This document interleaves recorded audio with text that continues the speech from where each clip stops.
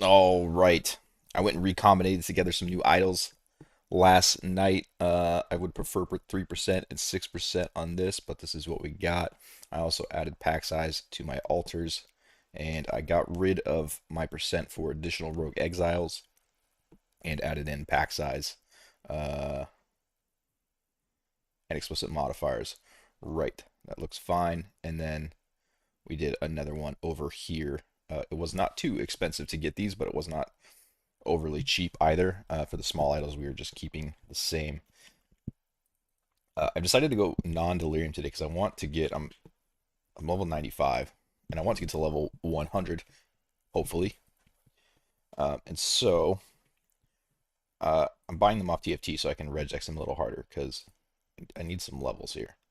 But we went ahead and crafted the new boots yesterday. These came out pretty decent. Crafted some new gloves. Came out fine. Pretty high ES. The suffixes kind of suck though.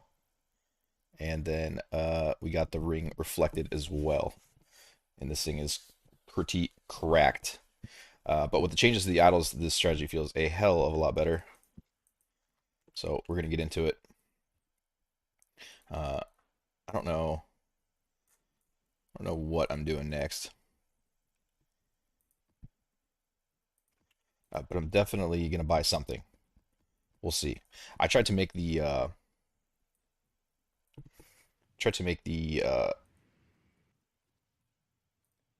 something work. I'm losing my train of thought while doing all this.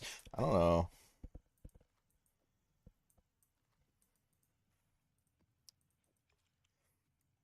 I'll just get into it. It'll come back to me. Oh, this looks so different.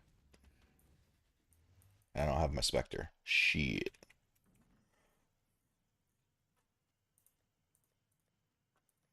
I can put it in my one tab. There we are.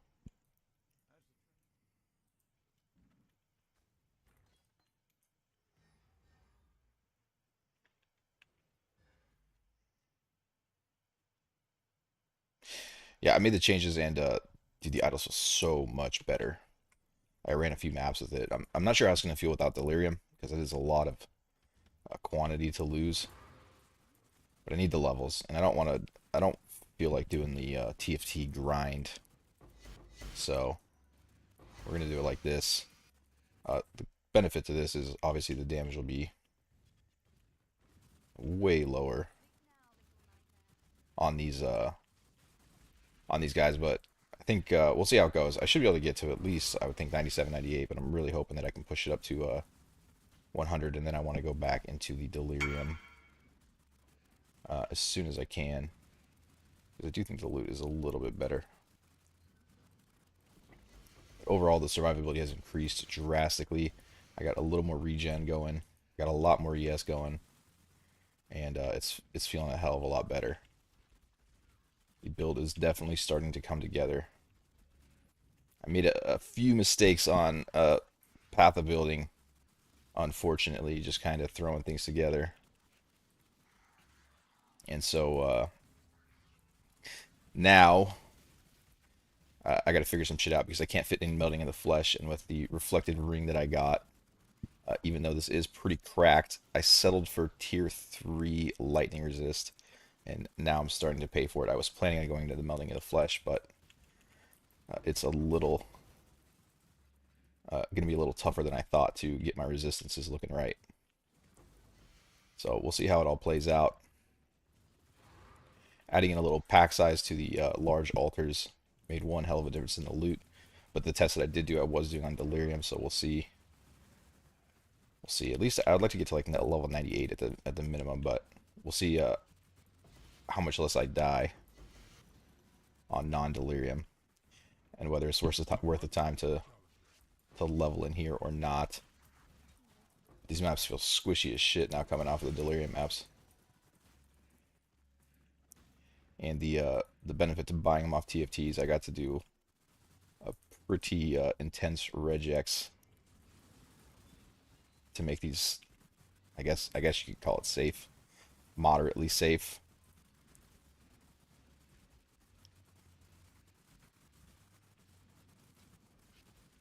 But yeah, we got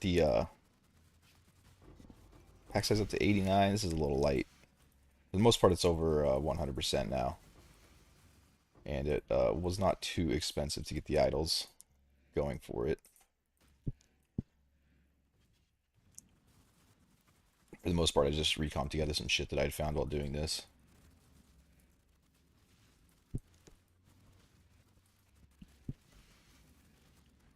Where is, pull this up.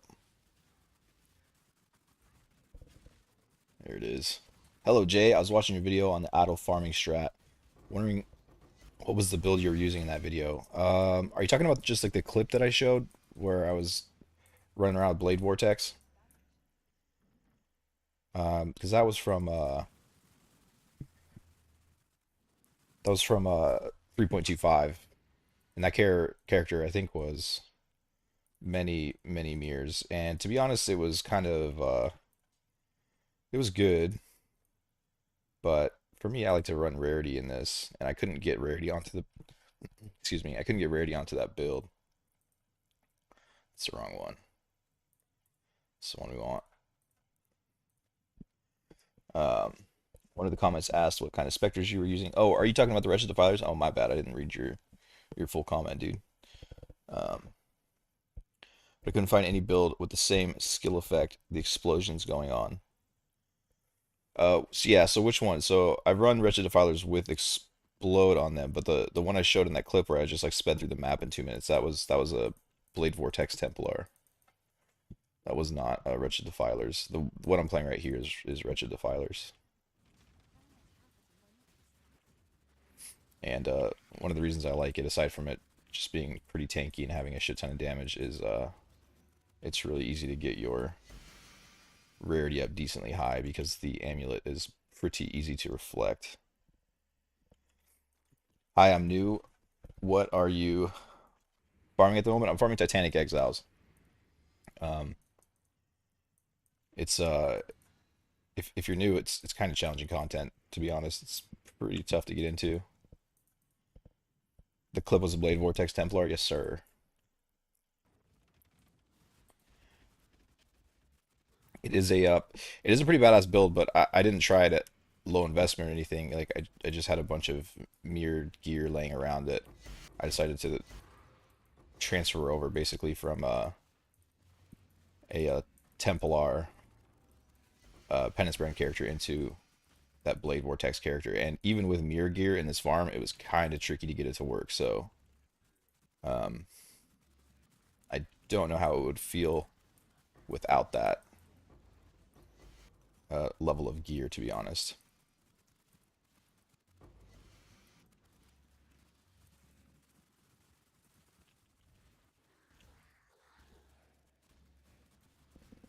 Thank you. I really like the chaos going on all over the map. Yeah, man, this shit drops like a lot of loot.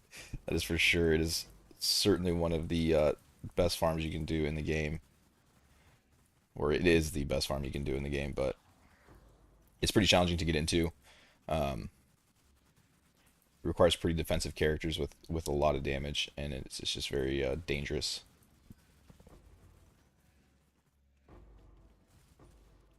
Like I am pretty comfortable on minion characters. I've played them for a long time, and with the new ascendancy changes, I kind of was getting my ass kicked for a long time on this until I made some gear upgrades.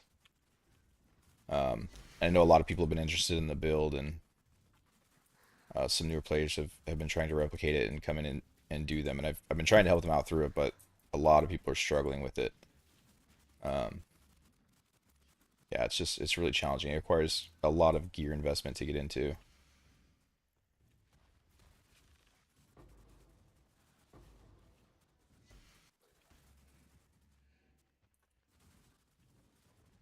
But if you can't get into it, you make a shit ton of currency.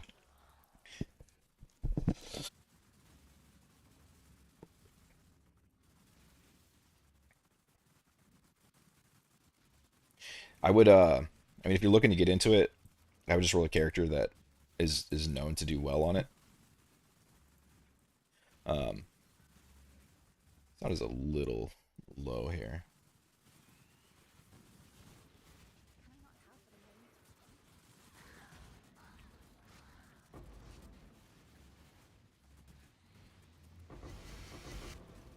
It's always so hard to tell. It's so quiet on my end, but whenever I see the VODs back, it's always super loud.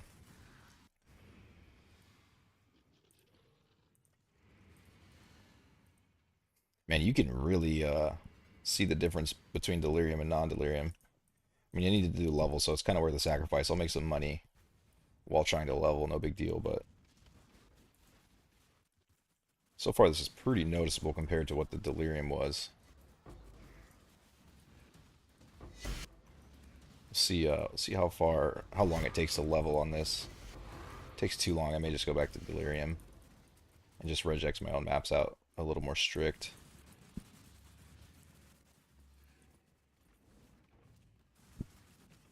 My league starter was IS Power Siphon Ballista Whisperer, a really good one, but I'm thinking if someone already made an endgame Whisperer build.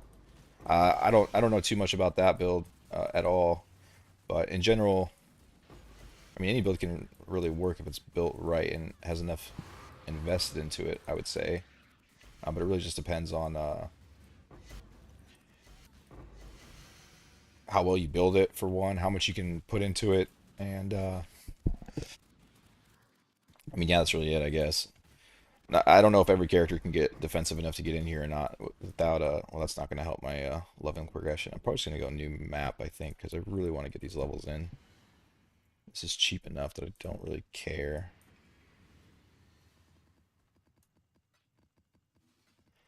You only have spent like 20 divines on this set of maps, or maybe 15, I don't really know.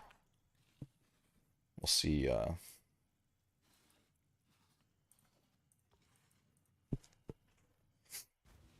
we'll see how it goes. There are still some very rippy Titanic exiles. So even not running on delirium. We'll see if I've built this tank well enough yet now to be able to level in these.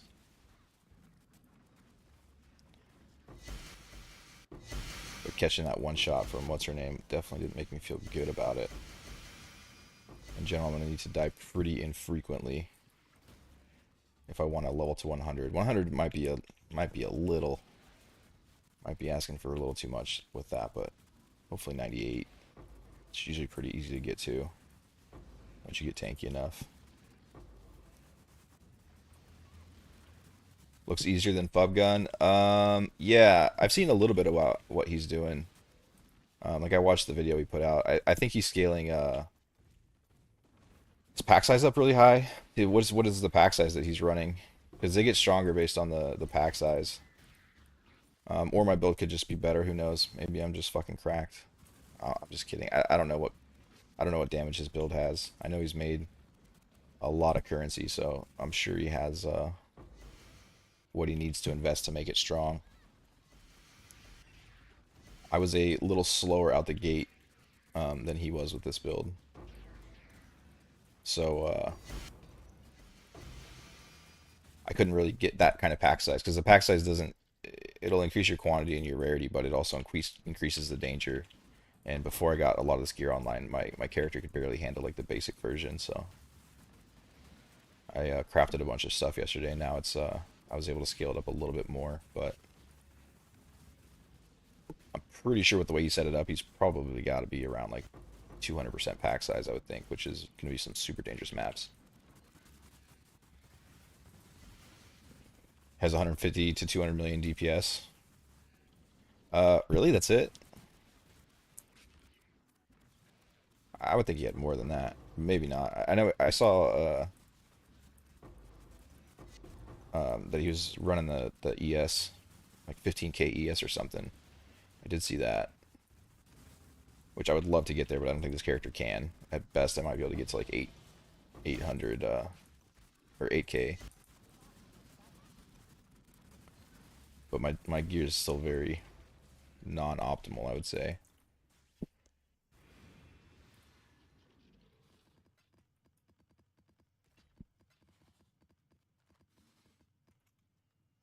Man, these Conqueror idols, so all day yesterday on stream, I just they had a shit ton of them like this in the dump tab, and I re-rolled them. I must have made 100 divines off these yesterday, just selling them to vendors and shit, and then going and gambling them from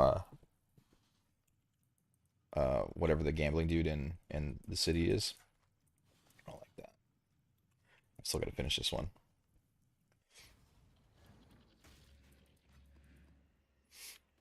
But yeah, once your city's in line or you got whatever you need done with your gold, definitely start gambling for these Conqueror idols.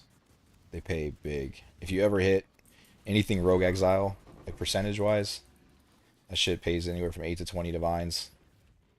And then there's just so many decent combinations that pay between 1 and 5 divines, or just even single modifiers.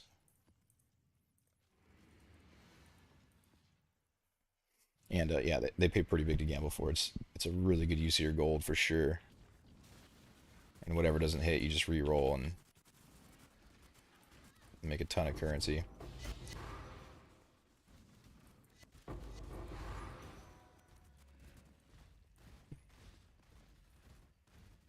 But yeah, he's going really quantity and rarity heavy. I'm going a lot more scarab heavy for the most part, and my maps are quite a bit easier to run than his, I would think.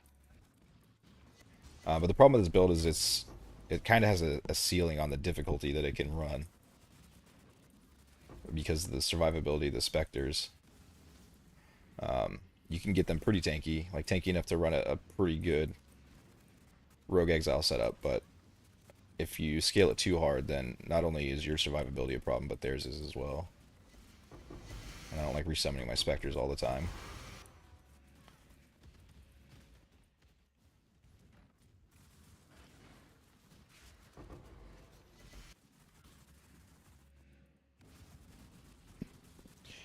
Maybe he's gotten more. Haven't checked. Was pretty close. The best in slot idols for juicing Titanic. Yeah, I mean his strategy was definitely smart for sure. It's just very very challenging, is all. I don't think I'm not sure I could scale the defenses high enough on this build to do that one. To be honest, I get pretty close, but if he like gave me his idols, I'm not sure that I could run this very efficiently. But I'm not really too concerned about it. You still make plenty of currency doing it this way. The Scarabs pay pretty big.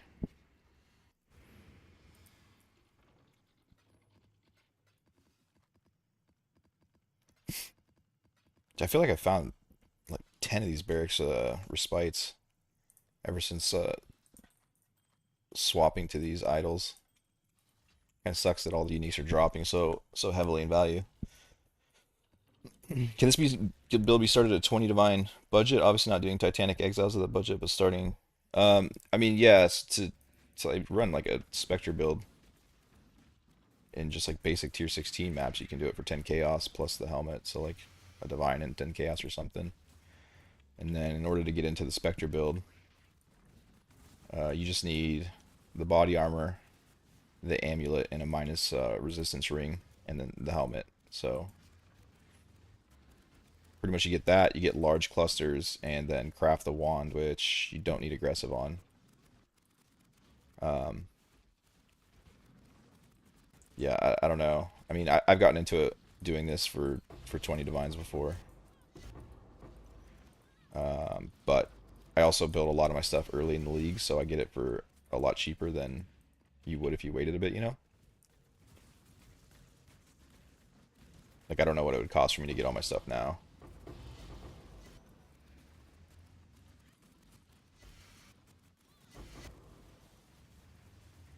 But I feel like if I just like stripped all my gear off, I could absolutely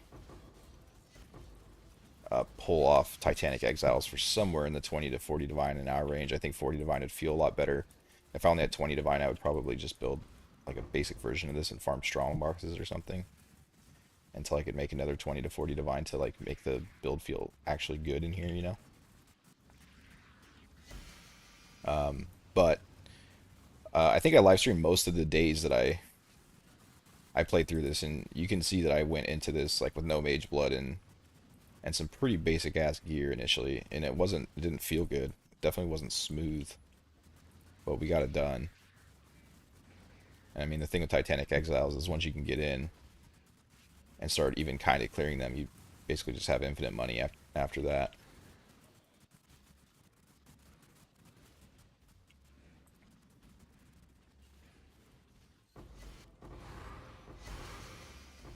It just pays so insanely well, and most of the loot can't really it's all like divines and sanctuary maps and shit. Like it can't really lose too much value. Like you're seeing like the red beasts and shit. They came out with that some strategies released somewhere where they're finding fucking like 100 red beasts a map or something. I'm just kind of making numbers up, but I guess there's some like crazy strategy, and because of that, red beasts are losing value. But most of the loot that comes from this just can't really lose too much value. So um, it's a pretty good strategy to do. And I think I saw it with Life Force too. It seems like Life Force is really cheap. Honestly, it seems like everything is really cheap. Oh shit! I need to solve my bleed. All I have is corrupted blood immunity. Damn it! I think I just have to go new map honestly until I'm leveled. As sad as that is, but um, I really need the levels. I think they're only. I mean, it's probably only like I don't know what the Scarabs are. I bought just a shit ton of bulk in the beginning before the strategy got expensive. So we'll have to see uh, how much I'm burning here, but it can't be that much, right? Like, Scarabs are pretty cheap as well. There's still a couple of rogue exiles that are just really tough to deal with for this build without the light fleets that you usually get. Automaton Sealskin, I don't have the links to run automation. Um, I have one open one that I could give up. I guess I could maybe. Yeah, that's not a bad idea. I could. Um, I'm kind of hoping I don't get too much bleed on me. I got corrupting blood solved with the storm shroud, but I know one of the exiles does bleed kind of frequently. Yeah, it's not a bad idea. I might think about that if I have to catch another death from bleeding. I definitely miss the days when you could just put it on your left click, and then, damn it, dude, I'm biting off more than I can chew. I really thought I ran several maps and I was able to go for quite a while without dying. To check the map modifiers, maybe I should be a little more careful with what I'm running.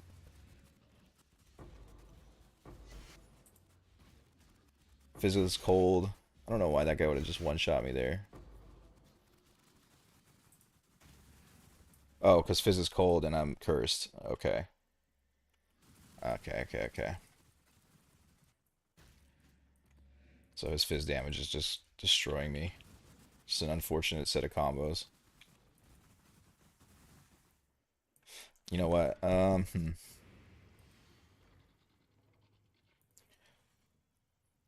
order to actually level in this, I'm gonna have to be a little careful running stuff like that.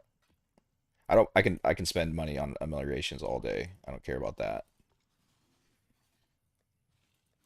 But I don't want to have to keep half finishing maps. What am I looking for? Oh, it's my maps tab, that's right.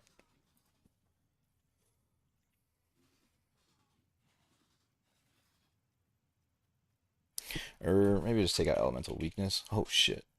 Is that Yeah, we'll just take that off until I level, I think. Probably one I could have regexed out. I forgot I wasn't as overcapped anymore after swapping shit around.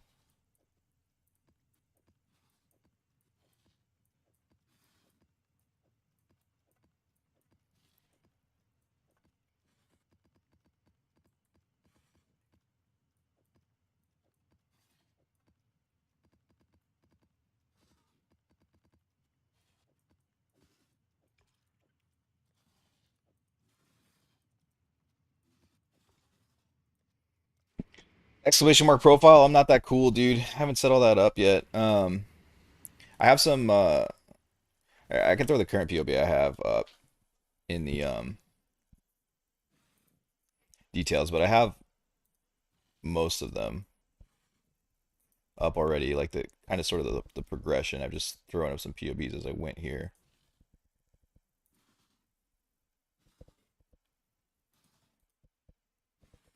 But this is what I got now. Oh, it's not gonna. Hold on one second.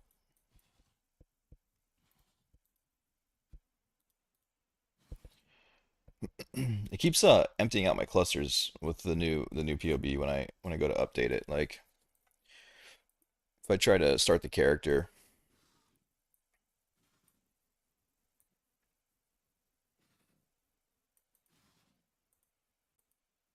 like I don't get my clusters in. Like it shows them, but I can't select anything. So and if I convert, yeah, it's just kind of weird how it's working. Oh, there we go. That'll work.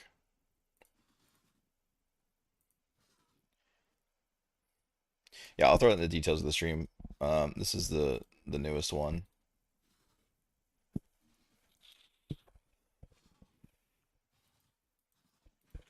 I'm still working through a lot of things though. That's for sure.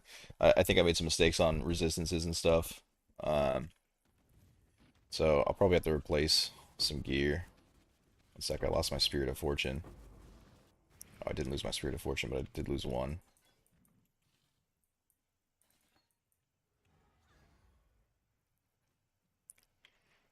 But yeah, these guys dying is kind of the limit on how far up I can scale the pack size.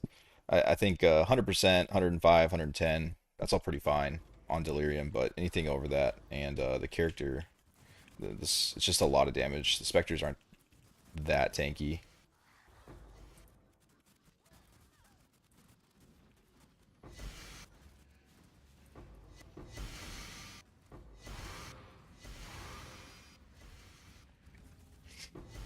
Also, build is basically my only defensive layer. I think I have 1200, 1500 energy shield regen on top of that right now, which is helpful, but it's not enough to regenerate a hit in time before you get hit for 90% of your HP again, you know? Like these guys hit hard, and even though 1400 regen or whatever I have, what do I have? 1265, and then every 4 seconds it goes up to 2400. I mean, it's definitely helpful for sure, but another respite. I just find endless amounts of these respites. It's crazy. It would have been cool. I was able to get that a little earlier in the league when they were like 2 divines each. But yeah, some of these guys just hit you for 90% of your HP, and then with block being unreliable as it is, if it rolls not in your favor twice in a row, then you don't have time to regen. So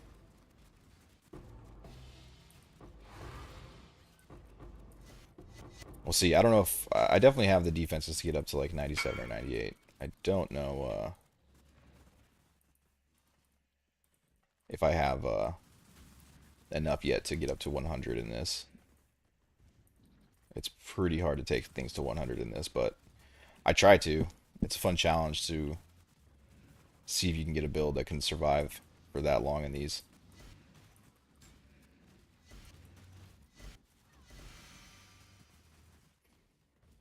The loot is definitely still good in these non-delirium, but damn, I can feel the difference for sure. Like I'm still getting some good, drops here and there, but the quantity difference is pretty big compared to delirium.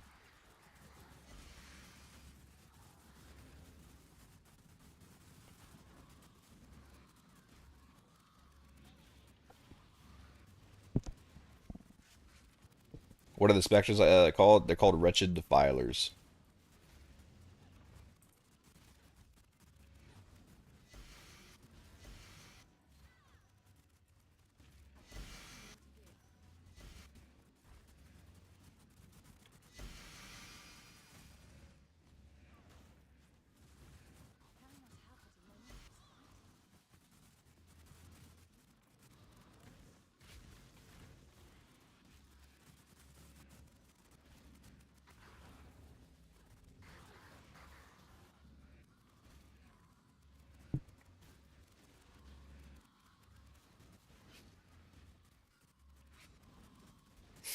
Delirium also puts out that little swirly thing, that little damage over time swirly thing that ends up being like a heal beam for me usually, but I don't have it in a non-delirium map, which kind of sucks.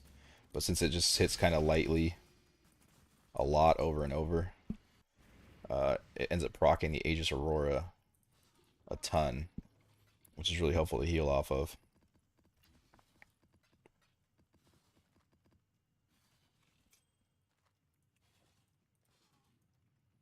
But running these non-deli, I lose that.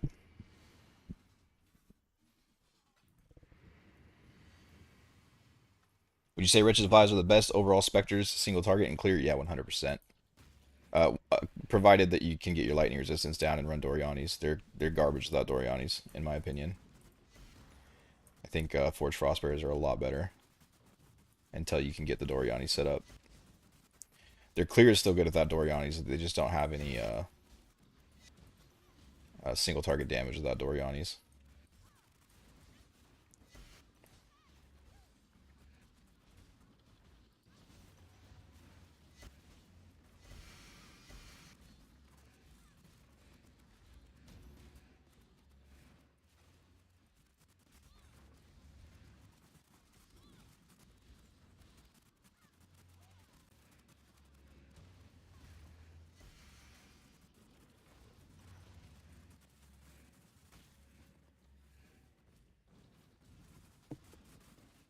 But yeah, depending on what your experience is with minions and how much money you have, I would recommend different things for it.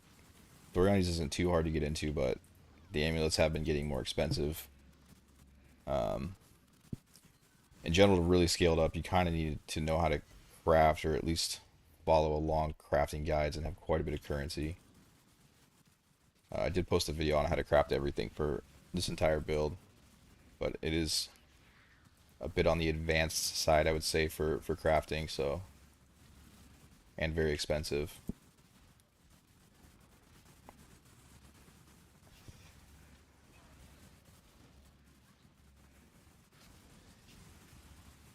What's the most important part of the amulet? The global defenses or the lightning is cold? You can do lightning is cold or lightning is fire. But the Doriani's makes your lightning resistance go very far down to like negative 150, negative 200. And you need a way to mitigate that, or else you'll just fall over to lightning damage all the time.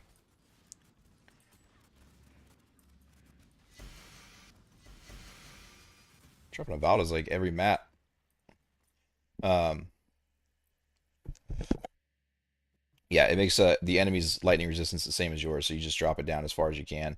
Ideally, I would like to go further, but I need to figure out a way to fit melting in the flesh, which I can't with my resistances right now. And so this amulet, you convert all the lightning from damage into cold or into fire. There's two different ones you can pick, and the global defenses is very big, but it's also very expensive and hard to get. So if you're just like starting the build out, or in like a league start situation, usually I just pick one implicit, like the lightning, fire, or cold, and then I get whatever else I can afford. This guy's really fucking painful, man.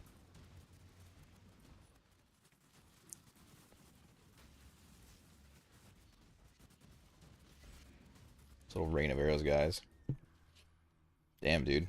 That Spectre's gonna give me more problems than I thought he was.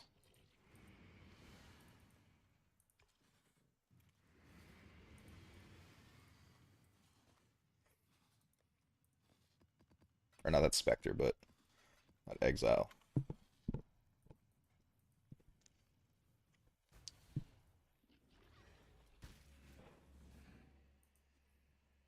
Keeps deleting my Spectres too. This is a shit ton of damage.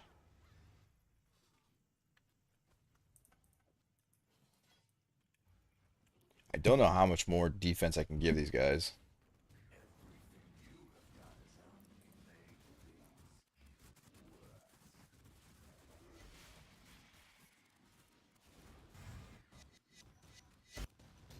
Yeah, this swirl right here, dude. It's just like a giant heal for me. Almost impossible to die with it going because of the Aegis Aurora. Oh man, Delirium is so much better.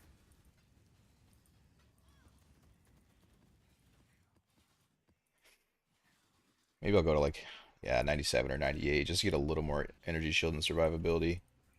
And I want to get back to delirium. It just feels so much better.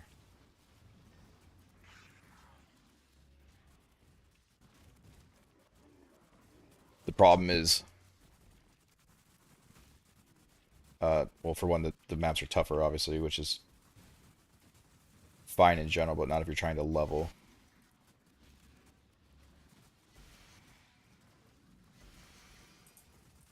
And then in order to regex out the amount of shit I would need to level, I just have to run way too many T17s to get like quality leveling maps for this. So many pure Spectre builds popping up. Yeah, I feel like Spectres are always really popular and people try all kinds of different stuff with them. Um, there's those melee ones. I haven't played them before. I kind of hate melee Spectres because they don't clear fast enough usually. But what are they called? Like the Primal Crush Claws or whatever. Seem like they'd be really tanky.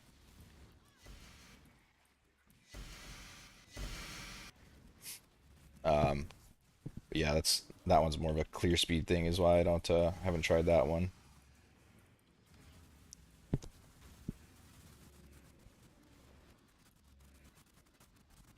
There's a way easier way to level that's probably faster than 5 ways using a breach. But I don't want to do that. I mean, I'd rather farm and level at the same time. We'll see though. Looks like mostly exiles are fine at this stage of the build, except that Rain of Arrows one keeps kicking my ass. And the problem is, if you have a problem with any single exile, then you just see every exile a lot.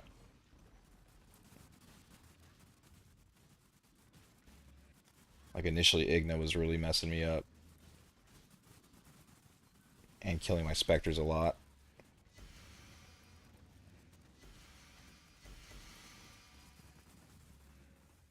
And now that's solved. Who else is a problem?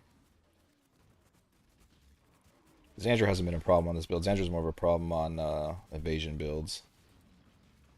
Been fine with him for this character.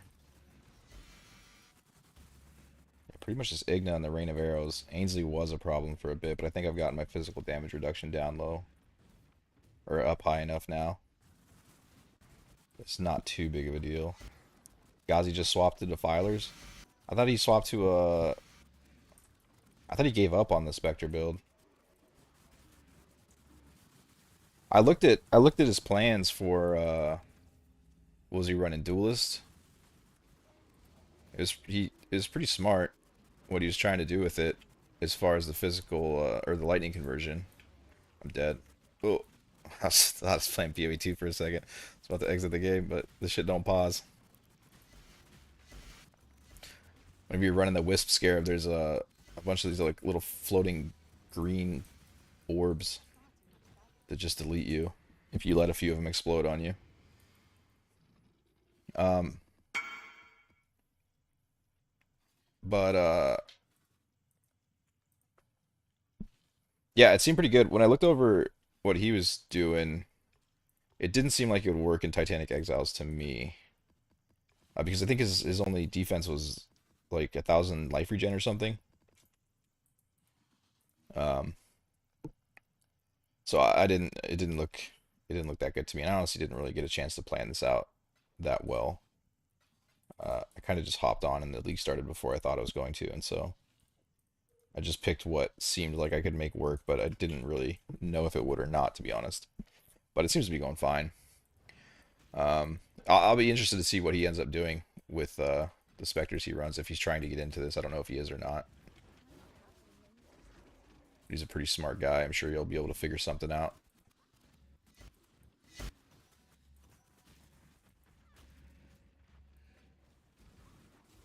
But yeah, I thought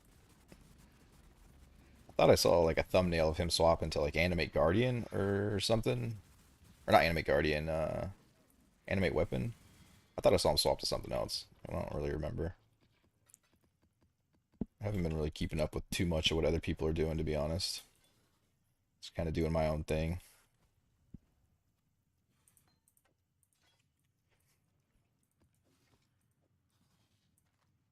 So it's messing my brain up. Usually I use a wisdom scroll here, but I need the ameliorations to level.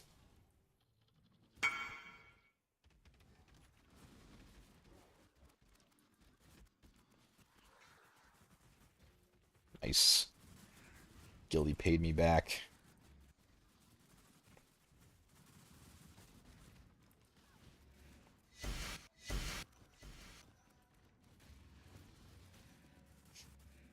It's one downside to no lifing this game and having more currency than your guild is they always want some of it.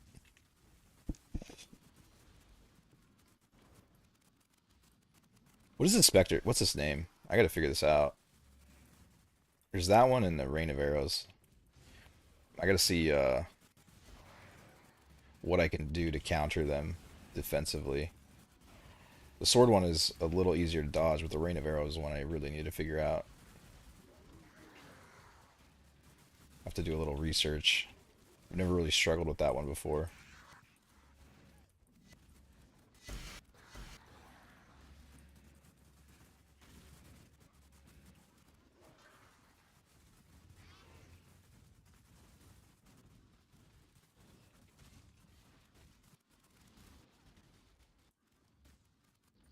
Even the experience is a hell of a lot lower in non-delirium too.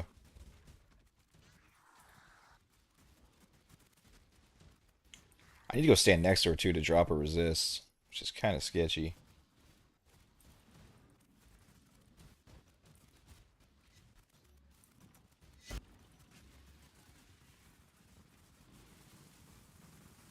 I was trying to find a way to get the energy shield up way higher in this, but the build is just so tight. Like I was talking about going in stacking yesterday, which is kind of a misspeak. I just mean like stacking my intellect up, not necessarily like what an instacker actually is. But there's just no space in the passive tree to do what I would want to do.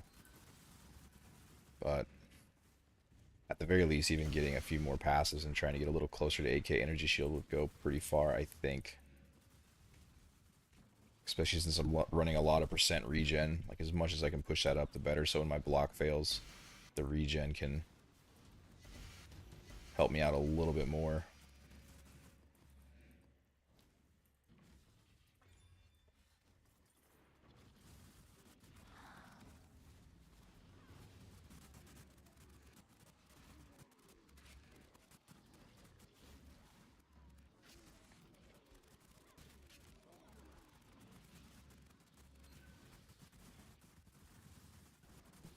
Man, some of the Scarabs on TFT for this has been, I feel like there weren't really any exiles in that ritual. Just think we just move on. Some of the Scarabs has been, kind of ugly, man. It's like 80% value to sell the Scarabs. I feel like if I were to just go flip for a day, I could make fucking 10 mirrors of those Scarab values, dude. The Scarab values are crazy low. Flippers make way too much money in this game, man. Shiesty bastards. Time to start flipping Scarabs? Bro, I'm telling you. Some of the people are selling like 60 divine tabs at 60% value. It's insane, dude. And it's like the 100% value, they're already still making money. Because they just re-roll the bad ones into good ones, you know?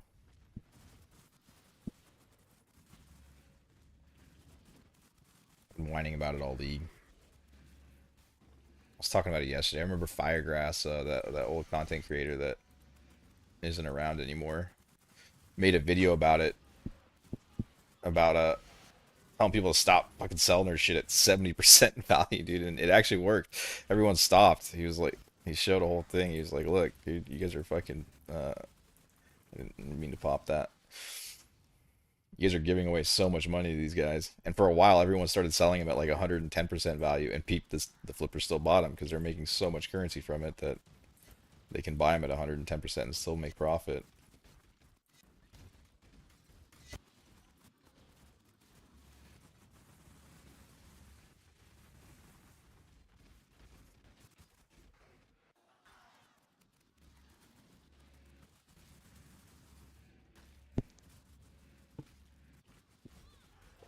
People start buying 200 scarabs at 100 C on Faustus, then vendor, and they go into tab buying. Yeah,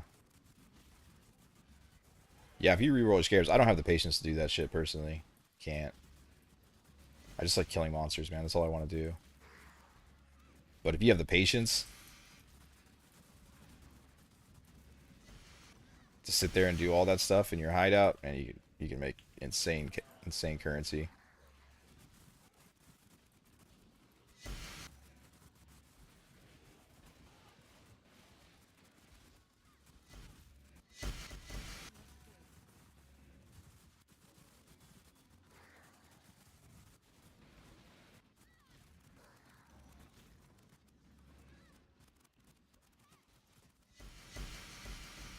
I'm still making crazy currency doing this, but I wish that people were selling delirium ones on TFT. It feels so much better. It's crazy.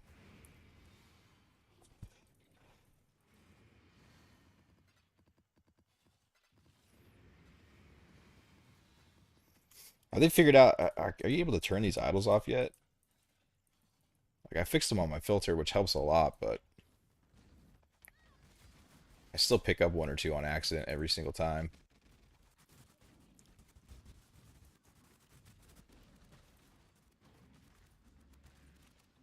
It would be cool to be able to disable them entirely.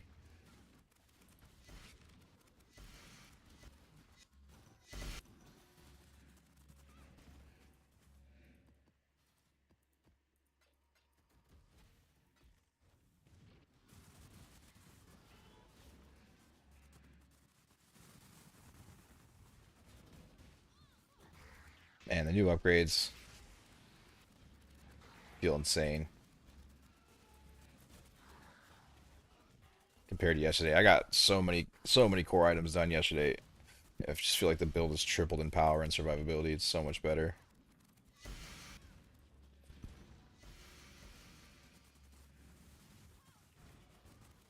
There's some weird uniques that I need to take off my filter. I don't know why I would have gold ring on there.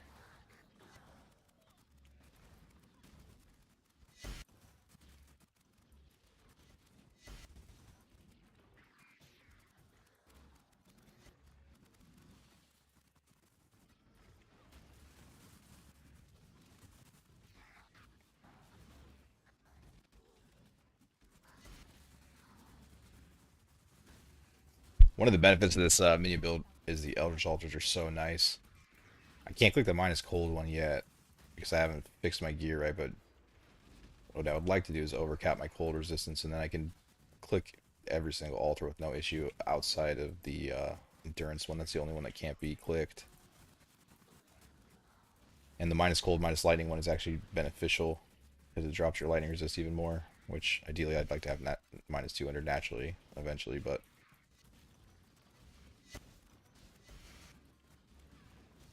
yeah, being able to click every altar is kind of big.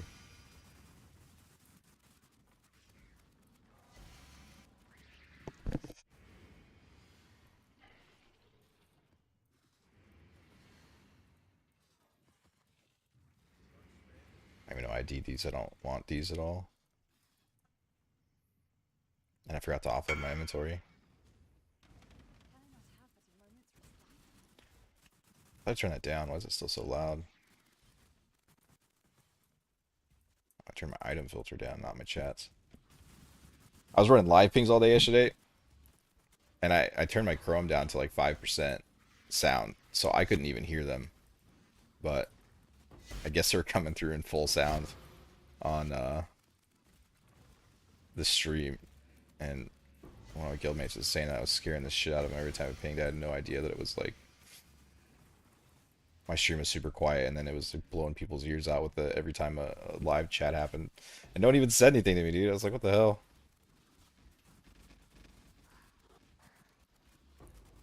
I mean, feel bad though. Send some people to the hospital for ear issues or heart attacks. I have to go back to town early. I forgot to empty my inventory.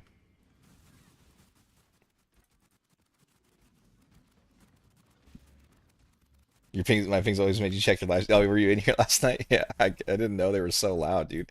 They were like almost unhearable on my end because I turned down my Chrome sound and I just figured it would turn down the sound for everyone else too. That's funny as hell. Are lightning dots a big issue, or is your regen enough to not die immediately? Yeah, lightning dots are a bit of an issue. The biggest issue with them, like I have time to react and get out of them. Um, the biggest issue with them is they start doing damage before the visual effect happens a lot of times, especially when like a delirium monster spawns with it. Like it'll come out, it'll pop out, and then you'll be just like losing life hella fast, but you won't actually see it. Um, but yeah, this version of the build struggles a little more with it because usually, when you're running the normal necromancer, then the lifesteal will give you a lot bigger of a buffer to get out of it. And on this one, the life regen kind of does. Basically, if you have 7500 ES, you're probably not going to die to it. But if you're like 6k ES, then they get a little hit or miss whether you have the time to get out or not.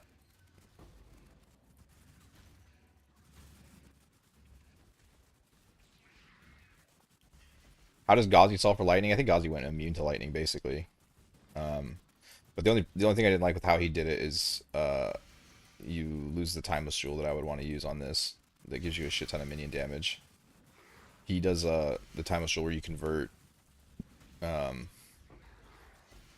element and then you use a Watcher's Eye, and I'm pretty sure he was like basically immune to fire and lightning, wasn't he? I think, but I didn't really care for the physical damage reduction. Like the build he made would be really good on just like all content. It's just I don't think it would be that good on Titanic Exile specifically. And when I was thinking about how to do this, that's the only content I knew I wanted to run, so I was building specifically for that. Or choosing ascendancy. Oh shit! Choosing an ascendancy specifically for that.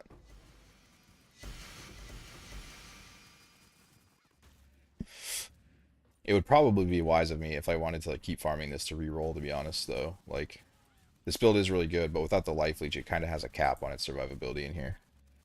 And I'm doing my best to like make it work, but after playing around in POB last night for quite some time, my options are pretty limited. But I mean, so far I've gotten a half a level, so we'll see. I'm cheating with ameliorations, but I'm hoping with more levels I'll get a little more tanky.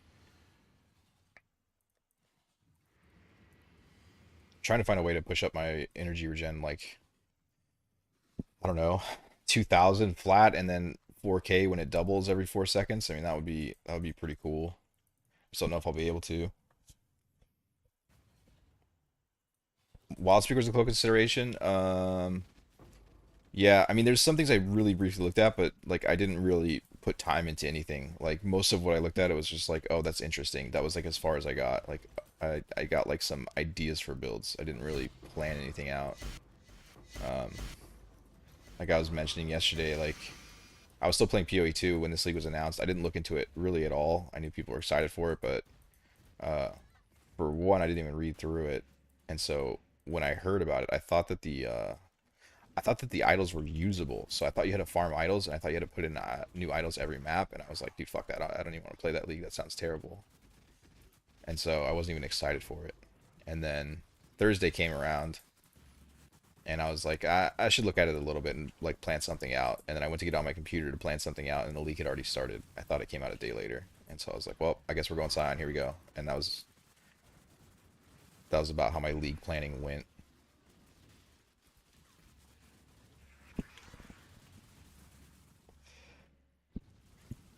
How many div can you make for 1 hour on average? Kind of hard to say, to be honest. Am I at like 2 minute clears yet? I think I am. Um, I usually gauge the div per hour based on like a 20 map session, and this what I was able to get initially before I swapped to these new better idols was around 38 to 42 Divine was the only two tests I did. And outside of that, I haven't really been testing Divine per hour.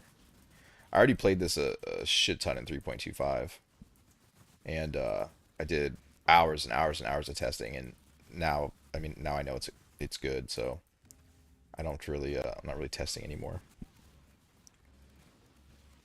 There's an Antiquarian Frostbear with 16k plus ward that looks tanky.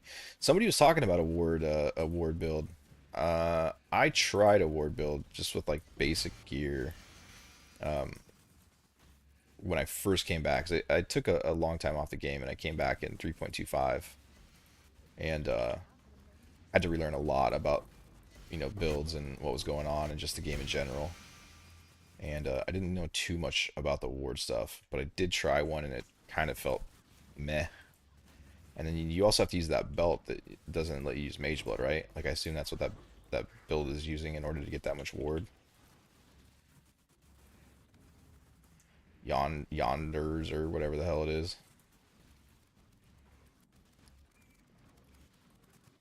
Yondaris. Is that what it is? Can't think of the name. Fuck, dude.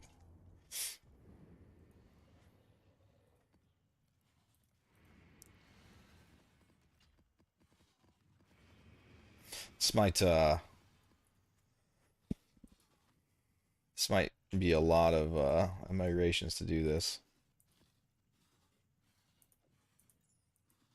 I don't even know why I did all that. More than I was hoping to use.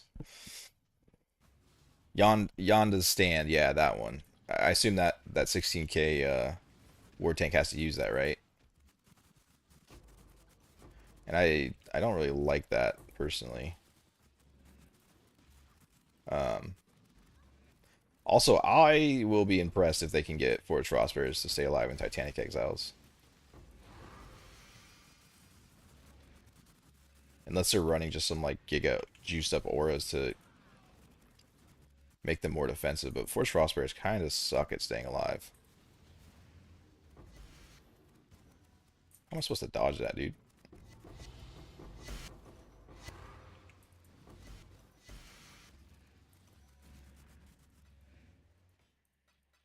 Like wind screams? I don't. There's so many. I need to take like 15 minutes and go through the unique filter at some point. It's just my least favorite filter to sort out.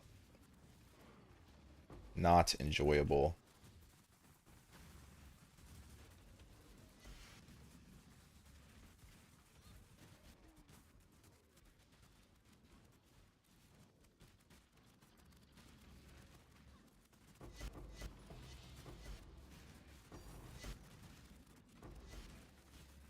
Dude, the maps are so weird. Like they go from just being kind of okay, and then randomly they just rain loot down on you.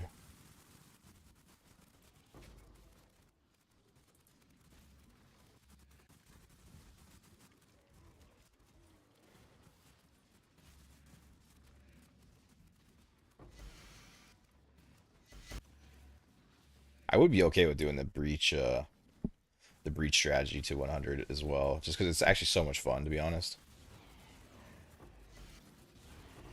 Like just blasting breach, you hit the shrine and just go as fast as you can, pop and open every single breach. Is actually such a fun strategy. And when I did it, depending on the build that you're running, it's faster XP than Five Ways is, but you actually make money off of it, which is cool. And it's a hell of a lot more exciting.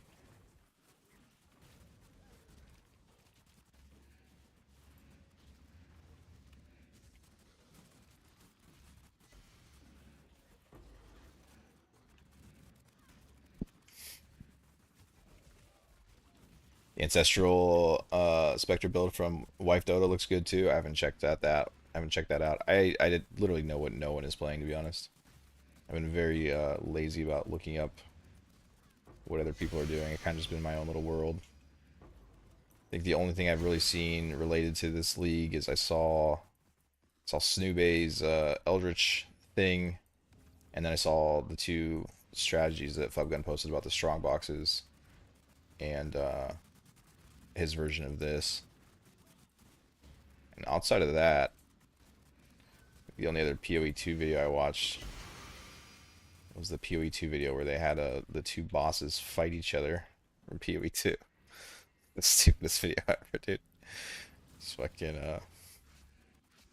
the mighty gorilla fighting that boss at the start of Act 2. Just run up auto attacking each other for 10 minutes. It was the biggest waste of time of my life. But that fight was way closer than I thought it was gonna be. Pretty exciting shit. A lot of damage mitigation, and the specters don't seem to die. Really? How much damage do the specters do? I mean, that was the biggest thing I was looking for when trying to figure out what to build. Like, is the damage mitigation to be able to get into this, because you just need so much in comparison to what you would on the other build, because you can't rely on the life leech to carry you anymore. 20 million? Damn. I'll have to take a look at it then. Can you get rarity on it too? Rarity is absolutely not needed to run this. I'm a huge MF fan. Magic finding has always been my favorite thing in this game, so if I can't get rarity on a build, it definitely is a factor in whether I'll play it or not.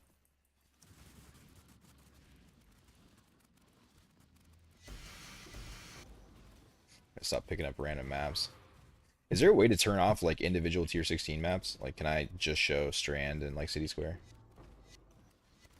Or can you only, I've only seen that you can turn them off, like you can just turn off T16s. You can't turn off specific ones is what I saw. Maybe I can do it if I like go into the filter itself, I guess.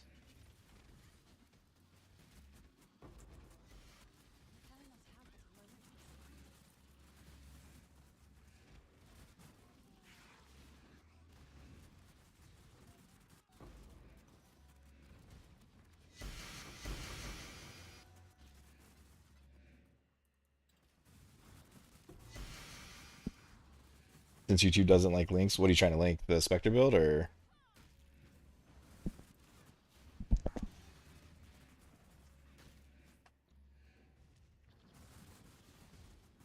Speed, is it fast? Is it, can you get rarity? Like, there's a lot of considerations I have into playing a build or not. Like, if it if it can't go fast, if it can't survive, like, you know, all that kind of shit. To be honest, if I end up doing a new build, I would probably, there's a hell of a lot of sanctuary maps. If I do a new build, I would probably not do specters again, I think, but I don't know for sure. I saw somebody's in stacking cluster fucking whatever build. It does seem kind of cool. And 3.25. Like a cluster build is, that seems like a build I'd want to play.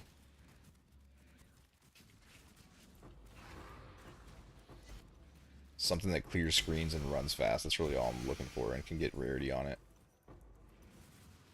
Enough tank to survive. It looks fast.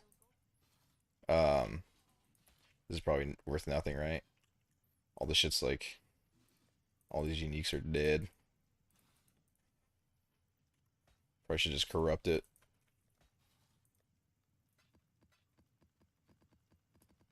Let me, I'll check it out at some point. I'm not going to check it out now, but I'll try and remember to look it up.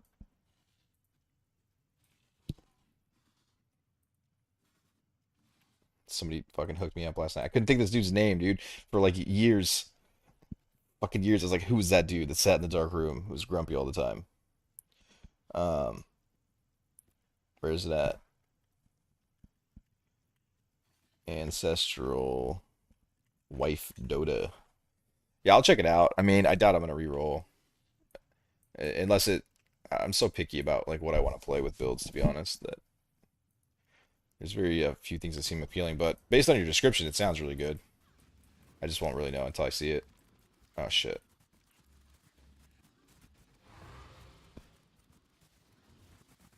Firegrass was awesome. I feel like he was awesome too. Yeah, dude.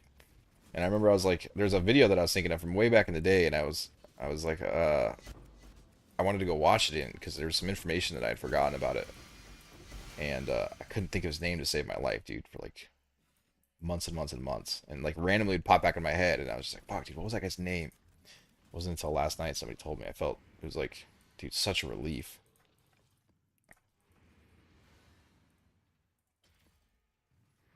Obliteration, hell yeah.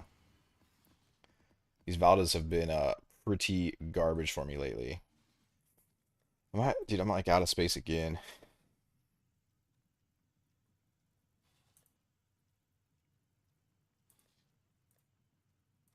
Mm,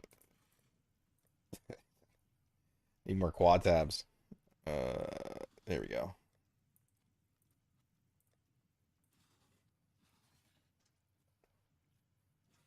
So I want to do another one divine tab. It's already so annoying when somebody wants to trade right now. I got to look for 4 tabs for a one divine tab for a one divine item. It's like the worst way ever to set up your tabs.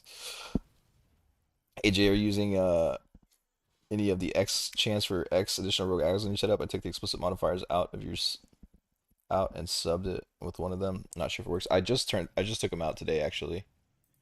Um, I had just a single beneficial modifier up here with, and the only beneficial modifier was chance for additional rogue exiles, but I swapped out to um, increased explicit effect and pack size, and the map Scarab not consume is just a benefit, I guess.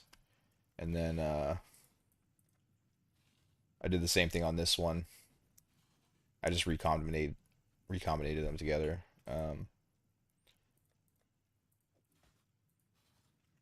And then on the other ones, it's the exact same thing, except I have 4 ritual altars now, or 4 ritual altars with it. And then this one I need to pump up eventually, but after recombinating everything together, this is all I had left.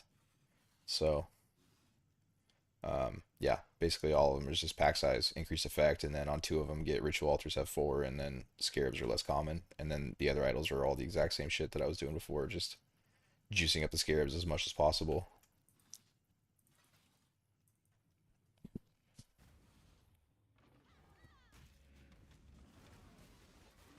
And run on delirium. I think personally, I get a lot more shit when I run on delirium. Obviously, it's a lot more quantity, but I needed to. I'm trying to level in this. I'm hoping I can. It's looking like I'll at least be able to get a 2 or 3. I don't know if I'm gonna be able to get through like 98 and 99 though with this. But yeah, normally I'd want to run on delirium, but in order to regex out the amount of maps I would need to survive often enough on this, I would just have to farm too many T17. So I'm running non-delirium right now until I get some more levels.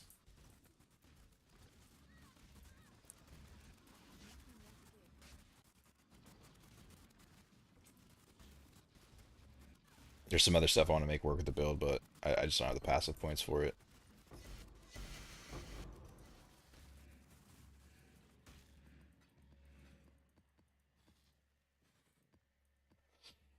I need to take these void boys out of my dump tab.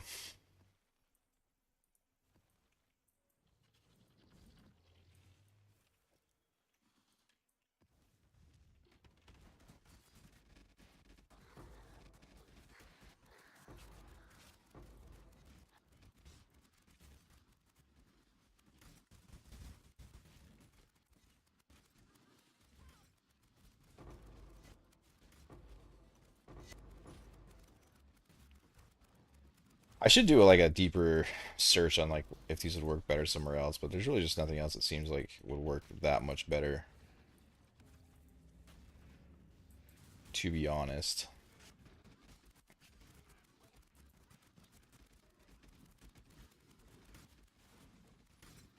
I heard that the Headhunter one sucked. That was the other one that seemed kind of interesting. But I heard that like the buffs that you get from it are kind of weak. And I wouldn't want to go into it until I already had gear, which now I do, so I would consider the swap, but it sounds like it sucks.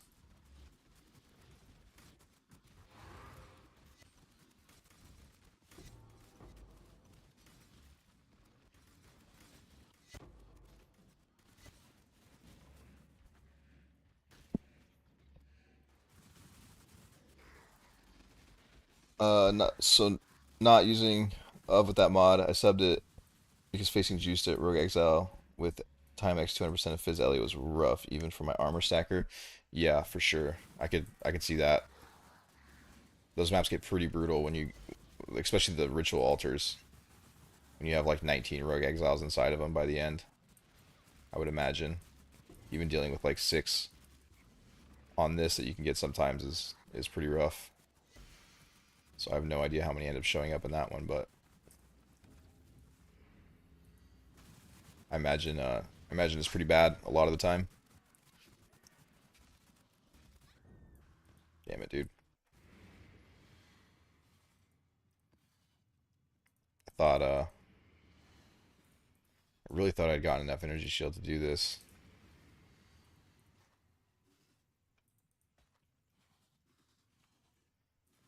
Maybe I should have tested a little bit more before I titled the stream. I read like 10 maps straight and it was just like, oh, this is a breeze. This is fine.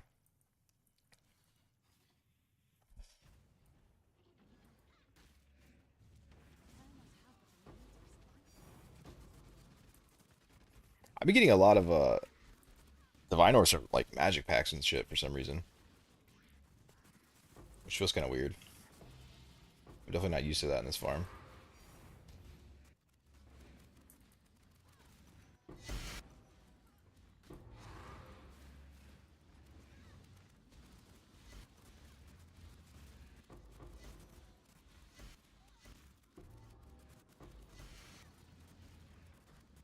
Oh, you said wait, you said that build had 20 million DPS? I just registered that. Uh, I don't know if this map's going crazy. I don't know if 20 million DPS would really cut it in this. That's seems kind of low. I don't think you can get the fastest clears with that. I mean, surviving is nice, but I'll take a couple of deaths here and there, especially after I hit level 100. I don't really care about a couple of deaths here and there as long as I'm clearing quickly. Any T0s yet with this farm? Yeah, definitely. A couple, but I improved the farm a lot yesterday with some investment. I was running a pretty cheap setup before that was pretty much just Scarab based because this build kind of sucked getting off the ground in the beginning. So I had to focus on building it up before I could go crazy into investing into the idols for it.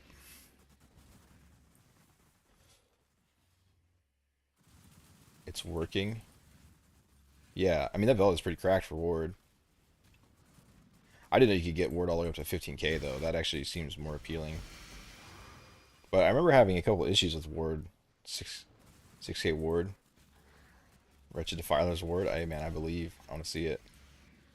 What does that belt do? It has something to do with your body armor, right?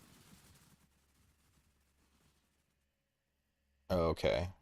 So I guess it would kind of work with Doriani's. Doriani's doesn't have like the highest armor rating though. Yeah, the thing with 6k ward, I mean, if you're trying to run Wretched Defilers, or I'm sorry, Titanic Exiles, they definitely hit a lot harder than 6k. That ward's gonna be gone a lot.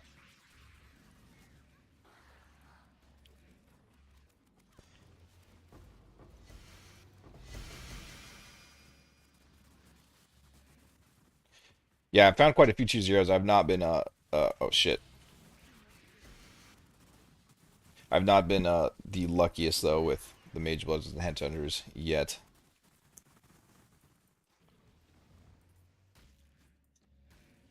What is he playing them in? Is he playing them in Exiles or Titanic Exiles?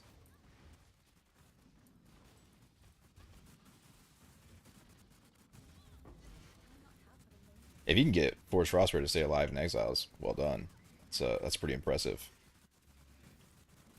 I feel like you'd have to resummon 4 of them every single map.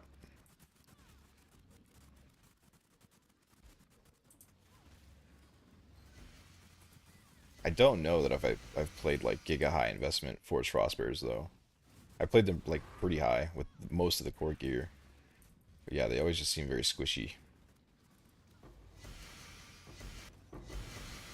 I think I mostly played them in tier 17s though, which I'm usually pretty lazy about rolling off bad mods and shit. 3 divine from that map. And Valdos, I think, right? Oh no, no Valdos.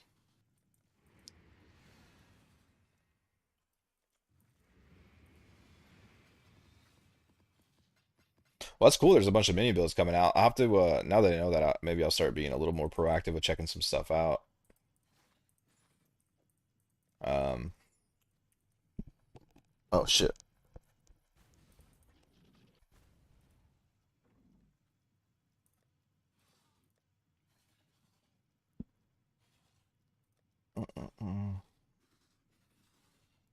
Assuming it's this one. Why my shit's not lighting up? Is it the right one? It's 48. It's probably the one he wants.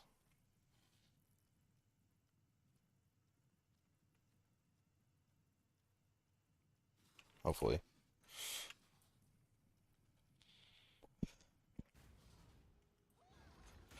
The map boss is accompanied by 2 rogue exiles. Don't need to be maxed out anymore. I'm still running the accompanied by 2 rogue exiles because I'm not doing all the percent for additional rogue exiles. That like Fugben's strategy is and some other strategies. I'm just running a straight 9 exiles on every map and then scaling up the Scarabs as much as possible with pack size.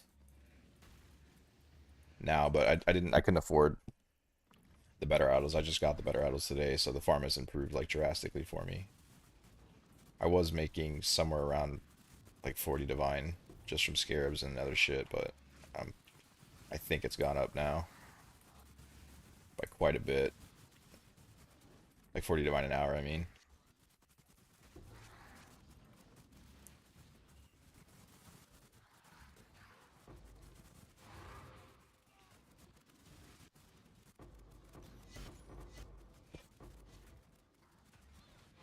Dude, Igna's a bitch. Spectres are just sitting in that shit. They can only sit in there for so long before they go down. Yeah, see, like stuff like that, like against Igna, I just don't know how you keep Forge Frostbearers up. Like, I feel like they would just fall over to so many of these guys.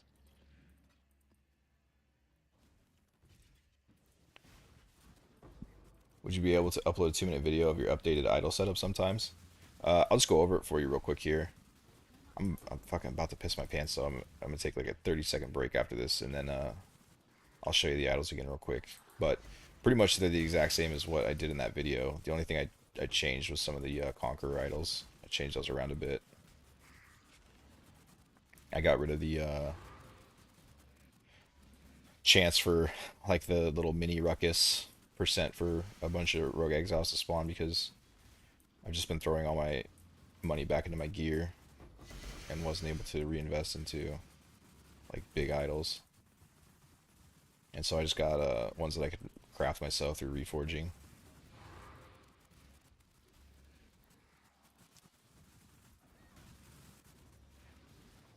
Yeah, of all the smalls, just curious to see your change in the Conqueror idols. Yeah, no problem, dude. I'll show you real quick.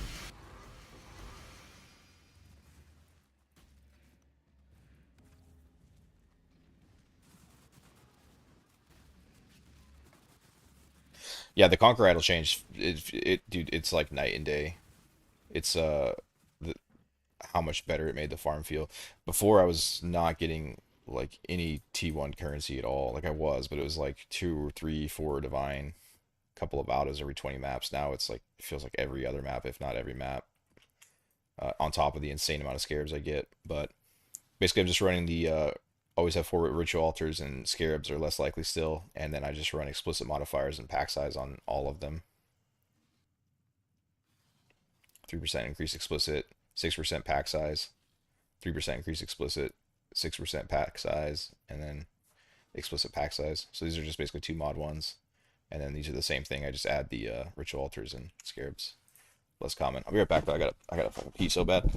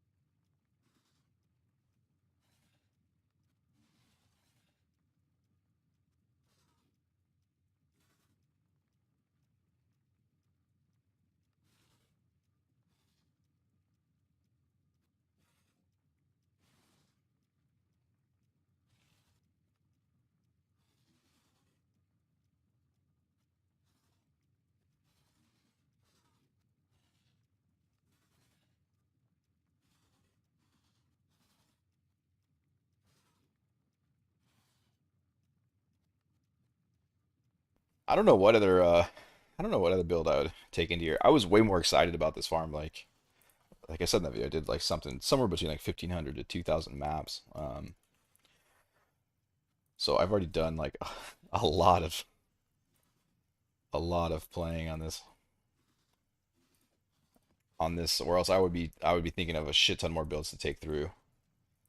Um, but I feel like if I'm gonna do another one, it'll probably I feel like Penance Brand. I don't know if I would try Blade Vortex again because even though I got it to go really fast and look really good and it was insane. Aside from it just being insanely expensive, um, it was really hard to make work.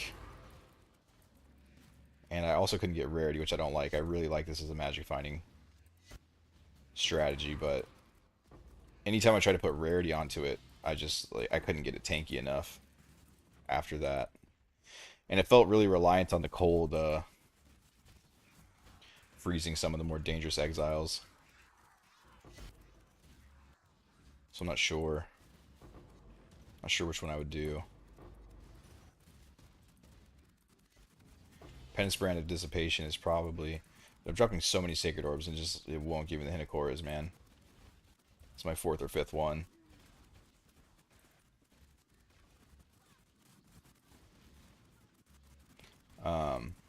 I'll take the mirror too. Whenever it feels like giving it to me.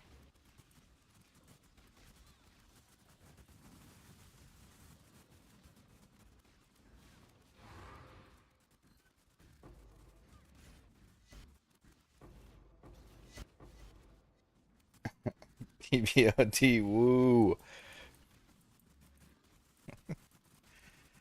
You got a filter my screen is a pain. This strat is so fun though. Yeah, this fucking strat is so fun. I can how do you share your filter blade? I can share it or post it or something.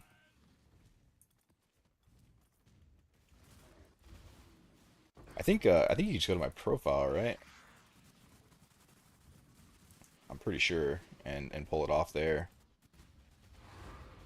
But in general, I mean, kind of recommend you just like update your filter as you go. Filter blade is something I basically always have up on another tab, and I just slowly edit it as I go.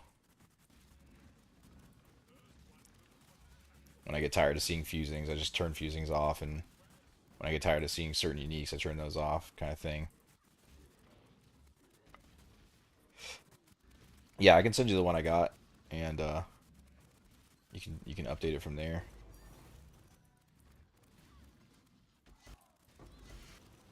Dude, this farm just feels so much better with these idols. It's insane. Like it was already cracked, but now it's like giga cracked.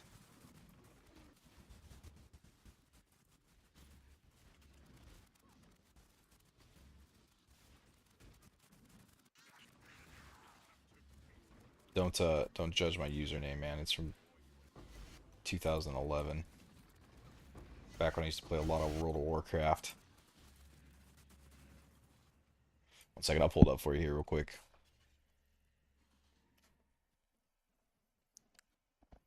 Or I guess I could have just done it on POBA.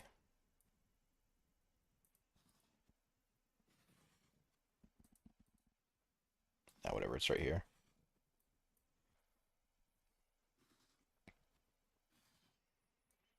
And let me know. I think my filter should be set to public.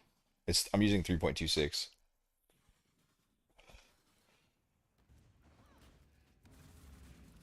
This is the one I've been slowly updating.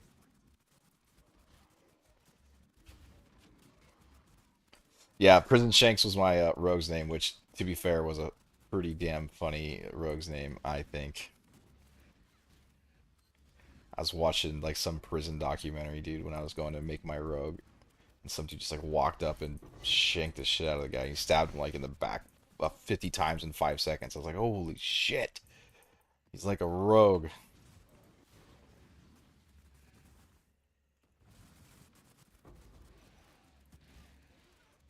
And then for whatever reason, I just kept the name as my username for way too long. Pretty aggressive username.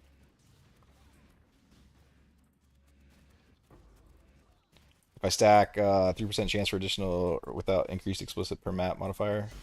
Probably. Yeah, I think the explicit modifier shit is pretty big, dude. I don't know which one would be better to be honest. Explicit versus pack size. You'd have to do like the math on it on because the map already naturally has pack size and quantity and stuff, right? And then the explicit modifier is scaling that up already. So when you cut that out, you lose pack size from it, as well as quantity and rarity and all the good stuff. So I don't know the actual math on like what's better if you have to pick one or the other.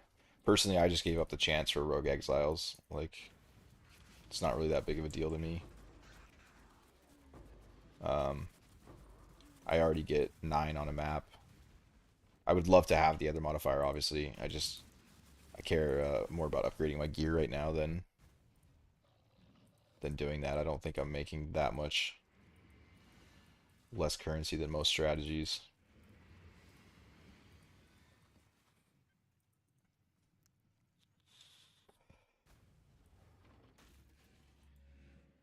So the packs, yeah, yeah, what he said. It scales the Titanic Scarab. So every like whatever how much pack size you get, it doubles the you get double of that with the quantity, rarity, and the strength of them. So they get more rewarding, but also more difficult to kill.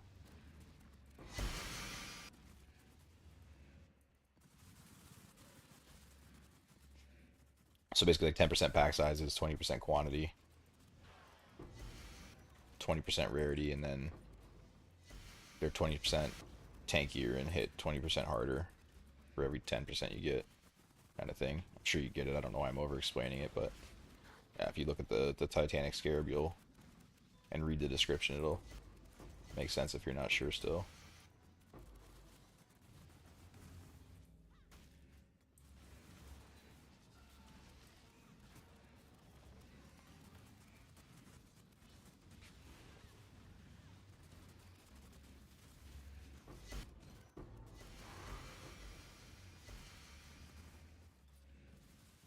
I don't know what I want to get next on this. I kind of overestimated my options with it, I think, when I was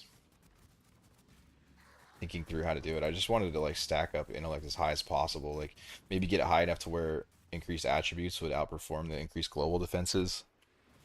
I was like really seeing if I could shoot it up to like 10k ES with like 2500 regen and then 5k regen when the double procs, but I don't know if I'll be able to scale it up that high. Maybe with some extreme investment, but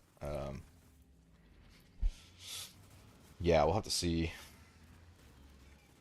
I'm pretty sure I just straight sat in that lightning dot.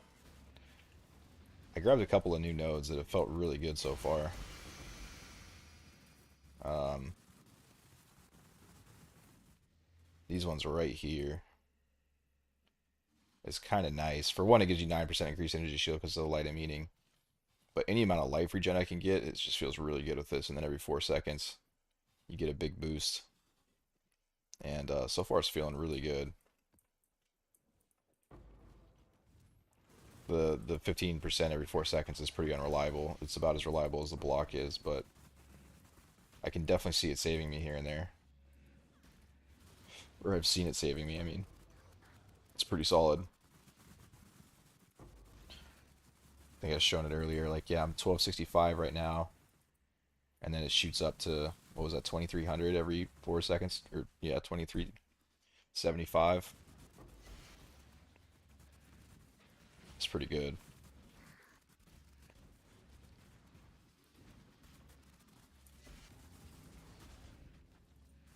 Not as good as just Life Leech, but working with what we got.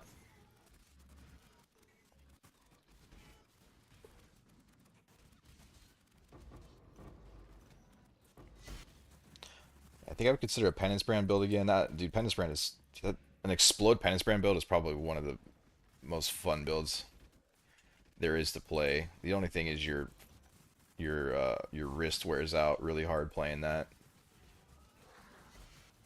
This has been the smoothest build ever for like clearing high tier content really fast like this. That's an MF fucking Gigafarm build that doesn't break my wrist. Like I've been playing quite a bit, and I've had zero issues with any sort of wrist pain. Which something like Tornado Shot or Penance Brand, that'll mess you up if you play for too long.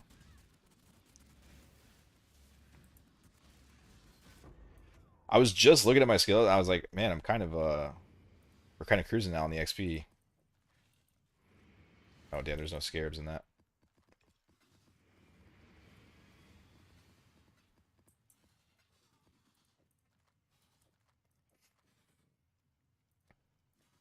And then we take the L.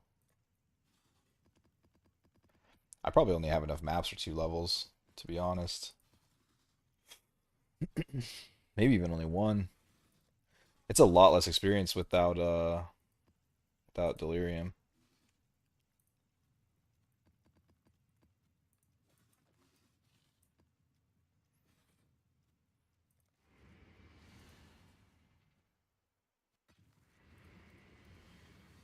Oh shit.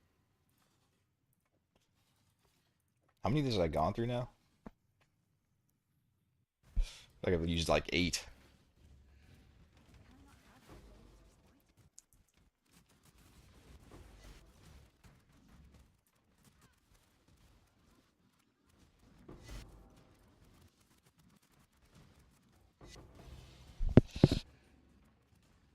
I think I can also buy she throws a little trap on the ground, dude, this chick, and you just can't move. She like traps you or something. I don't know if you step in it or she just sets it under your feet and you just can't move, but it's not a stun. It's just a stand still for a second kind of thing. There's nothing you can do about it as far as I'm aware. Or if there is, let me know. But I haven't figured anything out. And she just drops that rain of arrows on you that hits hard as hell.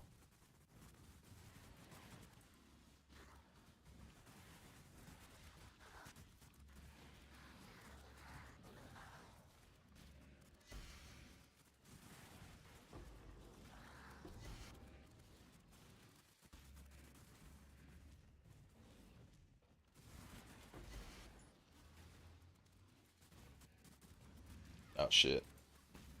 I just pulled no regen.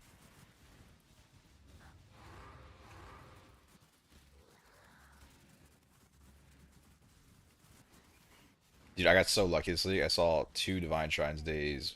I think it was 2 and 3 or maybe 1 and 2. I don't remember. And they both dropped me 1 divine. And now that I've been in this farming this, I've never seen one again.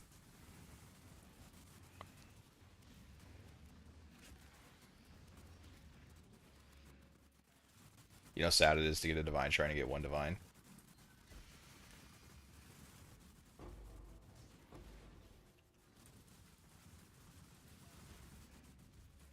0 divine? Oh no, man. That's rough. I keep thinking I'm playing fucking Path of Exile 2. The bleed. I might have to go for that steel skin. That was kind of a good call. I might even just like throw it as an active that I can use.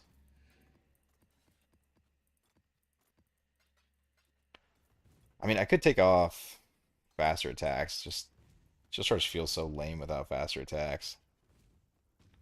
Like a little bitch fucking movement speed now. Nah, I can't do it. I'll just buy more ameliorations, man. Oh shit, hey, there's a headhunter. I even I accidentally picked that belt up. I wasn't even really looking at the shit, dude. I legit might have missed that one. I wasn't even paying attention. Well, that's cool. Finally I get one, man. The swap to these idols has been insane for the unique amount of drops. Unique and currency. I was pretty much just relying on Scarabs with the last strategy.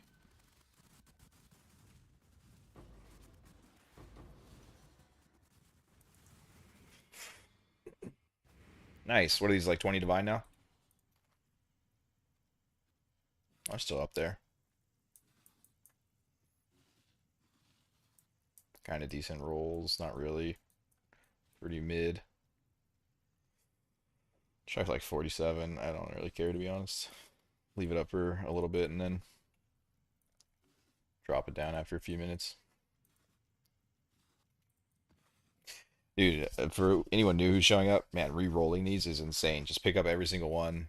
I rolled through like probably half a quad tab yesterday, as well as gambled all my gold on them in the town place. I swear, I think I made like 100, 120 divine off them. It was insane. A bunch of 20, like 15 to 20 div ones, and then shit tons of 1 to 5 divine ones. Oh shit, I put it up for chaos. I was like, damn, that was quick. Maybe I underlisted it. I'm gonna get spammed for a while now. Yeah, you can 3 to 1, dude, and I made a fucking killing yesterday doing it. Yeah, like I got a bunch right now. There's so many valuable ones. Which, by the way, if you close out of your awaken trade, now you can actually see the price of these things. You let it update. Yeah, basically anytime you hit the Titanic percent, you get paid. Anything like strongbox related, you pretty much get paid.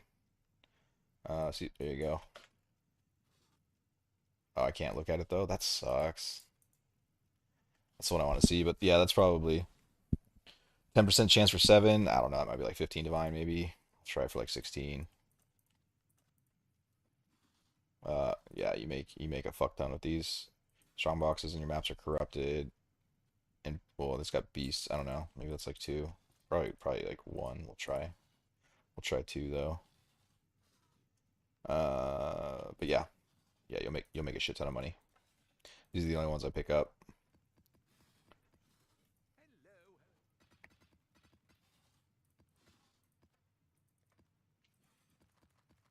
Mm-mm-mm. And there's a bunch of cool ones too, like a bunch of cool combos that you'll hit eventually, like this. And then when I hit these like the shit like here, I just save it to recombinate together, like shit that I can use. I will eventually want to I'll eventually want to re-roll in the percent chance for additional exiles. It's a very strong one, obviously, but I'm just working on my gear too much right now. So 16 divine is 15 divine, whatever is gonna be nice. But yeah, and then outside of that, if you're running this strategy, you just get so much gold. Just gamble it at the black market, and between re-rolling them and that, I made a ton of money off it yesterday, and it's just kind of fun to do.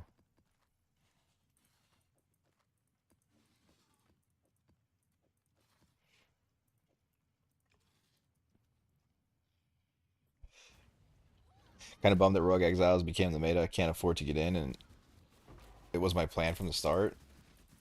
Uh, yeah, I mean that does suck. What part of it can't you afford to get in on? The idols or your build?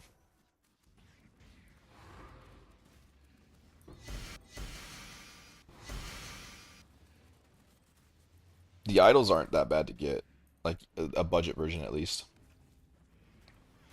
Like when I made that video, I would say I was on a pretty budget version. I guess I had a bunch of triple affixes. It was budget for me because no one else was doing the Scarab stuff, as far as I'm aware. It might be a little expensive now. I don't know. I haven't looked for a while. I bought all mine and then tested it to see how it was going to look before I made the video. You can locally get in without the extra exile chance pretty easy. Yeah, that's what I'm doing right now. I have no chance for like the ruckus shit. I don't have any ruckus stuff going on, and I am still making plenty.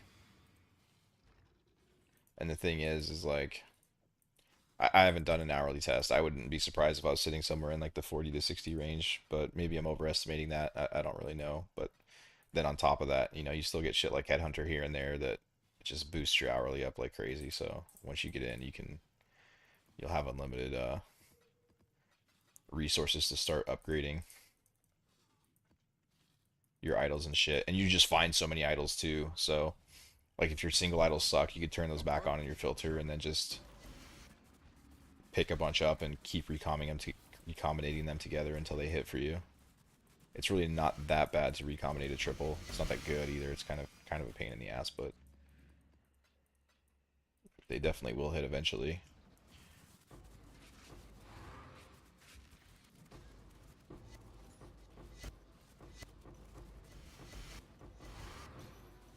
Like you can see, I got what 5, 6 idols here. The little black with the white border. You just get so many idols, it's insane. Plenty to recom together. Yo, how's it going? It's going good, dude. Made a bunch of changes to my build. I crafted some decent 330 ES gloves last night that I need to reroll the suffixes on at some point, but and yeah, I got the ring and stuff done together. I redid the tree a little bit. Build's feeling good. It's not quite as survivable as I thought it was going to be, but I definitely will be. I'm going to be able to level with it using some ameliorations. Hopefully get a couple. I'm looking to get back into the Delhi maps here soon, though.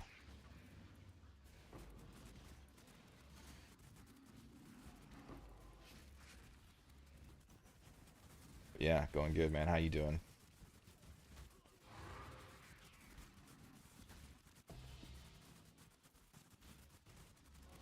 You could also probably drop, like if you're trying to go real budget, you could probably drop the chance for an additional exiles too on the singles. Because right now my maps have 9 as 7 natural and then 2 on the boss. Like I could easily give up the additional one and just take the 2 on the boss to have 8 each map. I mean 8 is plenty.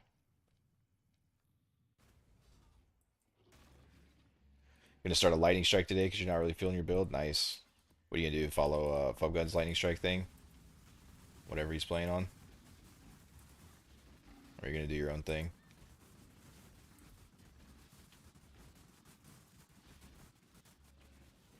Yeah. Yeah, I'm sure it looks like he had a pretty smooth experience going through the campaign and shit. So I'm sure it's a good one to follow.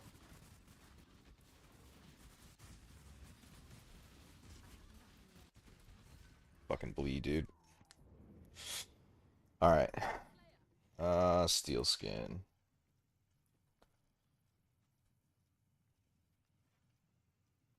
Yeah, I think we'll have to do this because the regen just shuts down, dude, and it's becoming it's more problematic than I thought. I thought my corrupting blood immunity was gonna be enough, but I'm getting a lot more bleeds than I realized I was. Red, red, green. Now I just gotta put it on a key where I'm gonna remember to actually hit it. What? Red, red, green, right? 2 red and 1 green. Nice.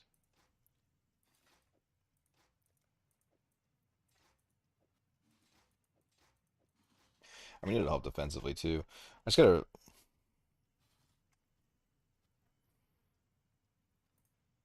I don't know if I'm gonna remember to push it all the way up over on T.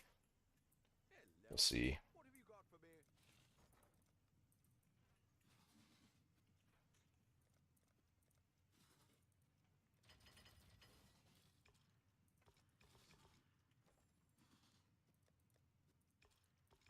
Sure, I'll remember after some time. It's gonna take a little bit.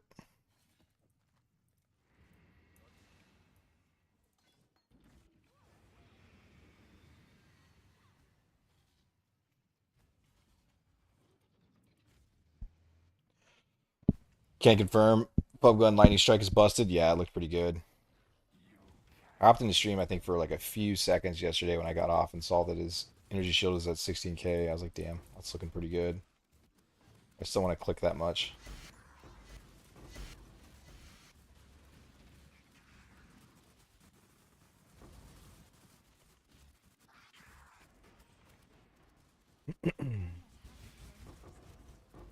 What's going on with my...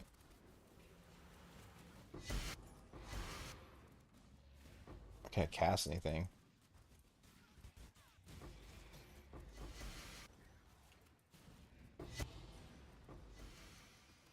Should just start getting in the habit now of pressing the steel skin. Just kind of try and keep it up all the time. Absorb a whole 145 damage. Hell yeah.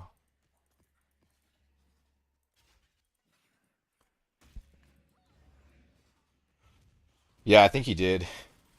Uh, I was only in there for a few seconds yesterday because I saw the video he did, but I wanted to hop in and see like what his farm looked like compared to mine, and yeah, it looked solid. But mostly I just noticed that his tank looked really good.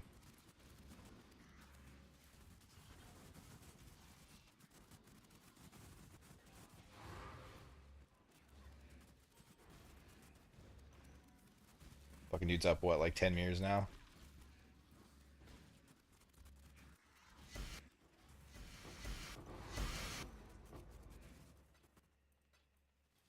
I definitely messed up not buying the idols because I was looking at them. My whole plan was to go blight into strongbox into this, and then yeah, I just got in. I had too many issues with the build, and I was like a day or two behind of what I should have been. And so I was like, oh, I'll fix the build first, and then I'll get the idols. And they just like one day they went from 20, and then all of a sudden they were 100, and I was like, well, guess we're doing something else then.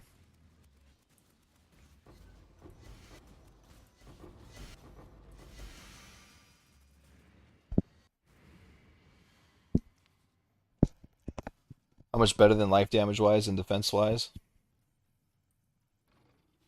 Oh, much better. Yeah, yeah, yeah. Yeah, you can always get ES so high, man. I played a lot of life versions of this. I took it into to Titanic Exiles too, although I don't think I would this league. But I did make it work in the 3.25 Necro League, and it went pretty solid. But in the end, like the ES version is just 10 times better.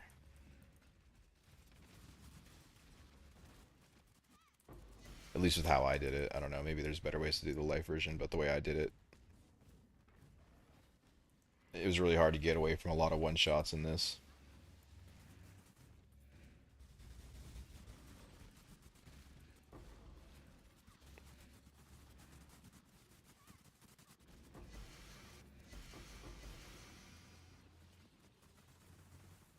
Dude, I get so many scarabs. It's just insane. And now that I actually have T1 currency and fucking T0's dropping regularly, it's gonna be cracked.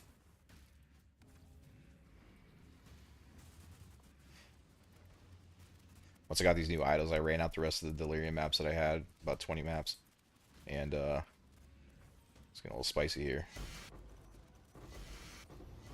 Dude, the amount of shit I was finding was just disgusting.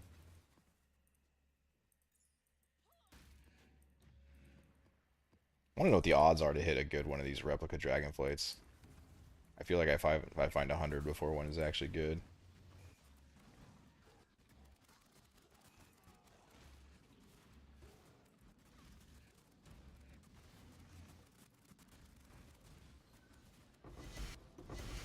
Oh, you know what I need to do? I keep forgetting to max my block out with tattoos. Keep thinking about it and then not doing it.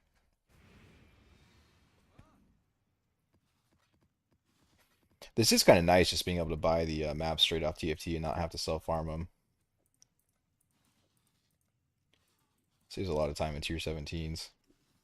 You build knives, huh? It's like, yeah, even stuff you think that might be good is always garbage. There's like two of those that are actually valuable.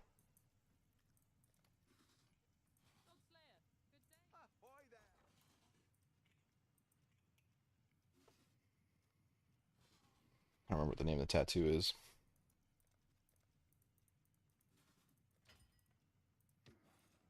And I'm broke. Every time I get 20 to 50 divine, I just keep throwing it back into the character.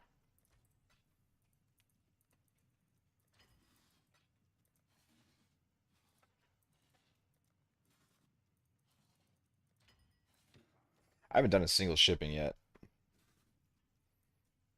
wonder how many crops I have. Oh, really? You fucking bitch.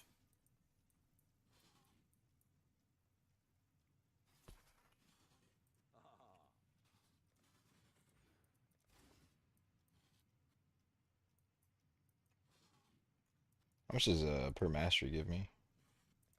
Doesn't really matter, but just go into the 30 strength. I'll take every point of block I can get, though.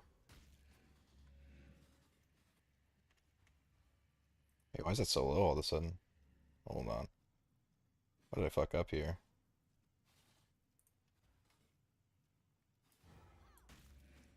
Oh, my flask. Okay.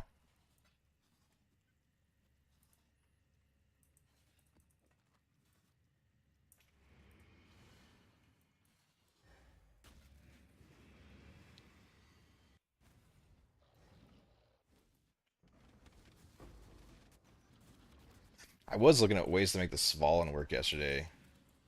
Just like not even go yes on block. Just try to get like, I don't know. Whoa, shit. We're too close. Not even risking it. Um,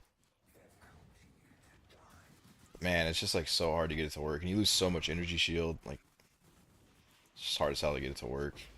I was looking at like how to maybe I was gonna anoint on max block and shit, and get my block up to like 90%. But even at 90%, I feel like 90% just relying on regen would also be unreliable because you take so many hits throughout the game that eventually you're gonna get hit twice in a row, even at 10% chance.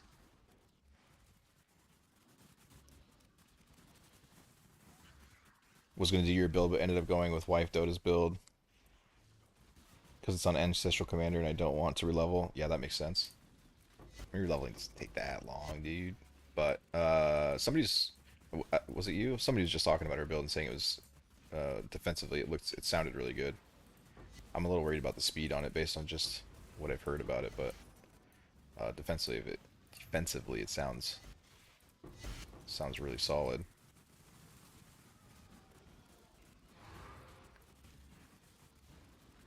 But yeah, I don't necessarily really recommend anyone to play this, to be honest.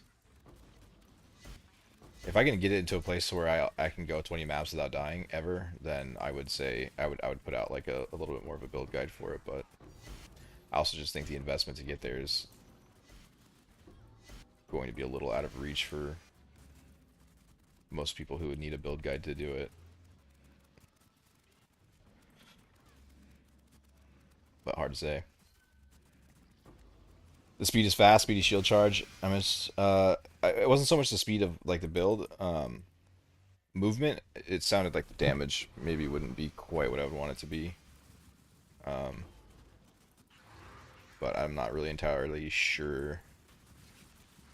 I know what like 100 million DPS or 2 or 300 million DPS looks like in this because I've run POBs on it, but with this, I don't. This is the most testing I've done is on this build, and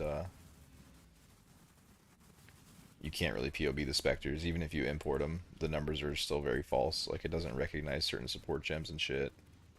Although, wait, they updated POB so that I actually want to look at. I want to look at the numbers of this because I think they did add in wretched defilers. I'm pretty sure. Fuck, dude, for all I know, maybe my damage is 20 million. Who knows? Kind of curious to see.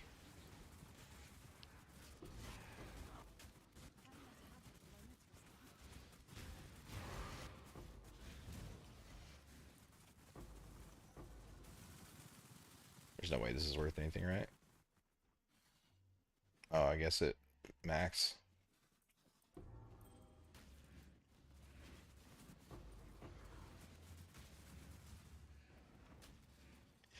I mentioned in posting the video. I think yesterday just showed up now for the stream now. Okay, yeah, I'll definitely take a look at it. Somebody's talking about it. I put it in some notepads or in some notes.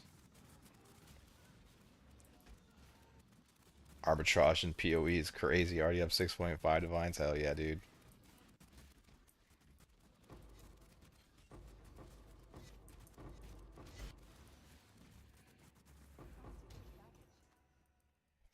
Traders, bro. The traders make the most money in the game. You don't even gotta play the game if you don't want to.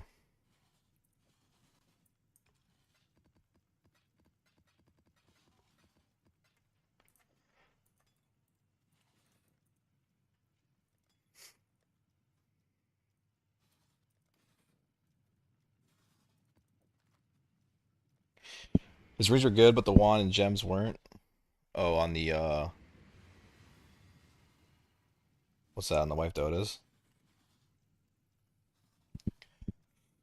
I want to see it. I want to see how much I have, and I want to see how much I'm losing by not being in melding in the flesh and having my lightning resist. I'm really regretting my ring now.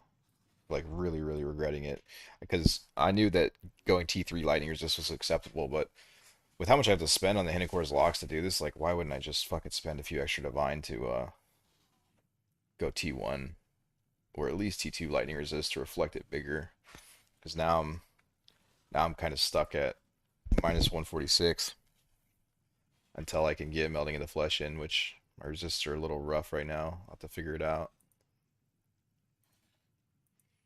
See, I think they added these in. Let's double check. They did. Um, yeah, we're definitely over 1.7. I feel like the lightning projectile just doesn't show right because I'm sure this is imported straight in from. Yeah, it was imported straight in from PoEDB. It shows as spell echo and control destruction doing nothing for your DPS, so it's just not accurate, unfortunately. Spell echo and cast speed 100% work for these guys, so unlucky. I'll never know. Never know what my damage is.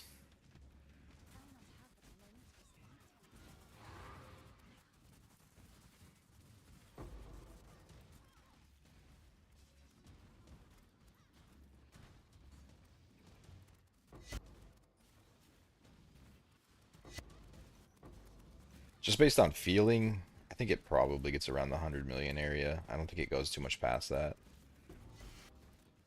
Just based on like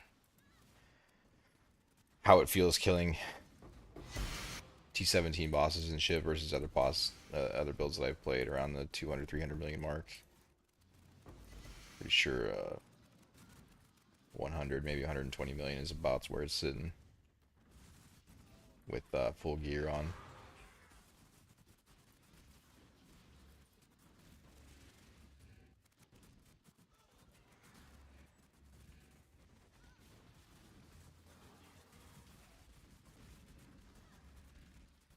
Increased cooldown reduction is such an annoying mod for this build, an annoying map affix.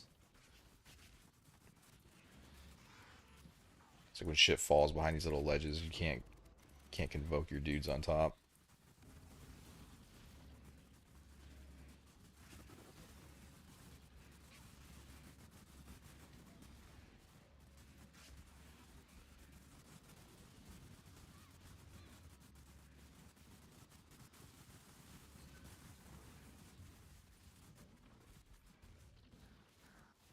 I don't even know why I popped. I don't think there was any in there.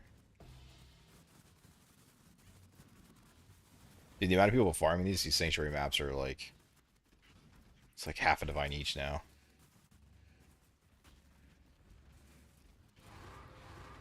Find so many of them.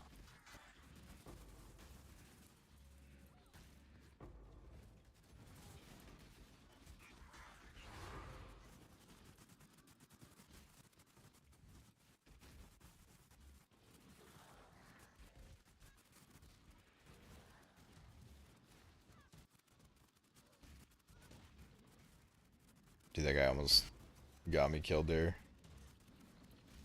Little wisp balls were on me, and he like stunned me for half a second. I barely got out.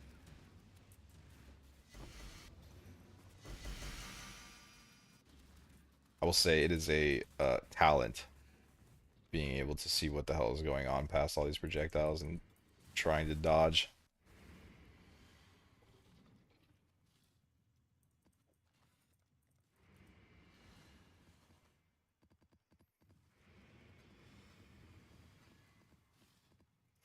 I did not buy nearly as many maps as I thought. What do I have left?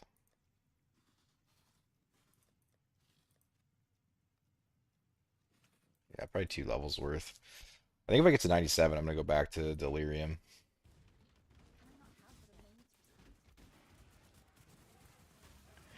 Non-delirium honestly doesn't even feel that much safer than the delirium that I was running.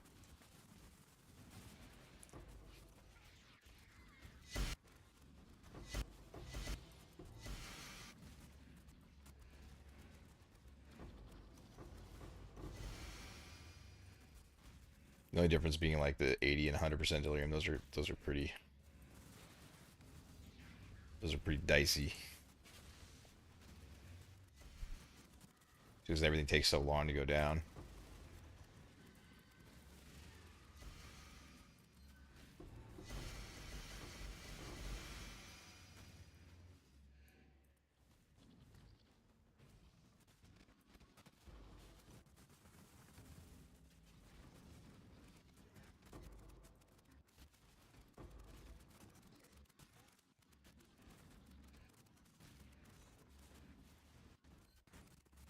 I feel like it took me an hour per level doing the breach strategy with the shrines, but I'm too lazy to go buy the idols to do it. Is my biggest problem with it. I wouldn't mind just like spending an hour to do it there, but I don't want to buy the idol setup. That's kind of my problem with trying every strategy. I do think though at some point I'm gonna start trying to break some other league mechanics if they're not all broken by the time I get around to that. But I've already done so much Titanic Exiles in the 3.25 and 3.25 Necro, so I'll probably get a little more excitement out of seeing what else can be broken, but it seems like everything's kind of already getting broken. Beasts seem dead. Seems like people have kind of killed Harvest. All your crafting materials are so dirt cheap this league. Just because everyone is farming shit tons of them. Like beasts are, it's insanely cheap. Your life force is crazy cheap. This is a crafters league for sure.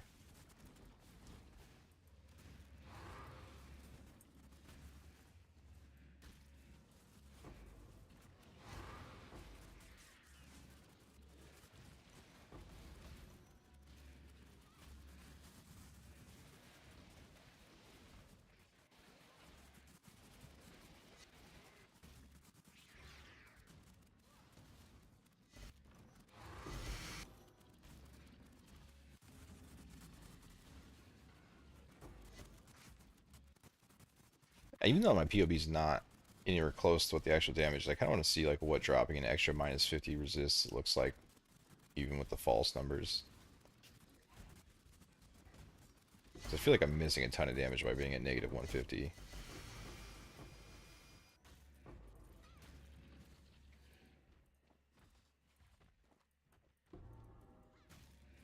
Oh my god. It's tier 3. Yeah.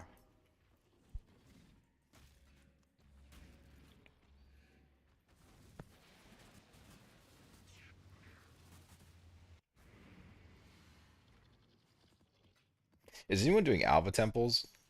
I really want to see, like, no one ever does Alpha Temples, but that shit can be so profitable if done right, and I feel like there's probably ways to break it. IJ, what skill did you league start with? I league started with Forged Frostbearers, Specters, Summon Raging Spirits, and Forged Frostbearers.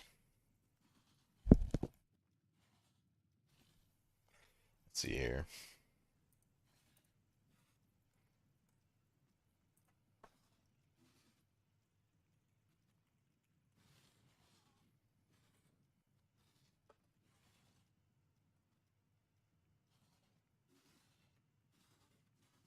That's only like 5%, isn't it? That's not that much damage. Maybe like 10%. Okay. I mean, I'll take that. That doesn't. Oh wait, this is negative 167 though.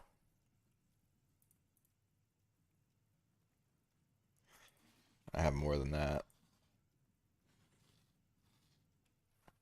Probably like 10 or 15% damage.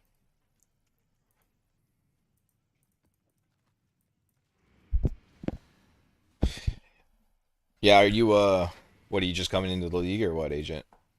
Or you got like some currency looking to re-roll or what's your plan?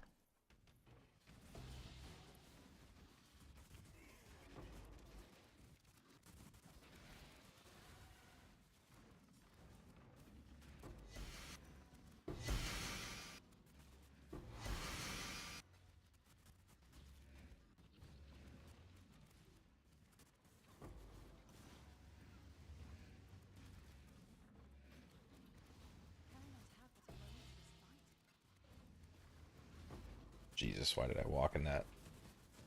There's so many. There's like 5 firestorms at once.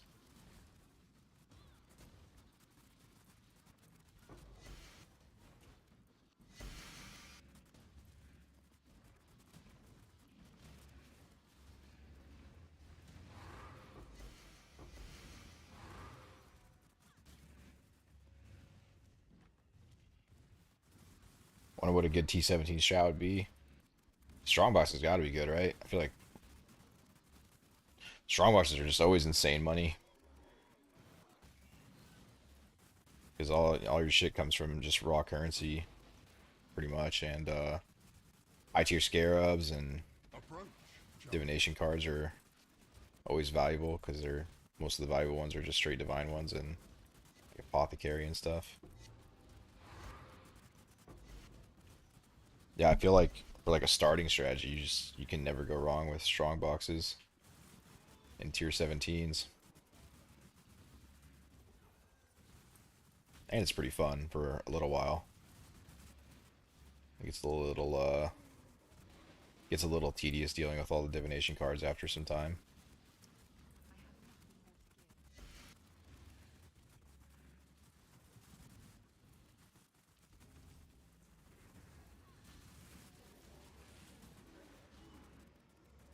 Then I think there's some pretty good scarab farming strats too that are also pretty fun where you just like blast through and kill blue mobs. That one seems kind of cool.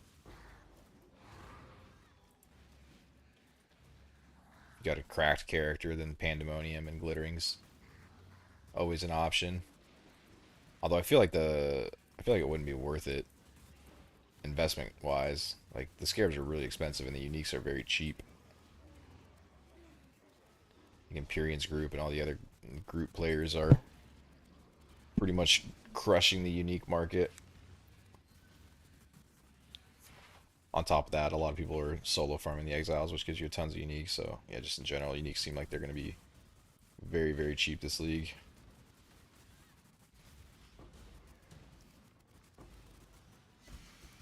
I think I picked up my mage blood for like 150, which I don't feel bad about, but I wouldn't be surprised if it goes down to like what, like 80 divine, honestly, this league.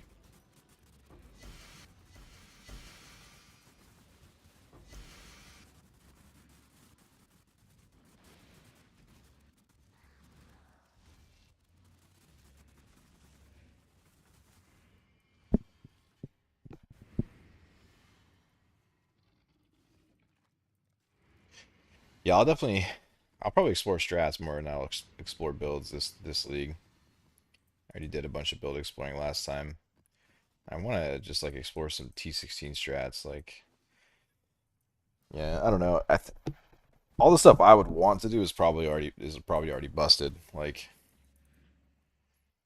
essences, I always enjoy doing for a little bit, not too long, but I would definitely roll a whole set of idols to do it. But I'm sure that one's broken. I would think. What do essences cost?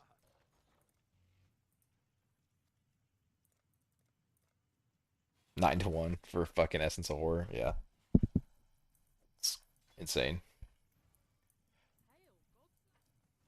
I should just start crafting. I should just start crafting a shit ton of random shit. Go look at all the popular builds that you could make a killing, dude.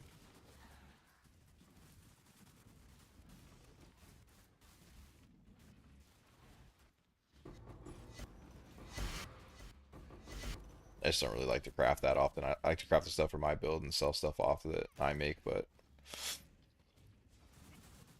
I don't usually do like full crafting leagues. It's not the most exciting, usually, unless I'm just really in the mood for it.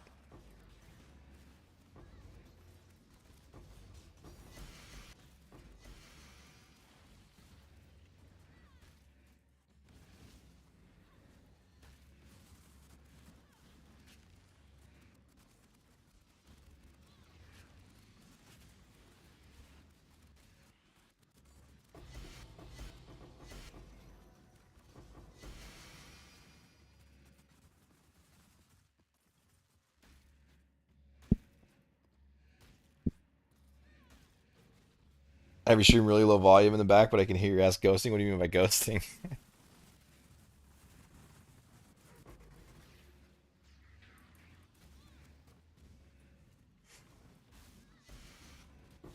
And getting the sound right on the stream is a little more tricky than I thought it would be.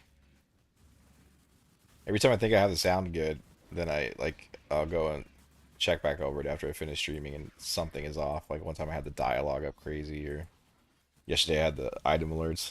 Sounds like you're hitting something? Uh oh. I am hitting my vape.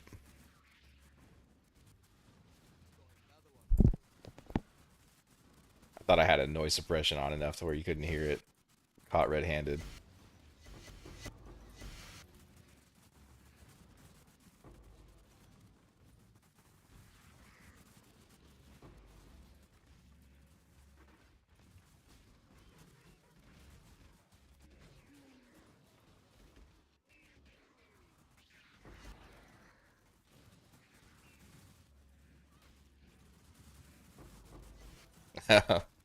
Alright, so he's gotta be a little more quiet with it, I guess, huh?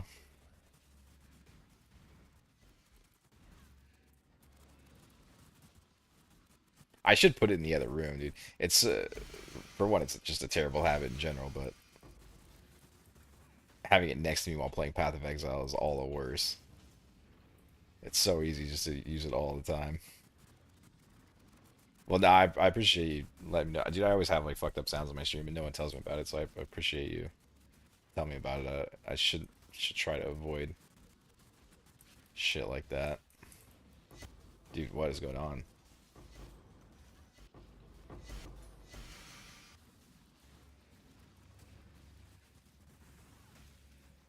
I'll have to figure out another solution for the bleeding, I think, because I'm gonna need to put in an enlighten to get all the auras I want up. I think I'll need 2 level 4 enlightens.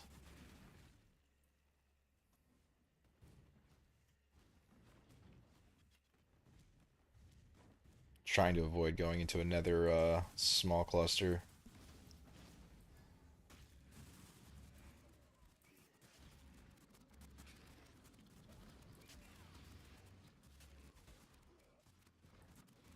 I would consider just avoiding melting in the flesh, man. But I should have thought this through a little bit better. Because I was relying on the ring to get me down to negative 200, or melting in the flesh. Now if I don't go melting in the flesh, I'd feel compelled to recraft my ring with tier 1 resist.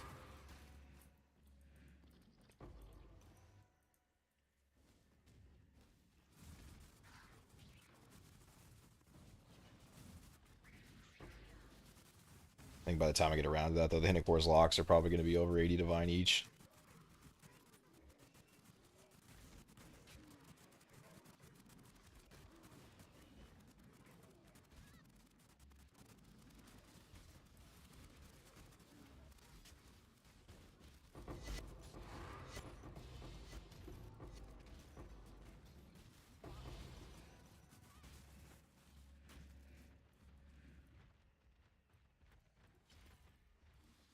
Where's my mage blood from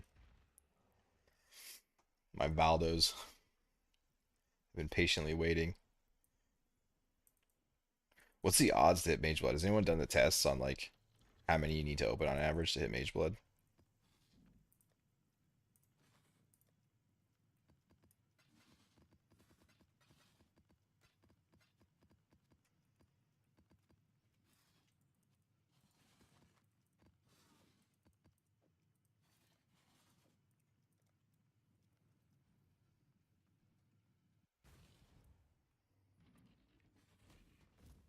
love opening the Valdas. I think the reliquary keys are bait though. That shit never drops anything good for me. But the Valdas are just so cheap. It's like, how do you not open them? Wait, where'd they all go? I had a bunch. Oh.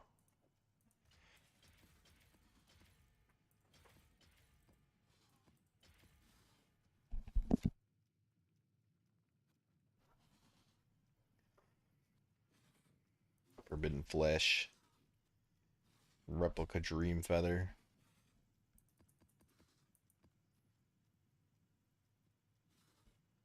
Oh, it's Reflect. Lame.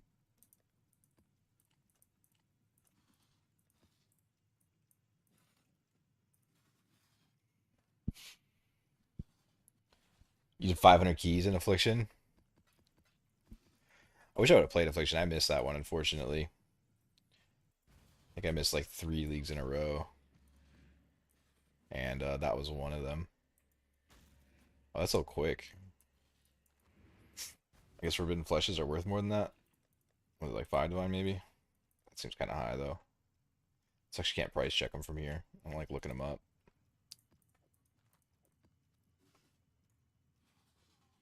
What did you get out of the 500? Real Titanic. Titanic says real Titanic. Nice.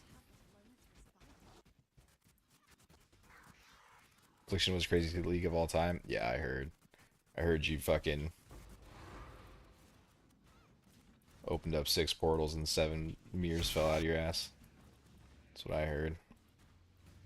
I don't care. I think this farm is still better. Because it's like what you're like farming Abyss or something, and you just get like a shit ton of mirrors. That sounds boring, dude. It would be cool for a bit, but this farm is just this farm is the most fun farm I've ever done because of the challenge of it. Makes me have to go into POB and work.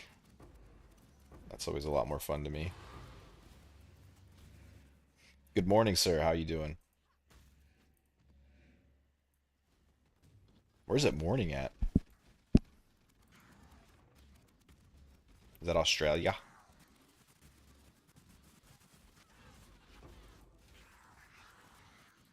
Like 2 Mage Blood and 1 Hunter, I don't remember, but it was horrific returns.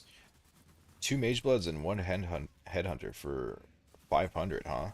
That sounds like pretty decent returns. Or were they just crazy overpriced? Doing good things. How about you? It's 927 in Finland, eh? Okay. 27 in Finland. I'm doing good, man. Trying to level this guy up. I've gone into TFT to buy some safer maps that are non-Delhi to see if I can't get a couple of levels out before I go back into Delhi farming.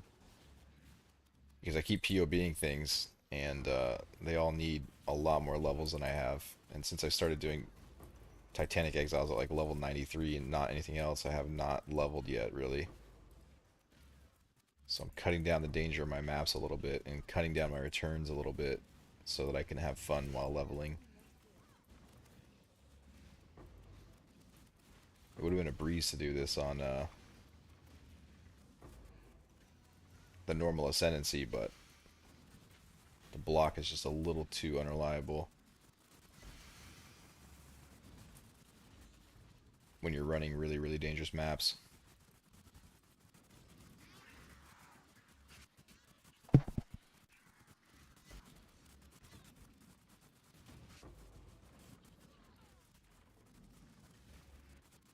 Can't wait to make this build as well. Just need to grind out currency still. I checked the POB, but I can't see what the ascendancies you got. POB doesn't show. It's just the physical damage converted to fire. And then +1 specters. And then the rest are just extra passive points. The passive points are already really tight on the build, and you have to start in the cyan section, so you basically get your points back for running up through here is all that's really doing. And also the third ascendancy option is just kind of not really good.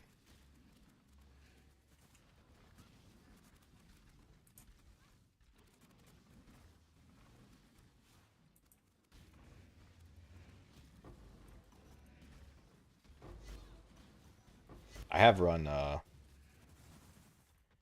Punishment as an aura before, which feels really good, but I don't think I can do it. I'm struggling with Reservation as it is.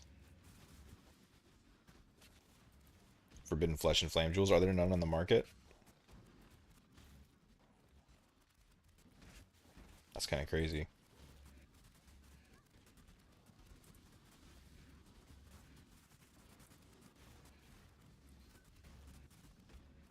There weren't really that many on the market when I did it either. Actually, now that I think about it. I think there's only 2 or 3, but they weren't that expensive. I feel like there's probably just not a lot of people running the bosses for them.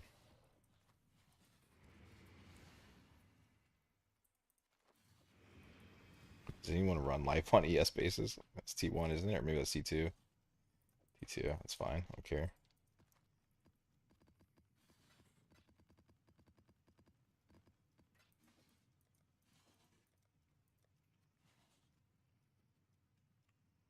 Names are dropping fast. We're gonna be down to 10 divine before we know it.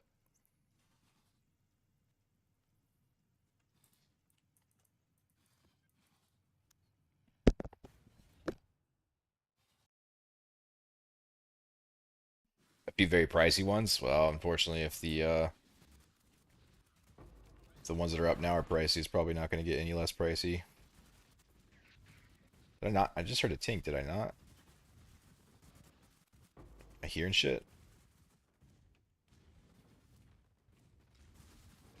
Guess I'm hearing shit.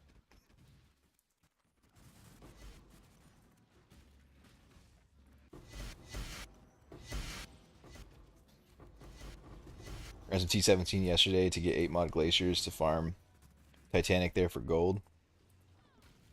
Got 37 maps from one T17. Yeah, dude, sometimes the T17s just drop insane maps. What are you running for idols? I've been thinking about updating my idols. Um,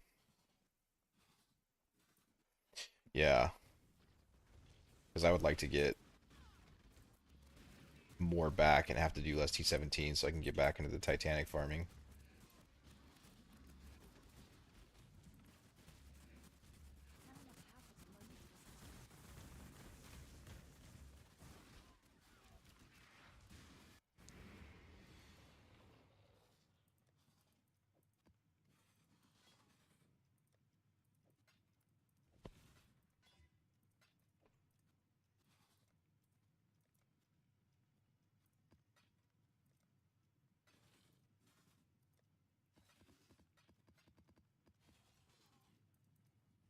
Just bought some very cheap ones with explicit modifiers, plus some high tier map chance. Yeah, that's all I did too.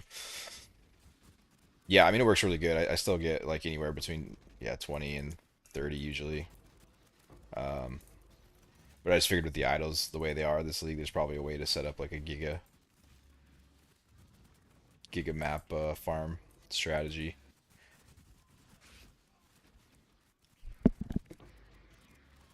I would think that scaling pack size would be beneficial too, right? Because the multi-two scarab, it would scale up the pack size of those guys.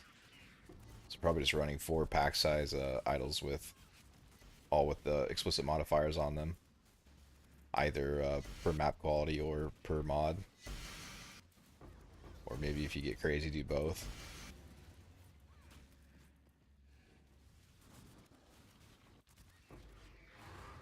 Just drop like 80 maps per tier 17. That'd be sick. Maybe I should take the time to like look into a couple of idols.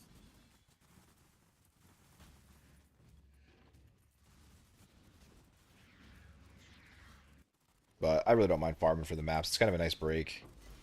You blast through these so fast over and over again that stepping away for a second to farm T17s feels kind of nice. Plus, dropping 8 mod maps is so satisfying for some reason. Must be the color of the loot filter or something. I don't know what it is.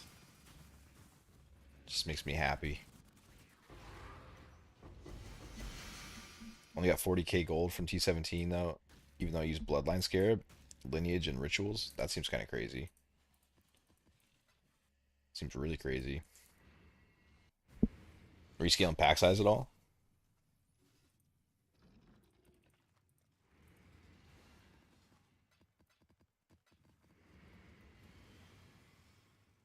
I feel like that strategy you're talking about gives like the most gold ever. I think it's even more than this one.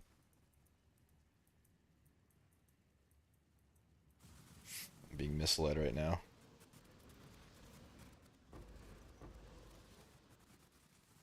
Did I start up top? Yeah, like it put me in north, right? I'm getting so many false walls with this when I run it. Got purple too. Looks like this way.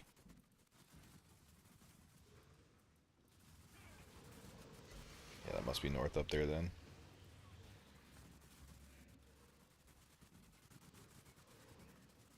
We get yellow too. I'm getting extensions though.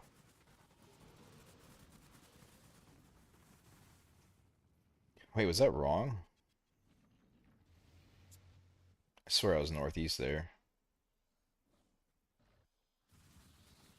Maybe my angle just sucked. Maybe it was like right here. It's unfortunate. This could have been a really good one.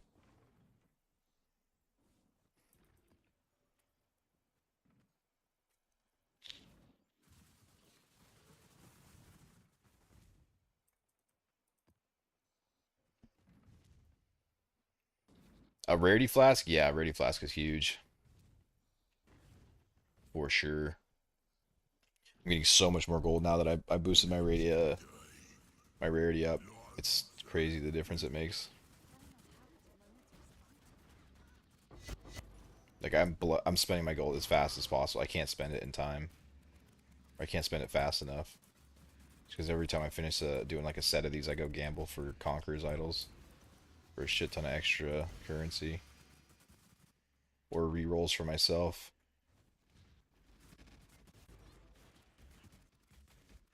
For the recombinator.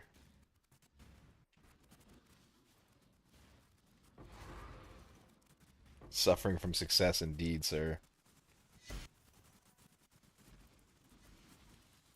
I should turn up the size of my gold stacks. Should be obnoxious.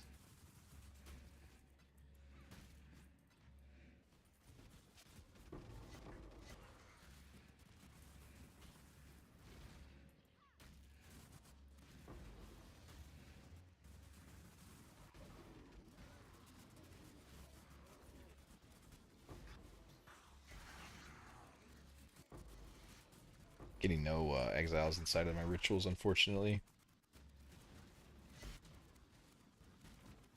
That's one thing I do like over Glacier or over City Squares. Glacier, these guys fall in your rituals a hell of a lot more.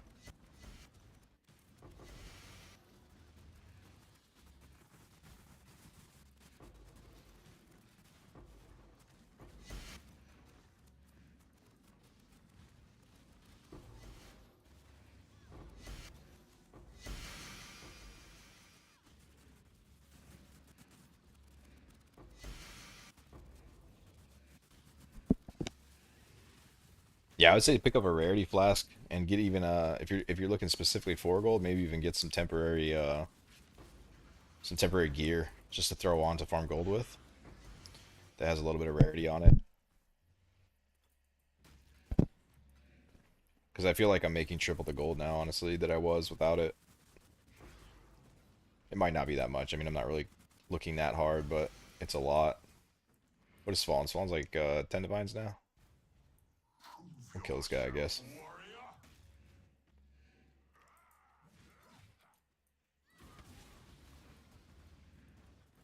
I got a power rune yesterday from something. I think it was this guy.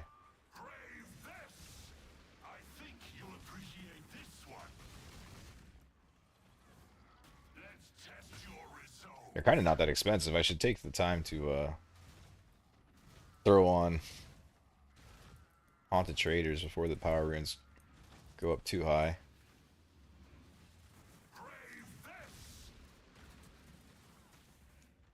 The movement speed is pretty nice, as well as the attack speed.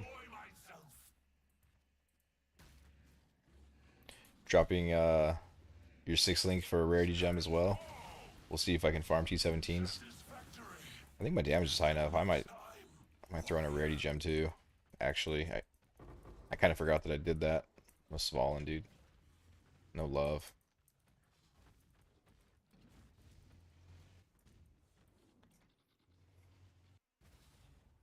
Yeah, I wonder how much they cost, actually. I might throw one in.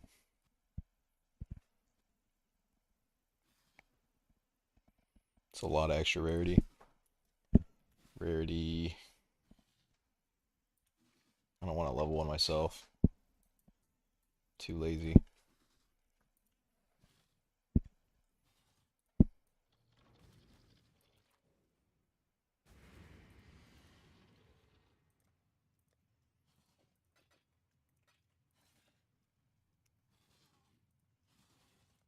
I gotta message the guy that's in Sanctum.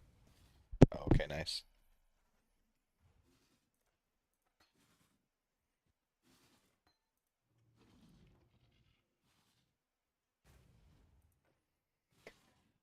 Pretty sure how we can control destruction is the one I drop.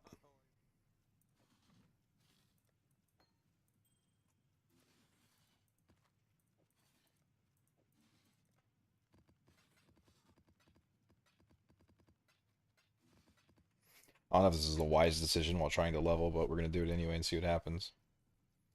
300% rarity. Yeah, that looks good.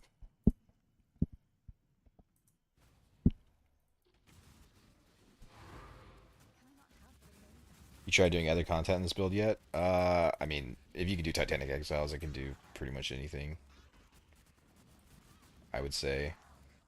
Um, maybe not the, maybe not the, oh damn, you really feel the difference from that rarity gem.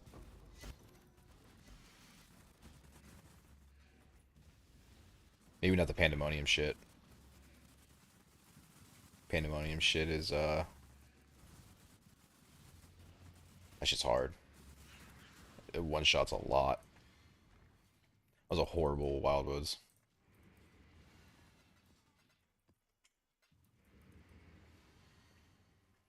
What content you thinking? Like T17? I do T17s for the maps, and it definitely melts them. Or melts. Yeah, melts the T17s. That's for sure. Oof. I don't know if I like the rarity gem in yet. I might wait until I can drop my resistances down a little further. Damage loss is definitely noticeable.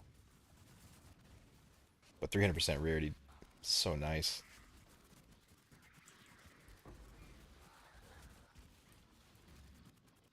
Gotta remember about the steel skin, dude. Those bleeds hurt.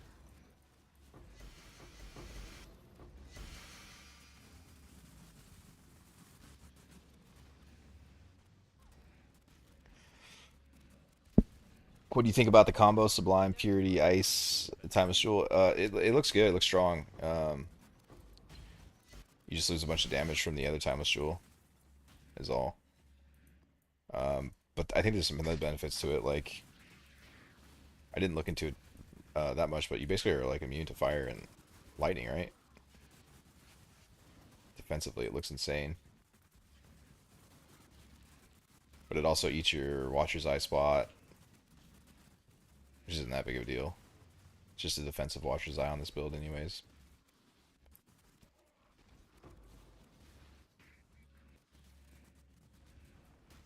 Yeah, I don't know. I haven't tried it. Could be, could be really good.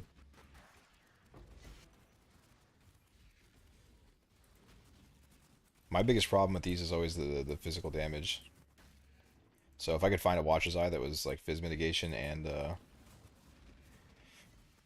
I don't know, maybe like the life regen on Vitality as well as the 20% convert.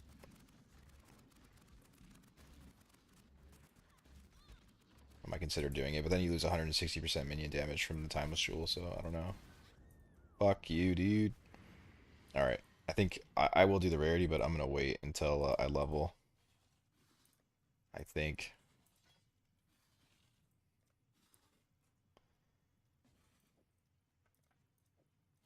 so tired of deleting these idols, man. Can't wait to be able to turn them off.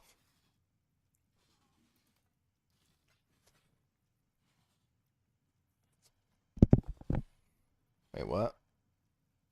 You're missing two divines there, sir.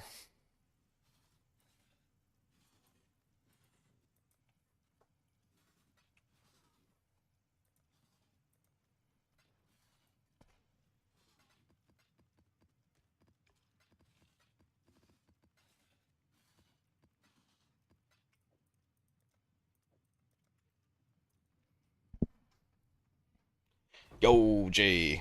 Yo, Indin Kazar. I can never say your. I know I'm fucking that up, dude. But welcome in, brother. How you doing? What do you think about? Hold on 1 second. I'm getting slapped in the mouth right now. What do you think about the combo Sublime? Oh, I already read that. Yeah, yeah. It looks defensively pretty strong. Um,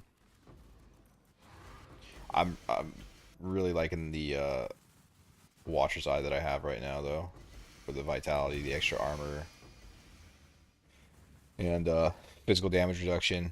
And I also like as much damage as I can get in these.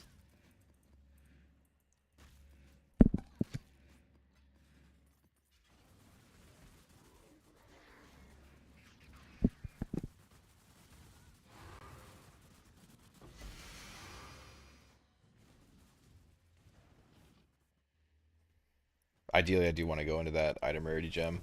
I kind of forgot that that's what I was doing earlier in the leagues, but kind of gets hard to do that if I were to also cut down two slumlords.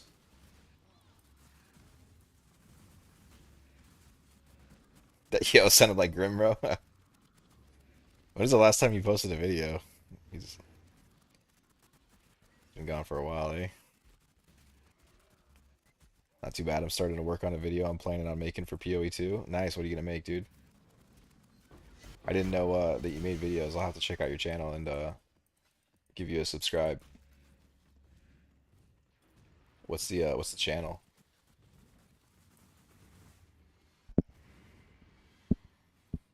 Might cause you to itemize a bit awkward. For now, switch. Yeah, I don't think I would switch to it, but I definitely see the potential with why people are doing it for sure. I just haven't done it on this build, so I don't know what it feels like. I don't know the problems that it runs into or whatever. Oh, you're still just creating the channel? Okay. Yeah, yeah, definitely let me know and I'll check it out. What's your plan for the video, if you can say?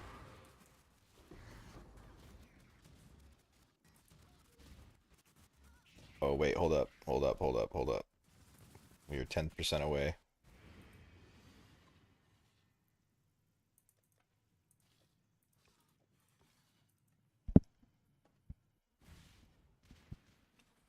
Titanic Glacier gave me 45k gold with the ready flask. What the fuck? And the mobs didn't even get into rituals.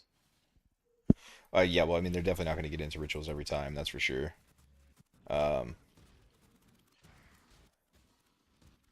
45k gold isn't like crazy. I feel like I was getting like,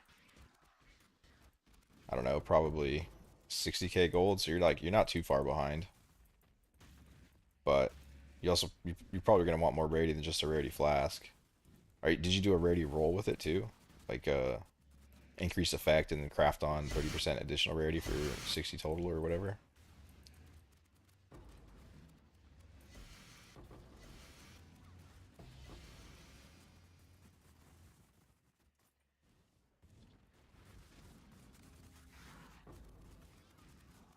Something like PoE 2 for dummies. Nice. Are you still playing PoE 2 or are you mostly on the PoE 1 grind right now? I played PoE 2 for like way longer than I should have. I was having fun with it. I'm not looking forward to going back to it anytime soon though. Especially after the tower announcement. And now that I've got a taste of PoE 1 again. I do want to try the Druid though. I don't think the Druid's gonna be that good. It's not gonna be like my style. It's gonna be a little too slow, I think, but want to play through the campaign with it and just kind of have fun with it. I don't think I would want to farm on it though. But it looks like a fun campaign build.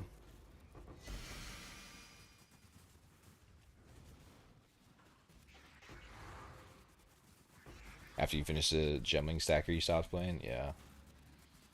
That build looked pretty insane.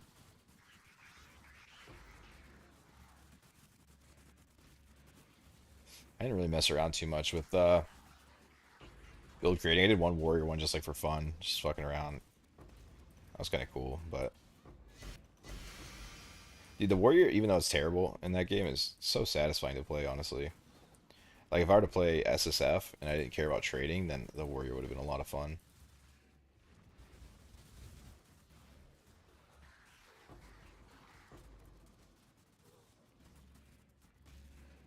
I wonder if I might play hardcore next time.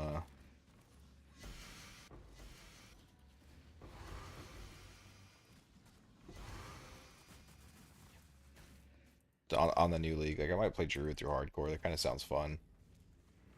I don't think I cared for the end game farming and trading in that game. It's just not nearly as exciting as this one. But I can see how the SSF would be pretty fun, and maybe even hardcore SSF.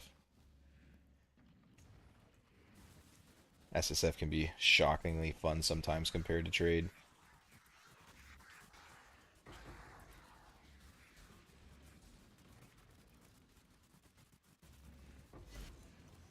Oh shit, dude. Man, maybe I do put the steel skin on automation. I can't keep it on automation forever though. Like I'm gonna have to take it off eventually for the enlighten. So I should probably just get in the habit of using it when I bleed.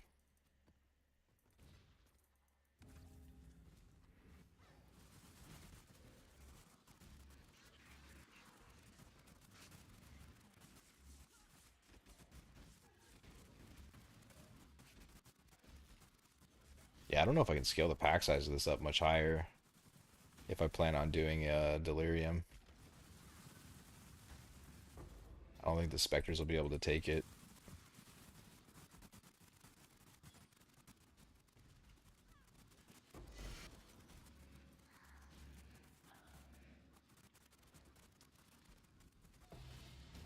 Agreed on the warrior totems was pretty satisfying.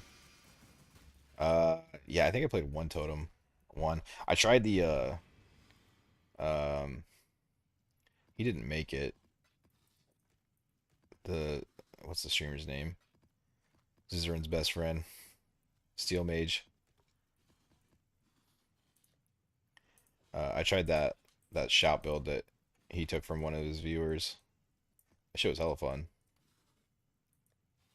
The only reason I stopped playing it is because I thought it wasn't gonna work with rarity. And then all the rarity stuff came out, and I was like, I don't want to be on a warrior if it's gonna be a rarity meta. I feel like I just did something that I forgot about. I don't know, whatever. Just keep going.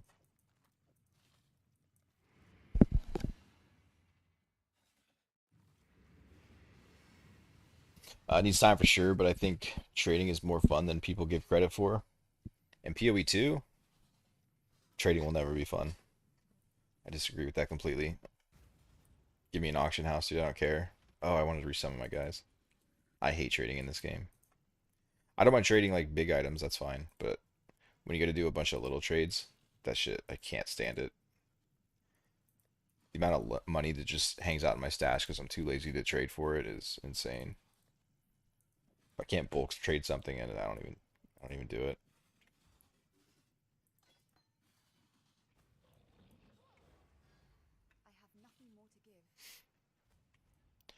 Old school RuneScape. I don't. I never got into the RuneScape. That one missed me. My brother plays it. A bunch of my friends play it.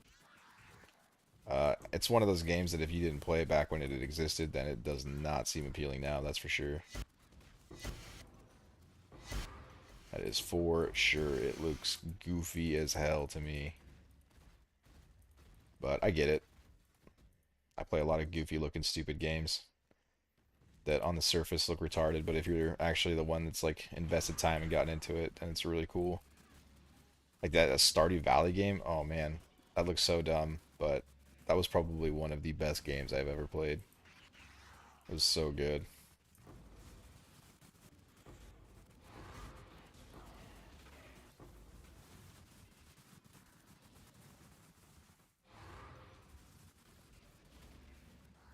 My specters are wretched defilers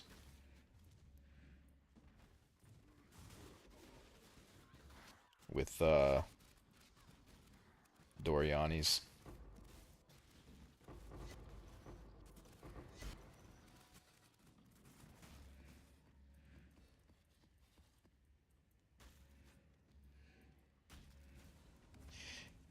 Dude, maps there they go one way or another. They're either like high scarabs or high currency. It's kind of bizarre how it works. Like if, I feel like if I get a lot of scarabs, then I don't really get too much currency, and then vice versa.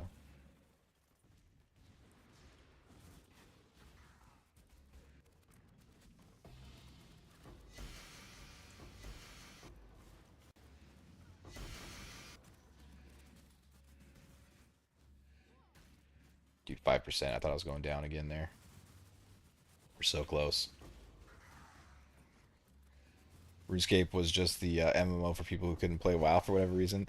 Yeah, that's probably why I missed it. It's because I was a big WoW kid. The arena PvP in that game is like some of the best PvP ever made. It used to be. Now it's a little too sweaty. I'll go back and I'll try to push into like the 2200, 2400 bracket, and it's like, oh man, everyone who still plays that game has been playing for the last 20 years, and yeah, there's just not like a lot of skill gap at the top unless you've been living on it for your whole life.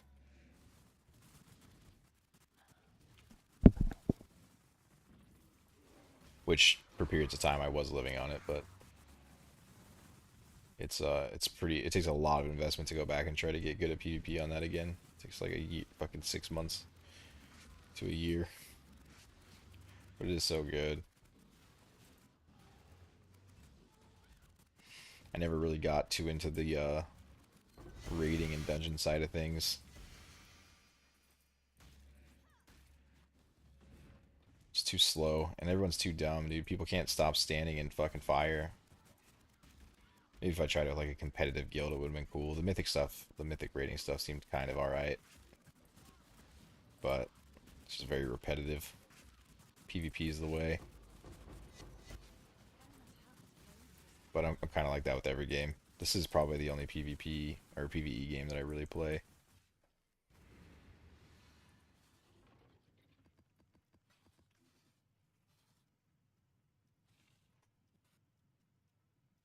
I need to, I don't know if this is, I'm just gonna sell him this one, but I don't know what's been sitting in a stash for a while and what's not. All my shit is the same. Stash tab name, which is the worst way to trade. But dude, I keep getting messages and it's just not lighting up, which is not ideal when you have 5 tabs named the exact same thing.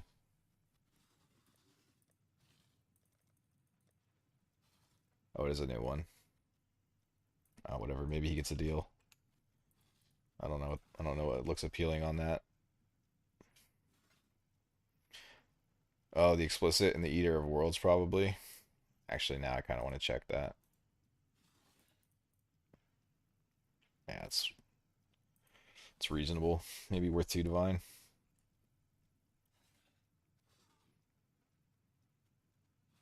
Is that not the one you want?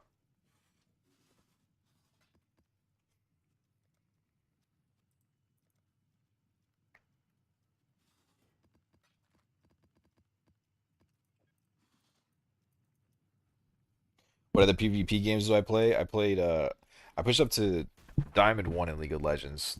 I pushed up to like the 2200, 2400 area in World of Warcraft. I was never good enough to get Gladiator as much as I tried. Um, I play a shit ton of Rust. That's the other game that I probably have like as much hours in as I do Path of Exile. Rust is the most toxic game ever. I love it. Everyone's goal is just to ruin everyone's day. It's one of the funniest, so many funny situations that happen in that game, man. It's so good. But that one I only really like playing with friends. I don't like playing solo anymore, and a lot of my friends don't play it that much, so I don't play it as often. But I sunk a lot of time into that game.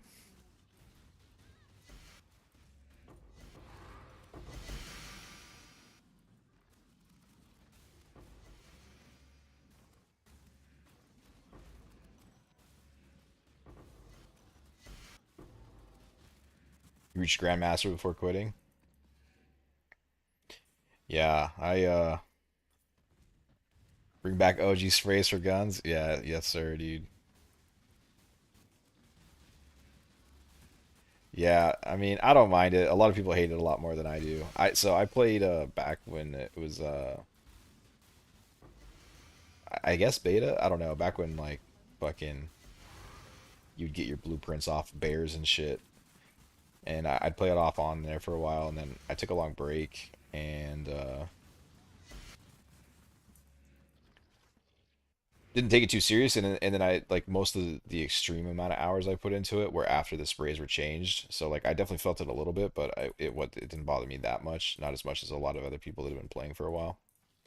But yeah, I know the guys that like were into it really heavy before the change of the spray patterns were not happy at all, which I totally get. Like if you had to put that much work into getting your shooting down and then they just fucking one day were like all that work is for nothing, I would have been pissed too. But I do kind of see their reasoning behind it. Like if everyone is just scripting to get past the spray pattern, then kind of silly, and you can't really catch scripting that well. Rust Alpha was the best. Yeah, man. Me and my brother had so much fun. Nobody knew how to build anything. Like everyone was just building like the fucking tallest towers possible with like a 1 by 1 base. It's just like you just ever go on the map and there's just like 40-foot high solo towers and they had like zero defenses. Dude, you can raid it with like one C4, but they still throw like 5,000 doors on it. It was fuck. It was so funny with Kevlar and shit. Red bears, yeah, yeah, yeah. That shit was so good. And then it just looked goofier too. Like it was just the funniest looking game ever, man. Never played it, but I watched a decent number of videos on it. Yeah, it seems like whoever doesn't play Rust ends up like watching a ton of Rust videos. It's like you've either played a lot of Rust or you've watched a lot of Rust videos. It's like always how it goes. It's such an entertaining game to watch. I'm kind of scared to go back in this map with how close I am, but this is kind of a. Actually, I don't really care about the currency yet. I'm good. I want the levels. Whatever divine I find in there isn't worth losing 10% XP to me.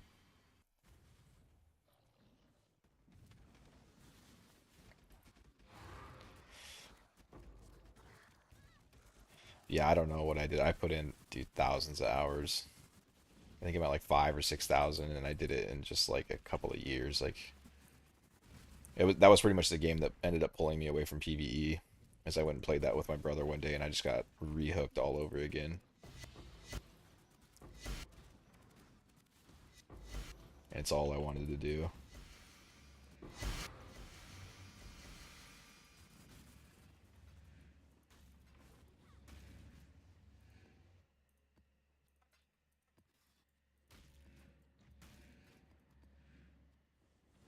But man, there's not a more tilting game out there, especially when you're first learning and like the more you play it, you just stop caring about your loot. You're like, it's gone. I'll just go get more. My base is gone. All 6 hours of my day are gone.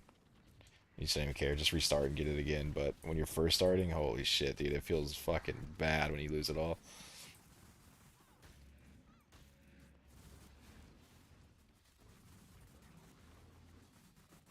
Wayland and Blueprints videos were so good. Have you watched who's that guy that does like the most insane stories ever? Like I don't even know. They have to be scripted, dude, because it's just like I think is it Frost or something? I don't know. One guy is like a cinematic god with that game, and like the storylines on all of his videos are just absurd. Like not even believable. It might not be Frost. I can't remember who it is, but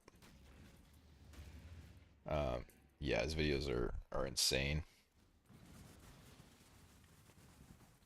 Russ is the best of times and the worst of times. Yeah, that's about the perfect description for that game for sure. A lot of highs and a lot of lows. It sucks so bad to get like a whole group of 8 dudes together and then you all, some people take time off work and get your lives all oriented around to have like a good wipe day and then the wipe just goes horrible and you can't progress at all.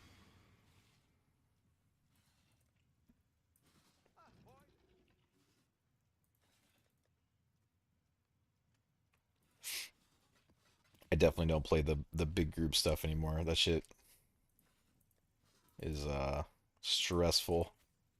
It's so much easier just to play with a couple of friends. Is when your entire squad gets wiped. You don't lose like 8 AKs and 8 sets of gear and all this shit.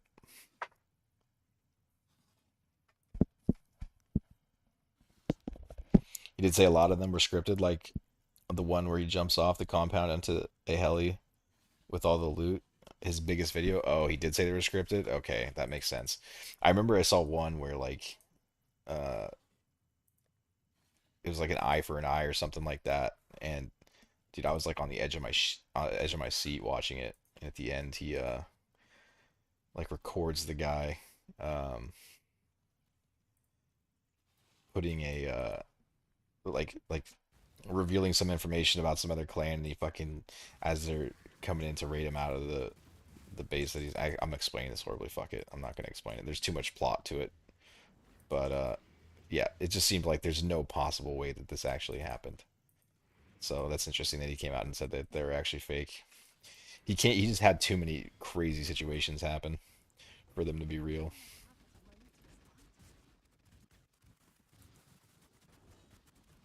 But who cares, real or not? They're still insanely entertaining. Damn, now I want to go play Rust.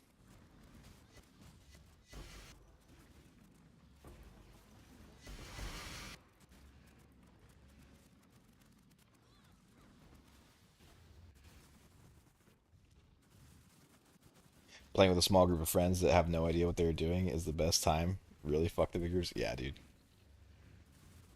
I was playing with my friend yesterday. Like he was the first time he installed a game, and I was like, "Here, you build the base," and he's just got some fucking twig shit down with no roof, just the biggest square layout you've ever seen. I'm like, "What the fuck is this, dude? What part of this feels safe to you? Is this how you would build your home in real life? We're gonna get destroyed in this thing, man."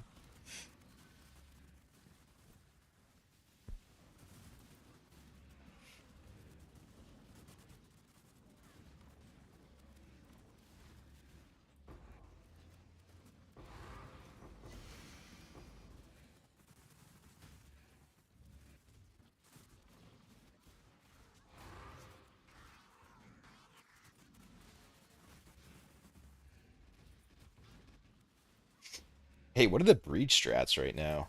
Is anyone? I want to look at the breach stones.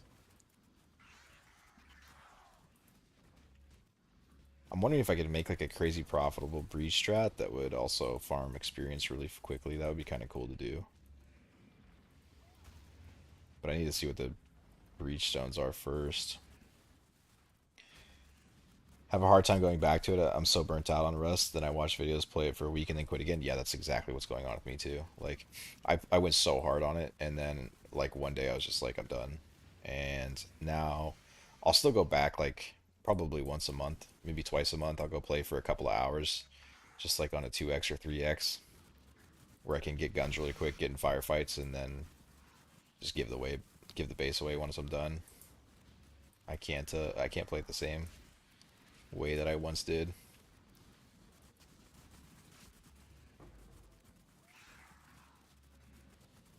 Sometimes I'll just go back and play PvE servers, honestly. That's kind of fun too. I just want to get like the rust scratch, you know what I mean? Just go build a base and shoot a rocket, and I'm good.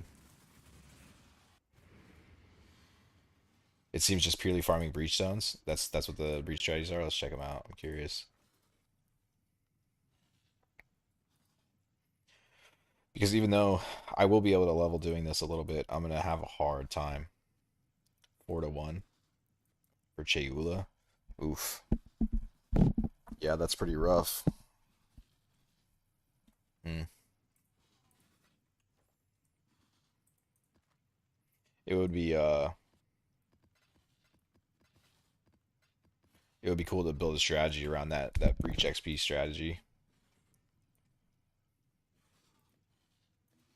but just make it like I don't know, even like 20 divine an hour. That'd be kind of a cool video to make, like how to make 20 divine an hour while leveling your character to 103 hours or whatever it takes, depending on the speed of your character. That you get so much experience. It's so fast.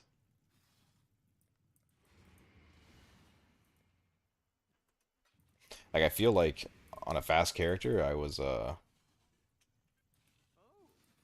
feel like 99 to 100 was about an hour, which is insane for solo.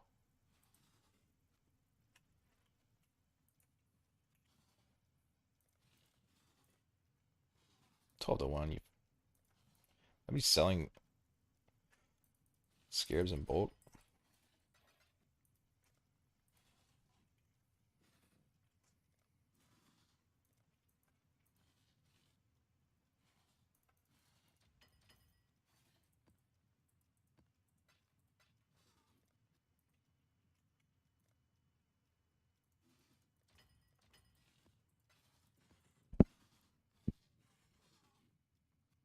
What's the meta?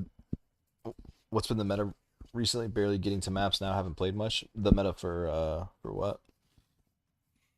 I had I heard some chatter. Was about to go 2 to 3 breach zones each map with idle setup. Haven't looked for it yet. Idle mods are a lot, and I don't know which ones to choose right now. Oh, okay, you're getting ready to do breach. Breach is crazy experience. That would definitely be the best way to level. It's a hell of a lot safer than this too, but I do kind of like the challenge of trying to get as close to 100 in a strategy like this as I can, but kind of feeling like I'm not going to be able to get the defense to do like 98 and 99 with how I'm set up right now.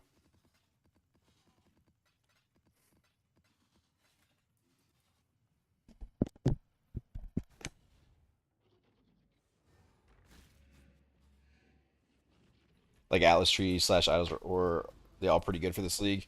I mean, definitely the strategy is a lot more insane based on what idols you're running for them. Like you can make certain strategies way better. I would say strong boxes is still probably got to be your safest bet, right?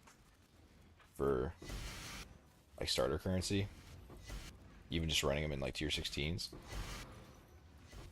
It's kind of hard to nerf strongbox loot or to have it drop in value.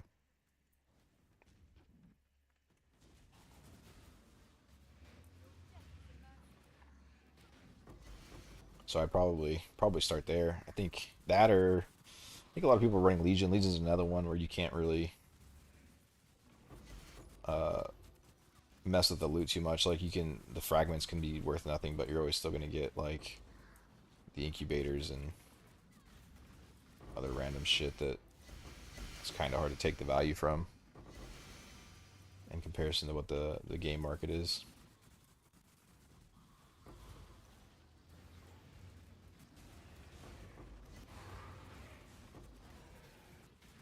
I looked at Expedition a bit, but the logbooks are like 20C, maybe 15C each. So that looks a little rough. I don't think I would run the logbooks themselves at this stage. Institution's basically just bubblegum currency, which has lost most of its value by now. Sounds like breach. I mean, if you can drop 3 to 4 breach stones a map, but 3 to 4 breach stones for who? Because if Cheula's breach stones are 40C each, and the other one's got to be like 5C each, right? If you get 3 to 4 Cheula's a map, that would be cool.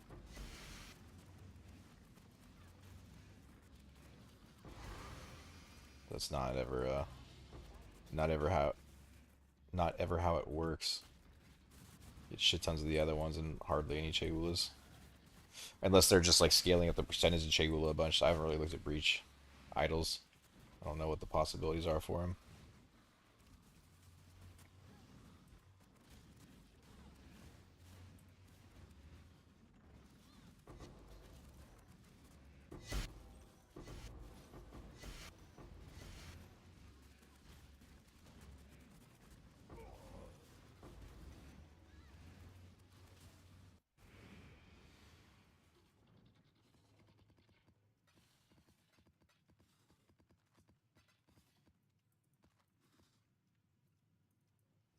What are temples going for? Like corrupted temples.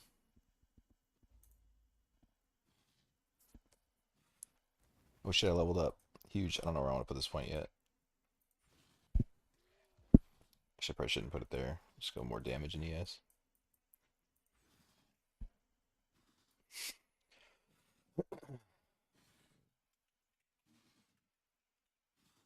What is it called? Locus corruption.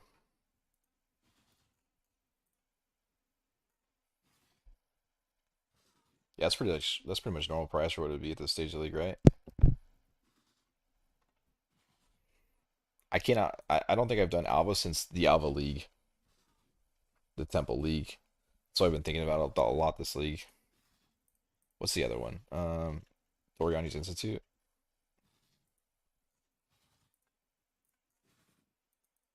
To hit a double. Wait, really? To hit a double is it's all the same guy.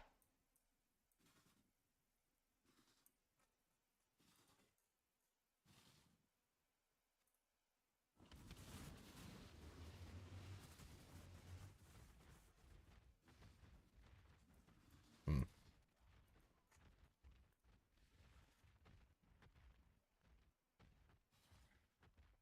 Yeah, you'd probably have to pair this with something else. Then these aren't really that valuable yet.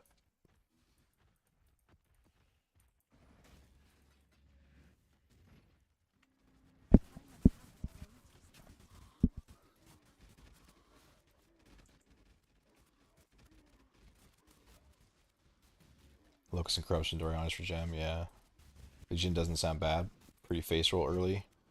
Yeah, I know there's a lot of people running Legion. And it seems cool too. Some of the stuff you can do with idols for it. If you got a fast, blasty character, I'm sure Legion's always a good time. It's probably one of the most fun league mechanics for like a blasty character.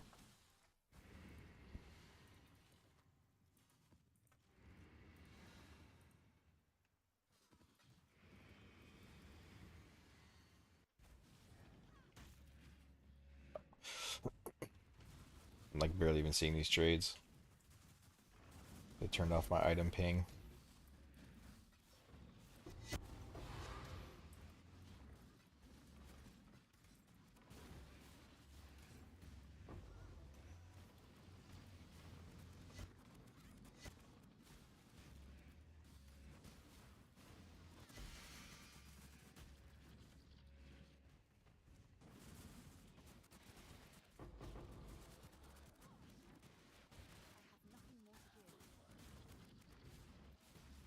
I think I might just go to 97 and then I'm gonna want to get back into the Delirium.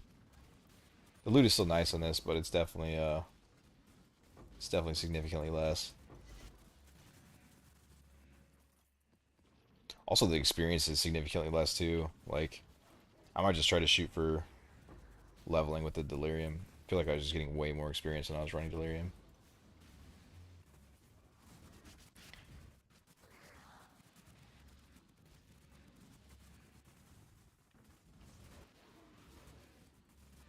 Maybe I'll just think maybe keep some safer maps and run all those first, and then I'll still run the dangerous maps, but I'll wait till level until I do. Might be the move.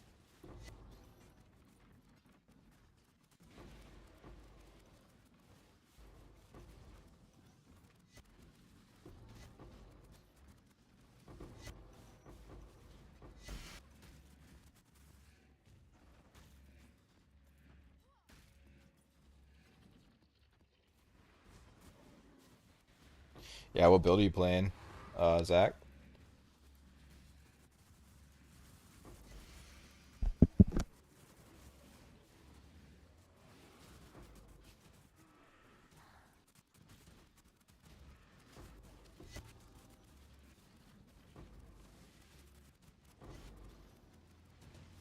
Just got this little dude that leaps can hit you so hard. I almost don't want to pop this ritual with him. Or I guess whatever. I'm at 3% experience, so I care. Forgot I already leveled.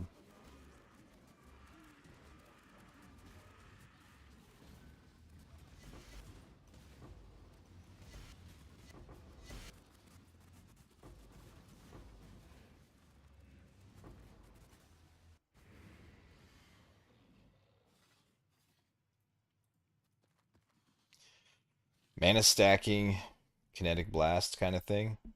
That sounds tight. Are you following something or are you just making your own thing up?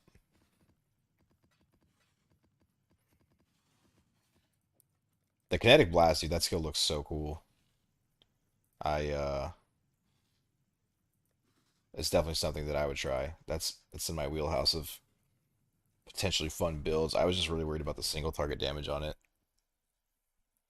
But I did see an in-stacking version in 3.25. I wonder how it would work on the Ascendancies this league. That'd be kind of a fun one to play in this. If I could get the damage high enough. You know what? I might try that. Actually, maybe that's what I'll try after this. Like a cool kinetic blast, a clustering build would be really fun, like in-stacking. Like actual in-stacking, not just the bullshit I'm trying on this, where I'm just trying to get as much as possible to raise my ES up to like 10k. If it's even doable, it probably isn't. I feel pretty limited on this build, on how far I can take the defenses.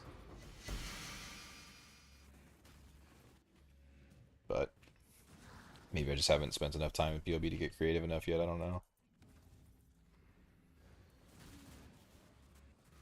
In-stacking KB would be nuts this league. Yeah, I saw somebody do a video on it in the Pandemonium farm from last league, and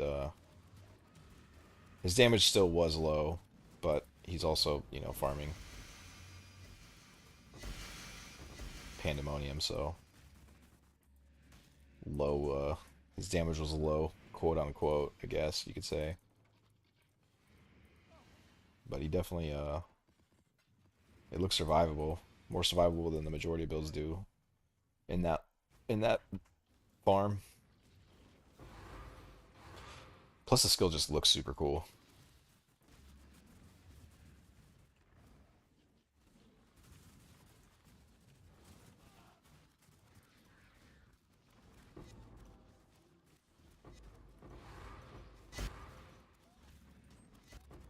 It's a lot of scarabs.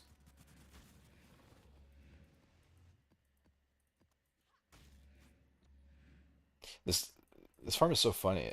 It's like it's almost like the Wisp scarab decides when it opens like what your map is going to be. That's always what it feels like to me.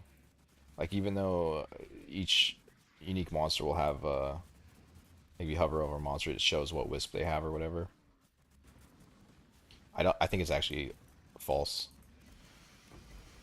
Like I think the game just decides that each monster has this number of wisps. I don't know why I popped this. I think I thought those were the bosses had rituals, but whatever.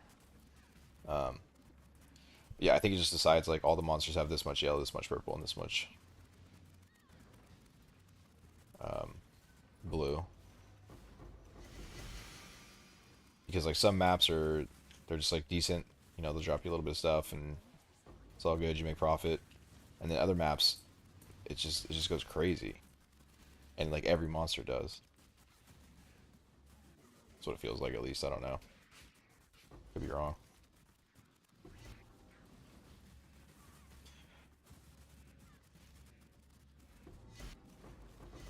Like every one of these guys is just dropping me 6, 7 scarabs.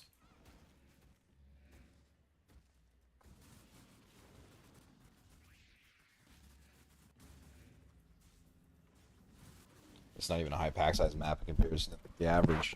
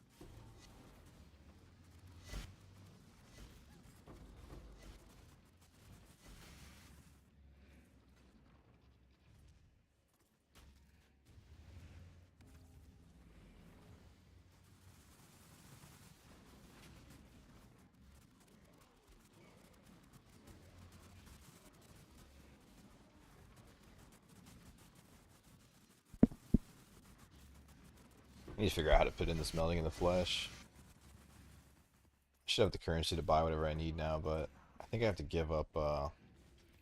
My attributes are all kind of fucked up now.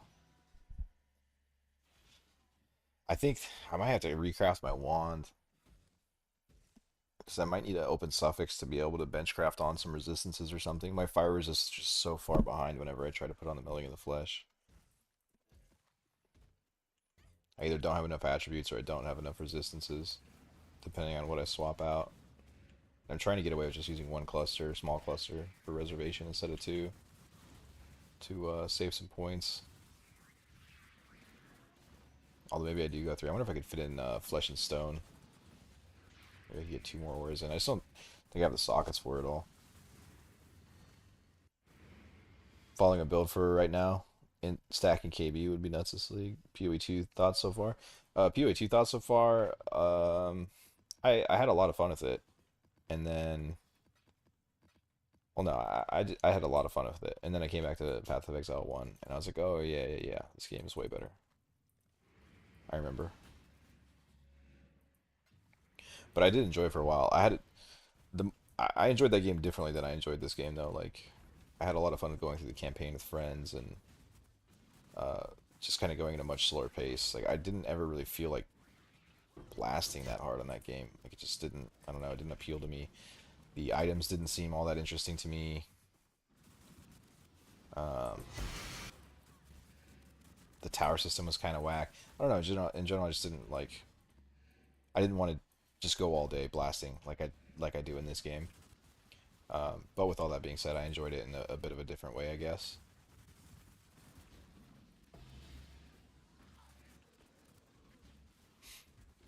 But I don't know. In order for me to even like get that interested in it again, they have to fix those towers, and it seems like it's gonna be a while before that happens. It's just it's the most unfun shit ever, balancing all those precursors and stuff. Having quad tabs full of precursors that all have different shit on them, and then having to set up everything to farm what you want to farm. It's just kind of meh. But I did enjoy it. Mapping feels so awful to me in that game. It does have a different nice feeling for leveling. Yeah, dude, I went through the campaign so many times that was my favorite part. Which that's what everyone says, so makes sense. I had a great time. I leveled so many characters. But yeah, once I got to the end game, I had more fun just like experimenting with strategies and trying new random shit out than I did actually like farming them. Like I would just try new shit out and be like, oh okay, this is good, and then I'd make like a video about it, and then I wouldn't farm it anymore. It was more fun figuring it out than it was actually doing it.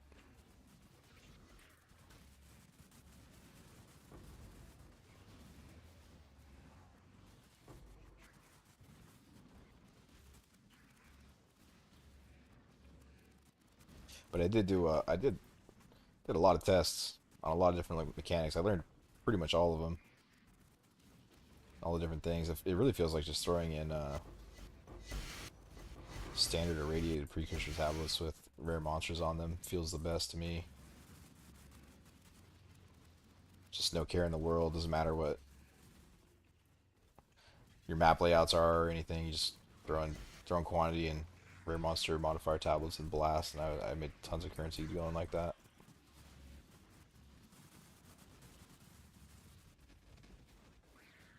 And the only shitty thing about it is, like a lot of strategies, you can't sustain the quantity plus rare monster tablets. You have to buy them individually. I think it's the worst part of the tablet system. That it's just the buying of the tablets. It's just so tedious. I'm very vocal about how much I hate trading for shit, especially shit that is like singles of something that you need a lot of.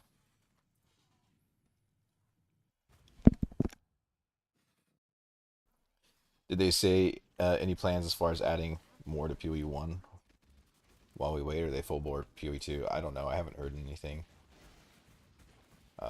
I think they just did this event to get the community to chill out a bit, and then they're probably not going to look at PoE 1 too much anymore for a while, would be my guess, but it's just me speculating. I have no idea. I hope that's not the case.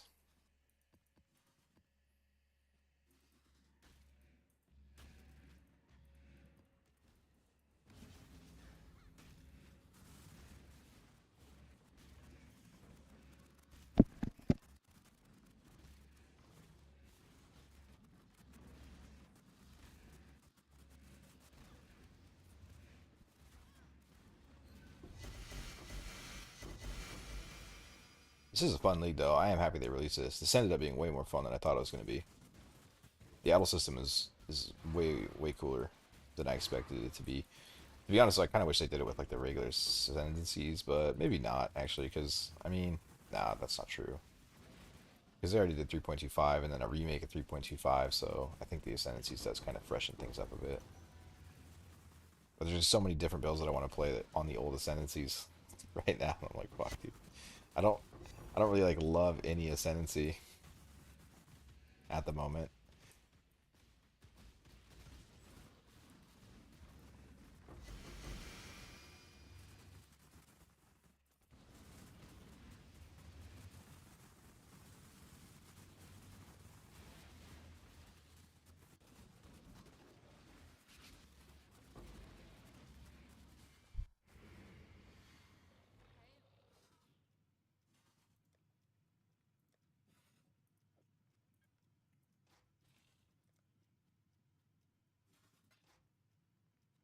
Just said fuck it and threw them all into this league. The ascendancies are just concepts they had before they didn't add, right? Yeah, I think so. Well, I think they were planning this out as like an official league, right? Isn't that what they said? I could be wrong on that, but I thought that's what I heard.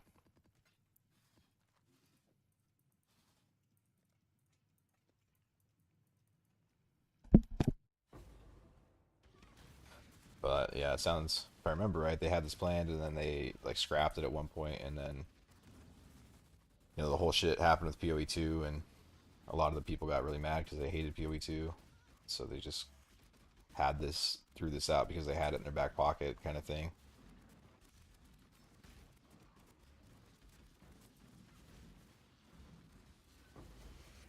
That's how I understand it.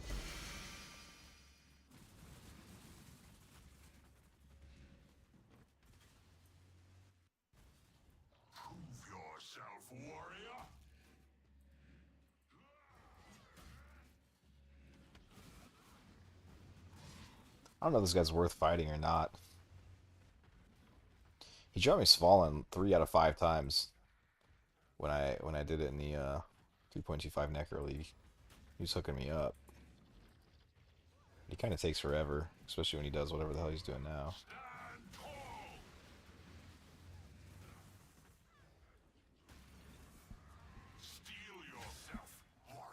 Something to hold us over for PoE 2. Well, I don't even think it's something to hold us over for PoE 2 necessarily. I think it's more something to hold us over for PoE 1, because there's just a lot of people that really dislike PoE 2. Like original PoE 1 players that are very unhappy with PoE 1, and they got really up in arms about the fact that they were going to delay 3.26 because some people this is just like what they got in their lives, and they look forward to each league start, and it sounds like they were getting ready to delay it for like a year or two or something. I don't know. It sounded bad, and so it bummed a lot of people out. And they put this out to give them something in the meantime until 3.26 can get more hashed out. Can't remember if they confirmed, but if slash when they add specters to PoE2, are there any specters that stand out so far? Um, Ooh, that's a good question. Like, I guess I would just have to like think through the what I've seen in the game, right? What about those ones in Breach that they're like little pterodactyls that shoot the projectiles at you? Those could be kind of cool, maybe. Um, what other monsters are that like seem cool through the campaign? Maybe like those Act 3 frozen orbs. The guys that shoot frozen orbs at you, that could be kind of cool. I guess it'd probably be like called Eye of Winter. That's kind of what they're shooting at you.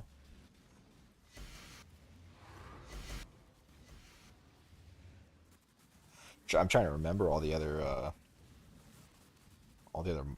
monsters I encountered fighting through the campaign.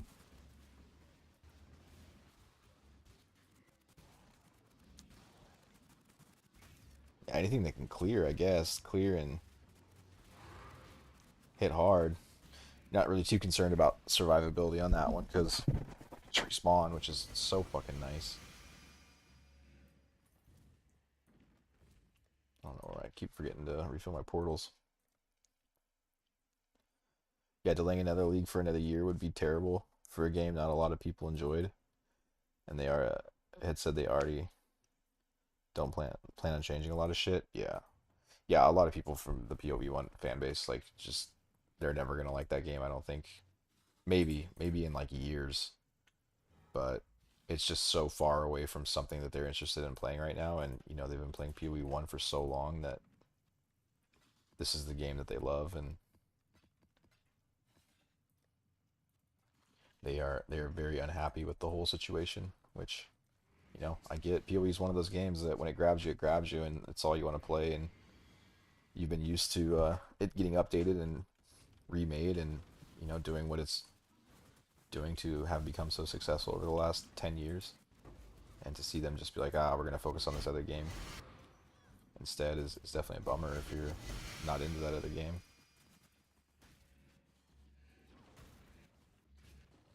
For sure.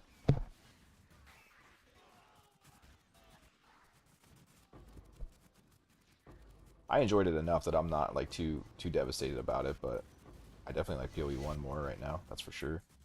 It's a way better game. If you know, after this league's done, they revert back to just not updating it for a while, I'll probably come back and just play SSF on it or something.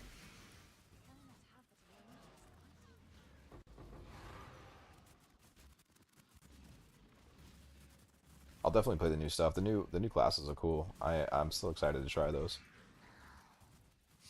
The druid looks badass. And what's the other one? The huntress they're putting out. Plus, they'll probably bring out some more weapons and skill gems. Like, they'll definitely have enough content to be entertaining for a while.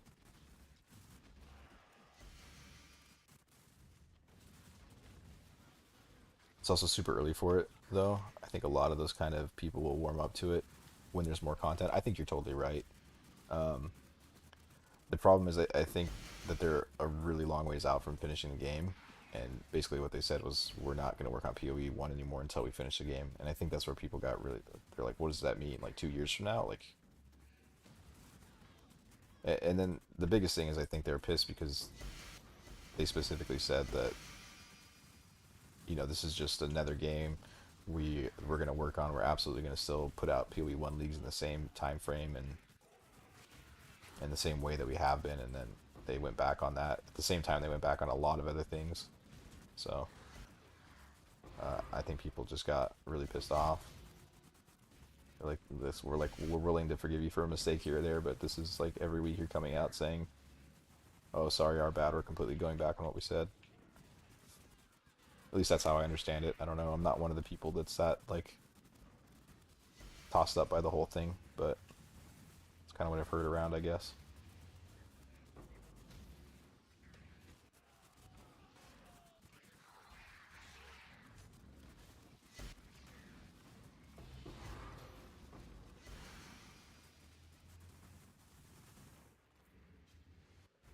Start putting these migrations back on. Okay, we'll be able to get some decent levels off this. I shouldn't have said that. That was stupid. I'll start getting smacked around now.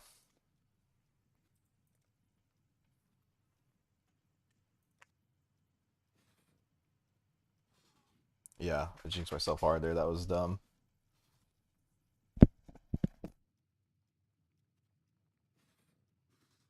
Pretty good way to kill the game for a while. If they mess up bad enough, yeah, for sure. Dude, they're gonna have to go back on some of the stuff, man. Like they have to because just so many people despise it. What am I doing? Oh, I wanted to get this back out.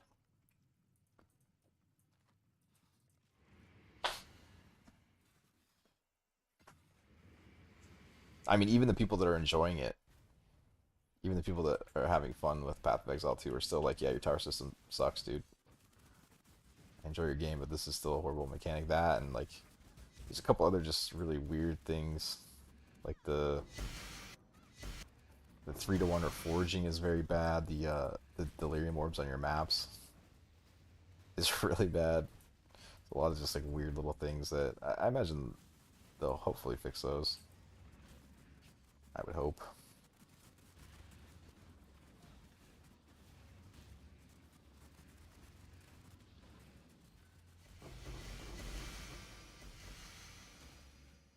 I guess we'll just have to see when is it even supposed to come out. I'm really bad about following stuff.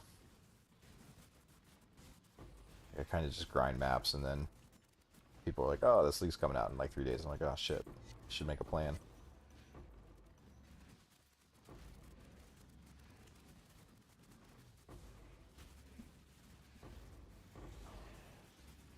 Odd amount of people hating on rarity.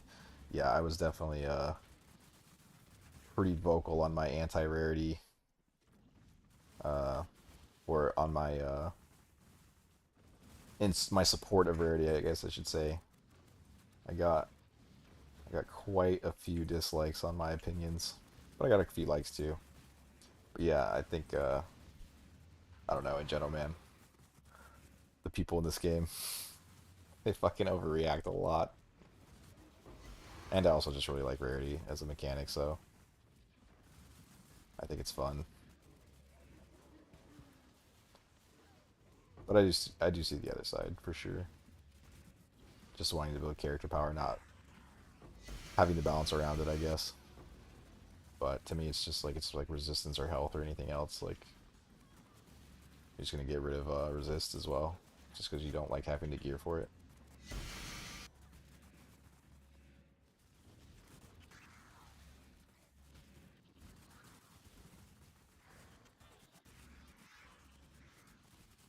And if they do get rid of rarity, like rarity is the easiest access for a newer player to get into like actually finding currency in that game.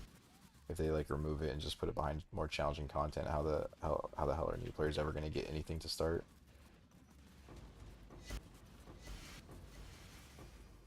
If it's just locked behind the hardest shit.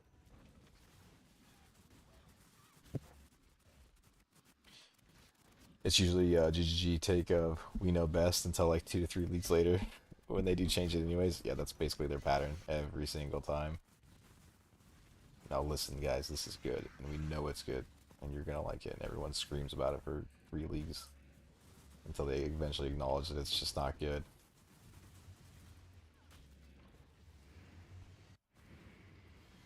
But to be fair, they also make a lot of really good shit too. That's why I give them a lot of grace. It's because as many mistakes as they make, they have just as many wins.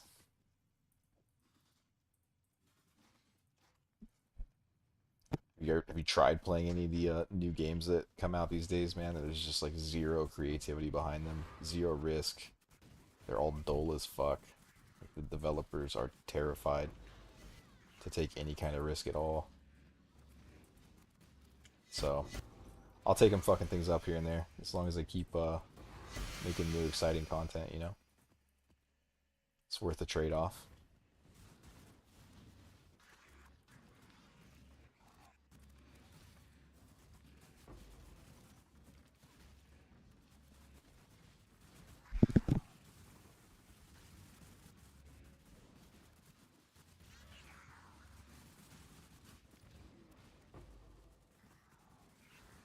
I think if they leave the rarity, it'll be just another option later on with more content, so there should be no issue. I don't think I know what you mean by that. I might have read that poorly, but I'm not entirely sure. I mean, I think they could definitely scale the rarity down. That's for sure. Like, I don't think it should feel as mandatory as it does now. I do agree with that. But just to remove it, I mean, I don't know. I wouldn't enjoy that either. I like gearing around it. It's fun.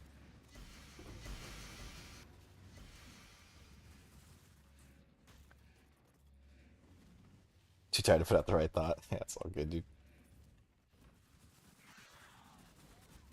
Yeah, I mean, I think it seemed once numbers started coming out and people started like seeing what it really was. I think a lot of the craze around it died down.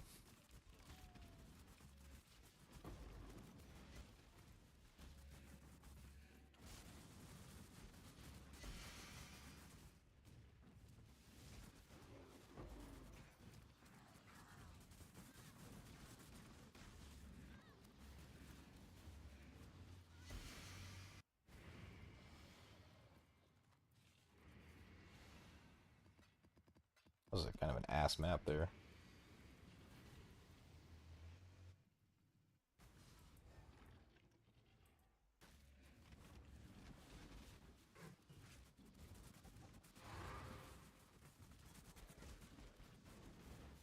Dude, this steel skin is such a good idea. I don't know if you're still in here, but once I got in the habit of actually pressing it, it feels really good. It's just weird because it's on my T key, which I don't really use.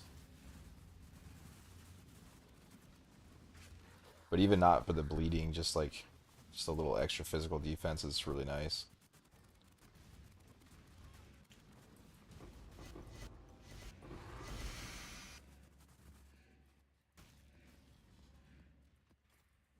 Unfortunately, I don't think I can keep it in though. I didn't have the socket room for it on my last build, so I think at one point I did have it in. But once I get all the ores in, it just doesn't fit anymore.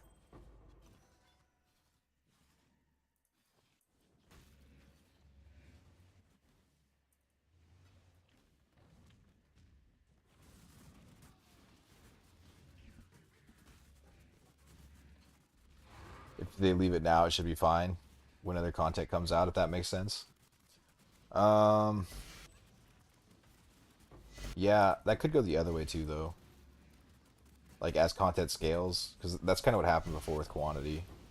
Is it was fine in the beginning, and then as the content scaled and it got crazier and crazier, then quantity became like basically just the most insane shit ever that you basically had to wear. Like getting 80% quantity on your gear or whatever was just gave you the most loot. So I imagine I personally I think it's fine now, but it could get into a place where it's not fine as the game scales for sure.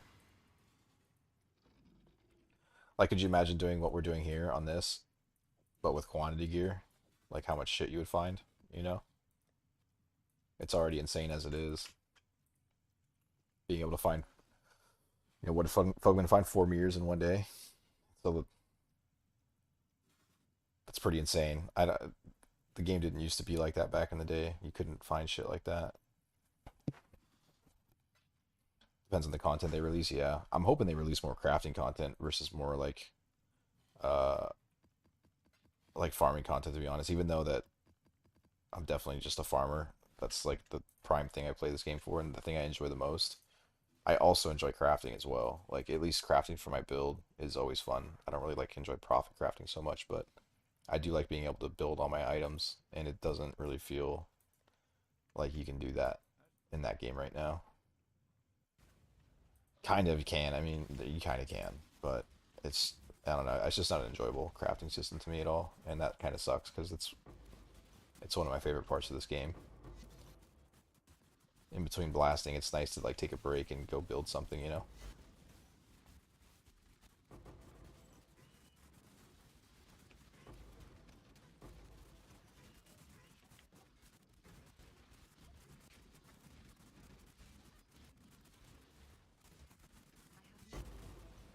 Yeah, I think they need a good baseline crafting system on top of just improved flow of mapping right now. Yeah, I agree. Yeah, because it's like all it is right now is you craft and then you buy shit that somebody else found because you're very rarely going to find your own stuff, you know. And as much as I don't like being a complete hideout warrior, I do enjoy the hideout stuff still. Like when I feel like doing it, you know, it is nice. I had fun making my boots and my ring. Like all this shit was fun to craft. I enjoyed it. I enjoyed every time I do it. Phantom boots at 26% is probably worth something to somebody.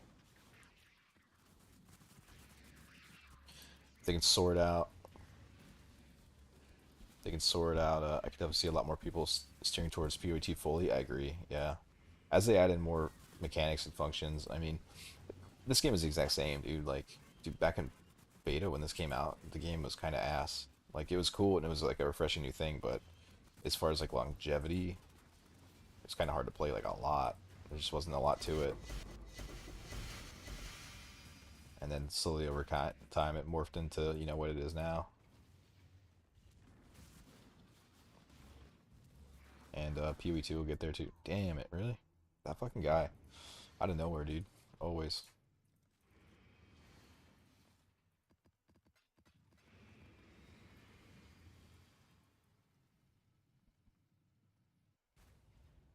Yeah, it'll definitely get there. For sure.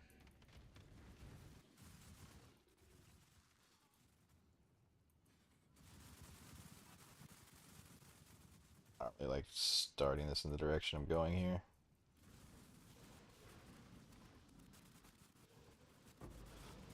Wait, was I center?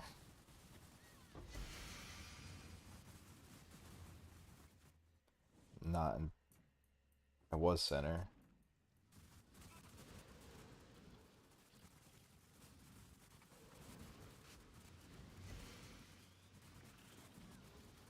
Shit, I wasn't center. I might have started bottom. I don't really know where to go to cut right now. I've kind of fucked this up. You're like right here. I get some help at least. Damn it, dude, I fucked this up.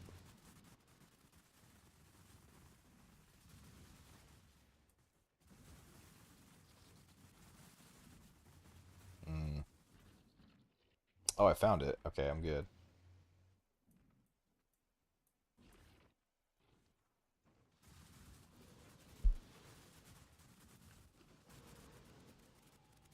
Nice.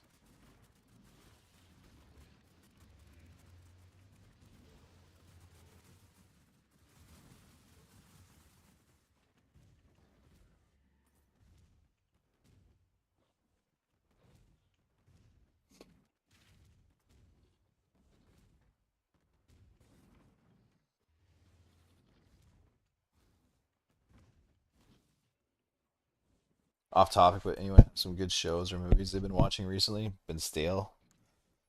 I'm I struggle to watch shows these days as I've gotten older.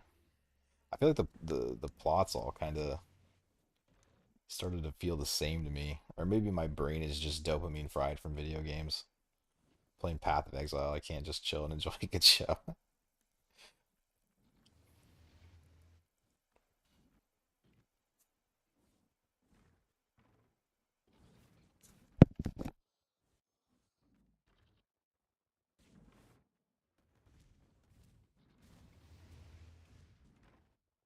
Kind of a weak Wildwoods. Sucks when you're able to get up to all four and they doesn't really sort of pay off.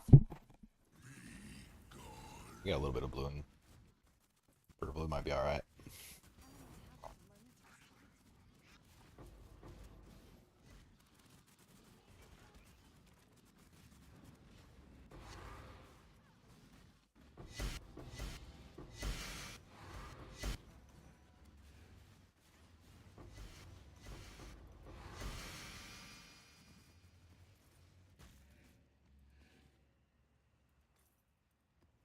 Dude, the strand maps pay so much that I don't want to turn the maps off my filter because of it, but I'm kind of tired of seeing all the other ones.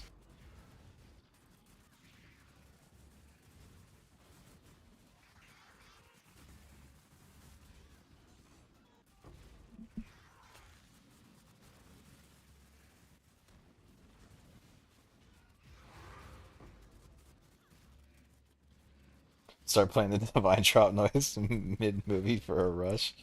Bro, maybe that's the strategy. My girlfriend tries to get me to watch it all the time, and I'm like, nah, I'm good. Maybe I just gotta have a sound machine behind me. Every time it gets slow, I just hear the shink.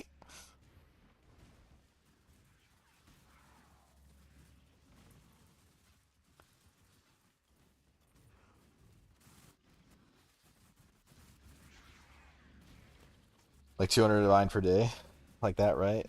If Titanic, we should talk about average in a day, not per hour. Yeah, I think you're actually probably pretty right on that because hour to hour it varies a good bit. But I would think that it's a hell of a lot more than 200 per day, to be honest. Depending on, well, I mean, depending on how many hours you're farming. But I'm certainly making more than 200 a day doing it.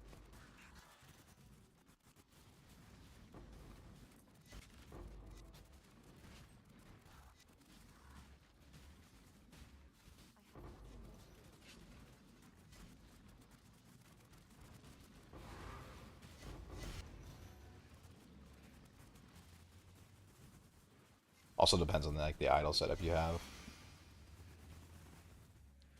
You know, the more you can invest into them, the more you'll get back. But my idle setup is relatively cheap and self-craftable. Honestly, it pays out. I don't know, a lot. Not really paying that much attention to it. I'm just kind of throwing it all back into my character, but making plenty.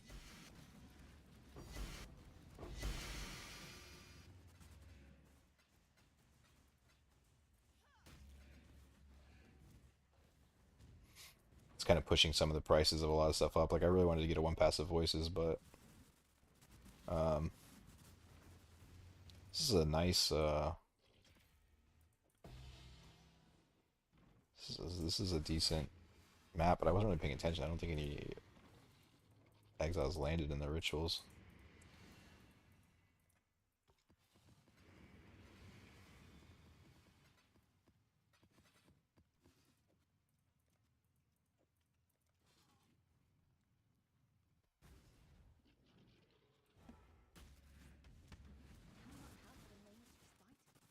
I think it only took me like a handful of recombinator attempts last night to build some new ones, and the bases that I chose to build with were pretty cheap. A lot of them were self-found.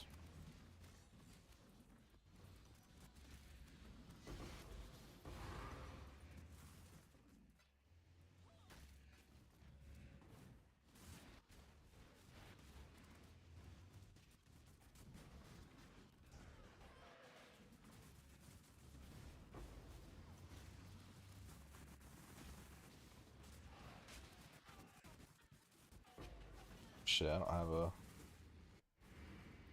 It's hard to remember to put these in.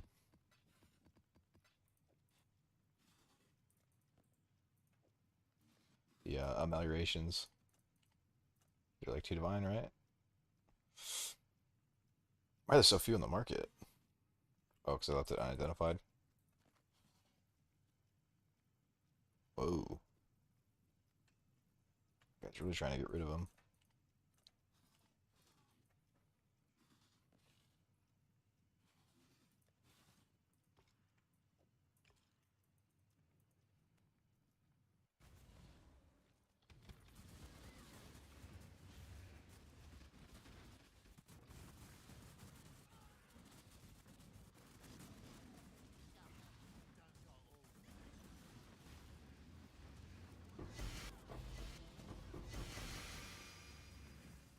Dude, this league has my sleep schedule so fucked up.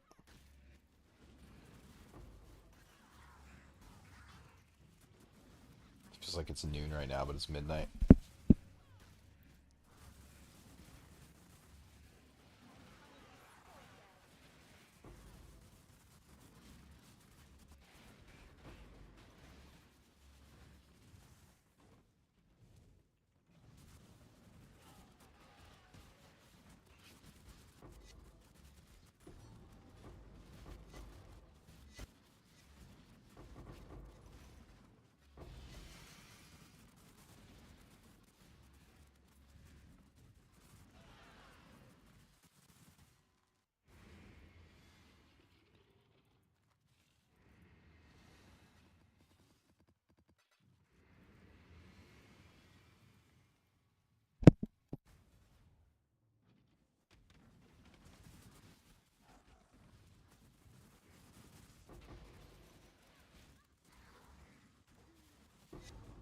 I wonder how hard it would be to recombinate the quadruple idols. Your odds are like dog shit, right? Like 1 in 16. And the bases would be just like insanely overpriced to do it with.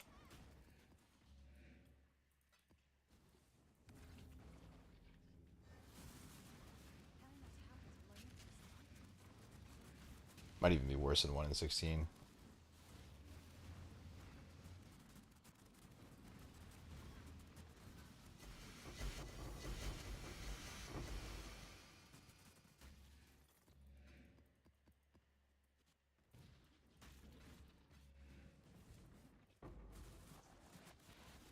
Man, it feels so nice to be able to push up the pack size on this.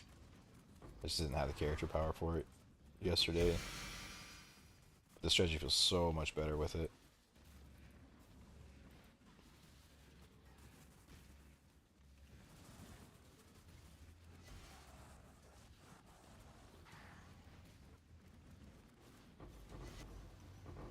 Kind of seemed like the Scarabs are going back up in price too. Like I was able to start selling them for like 85, maybe 90. I tried 90 today.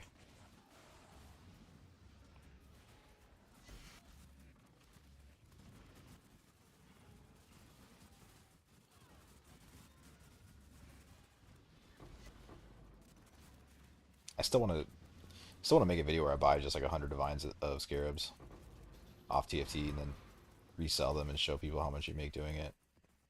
I wouldn't be surprised if you double your money.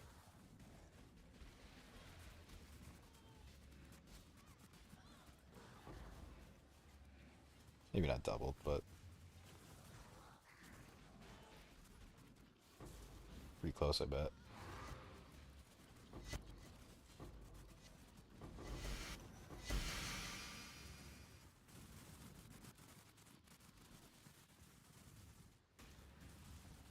You need that tutorial? Or there's nothing to it. Just go on TFT and buy Scarabs. When somebody posts some shit for 80%, whisper I'm gonna buy them. Then sell off the easy ones that are valuable, and then reforge the rest. Sell off the rest 3 to 1 them until they're valuable Scarabs. Double your money, rinse and repeat. Keep going until you have 20 mirrors in your bank. Or until you go crazy and quit the game because it's hella boring.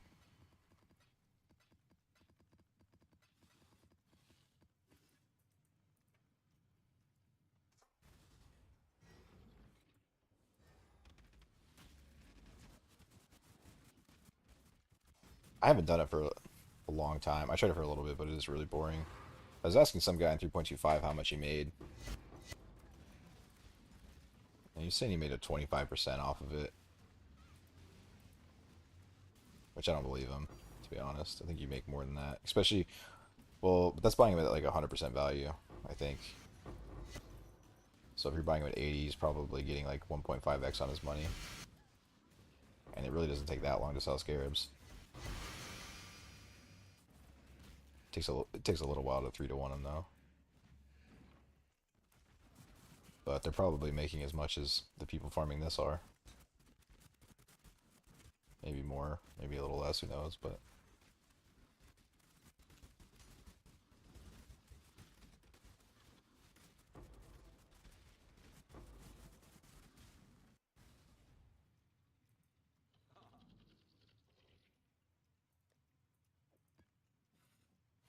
I have so much money to gamble idols with after this. Might do that after the set of maps. I think I'm having more fun gambling idols than I am actually running these. It's so good, dude.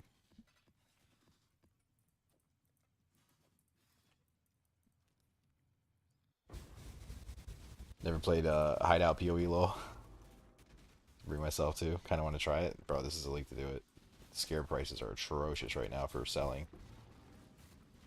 I think you would make a killing right now trading off Scarabs if you got some starting currency. Even if you don't have starting currency, the thing is like you could buy the low Scarab ones because the guys who trade like the big bulk of Scarabs, they don't really want to waste their time trading for like the 5 to 7 divine tabs. And so those guys always have to damn it. It's that guy again. He like isn't an issue at all and then randomly he just kicks my ass. But yeah, the uh, the guys that are doing like huge volumes, they don't want to trade for like 5, 10 divine stash tabs, so you could take those ones since those guys have to lower their prices down to like 75%. You'd get a ton of value on it, depending on how much starting currency you have, and then just build up from there.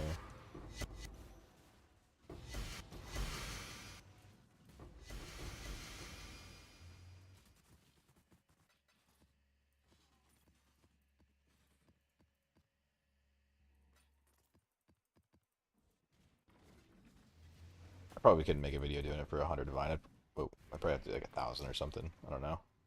Trade up to 1,000 in a day or something like that. Probably pretty easy to do. Just sounds kind of boring. And I kind of feel like this farm isn't going to be around next PoE League, so I want to get the most out of it. It's definitely the most fun farm there is.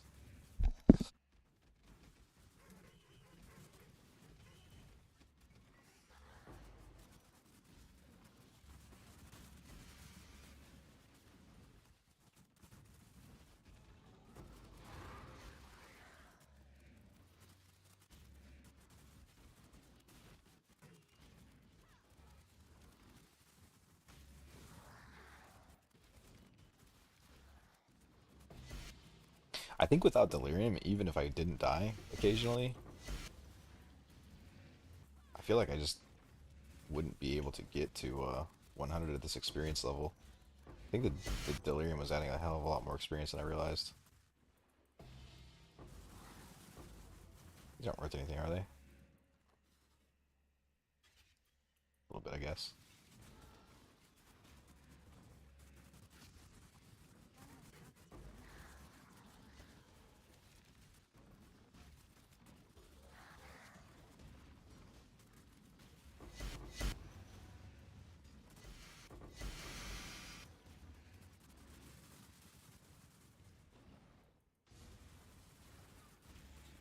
Hello, how you doing, man?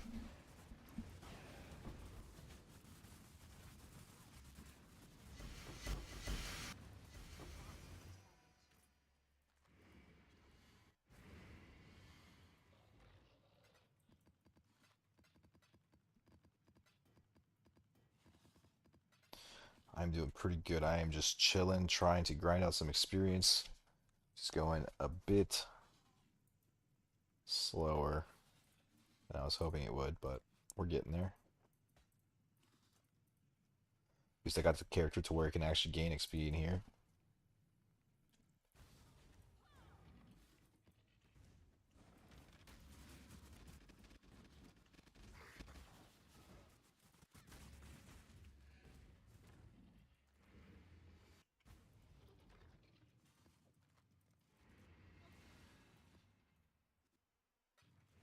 How many maps I got left?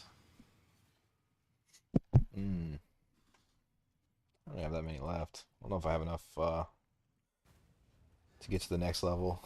But I guess the T17 will give quite a bit of experience too.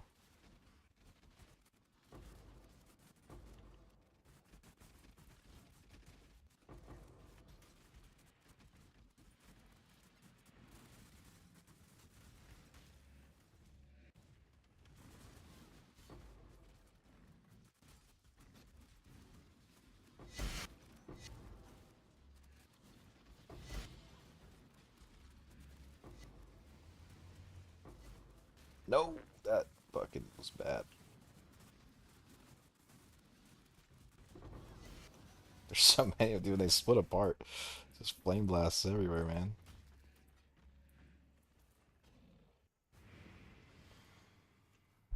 Do you have the trigger craft unlocked by chance? I do.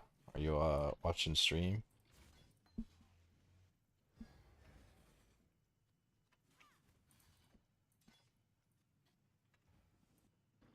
Yeah, you can I can throw it on for you.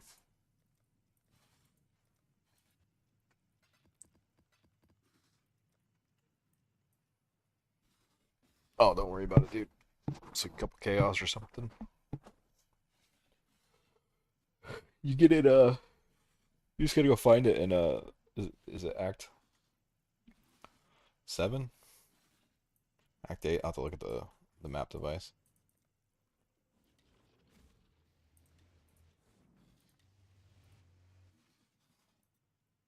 Oh wait, do I not have trigger? I have trigger.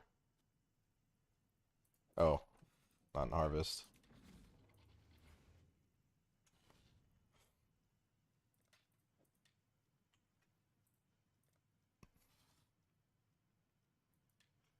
It's quite the wand there. Oh, you fractured minion damage?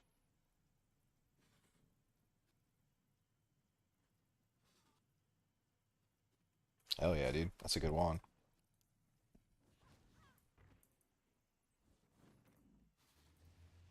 Where is it? Maybe it's Act 9.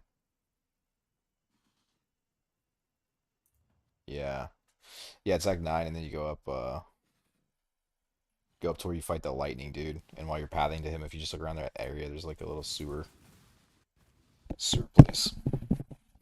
Drop down into and pick up the craft. Went for damage instead. Honestly, it's a fine choice, my friend. The aggressive is just complete luxury. It's definitely not needed. I think big damage is always good, and big damage is crazy hard to hit. I was stoked just to even hit a 60%. I think this is like, I don't know. I don't know the actual odds. It's something like 1 in 12. Um, that when you actually hit the +1/+1 that you hit that many damage with it too. So all in all, like 124 resonator attempts or some shit. It's a lot.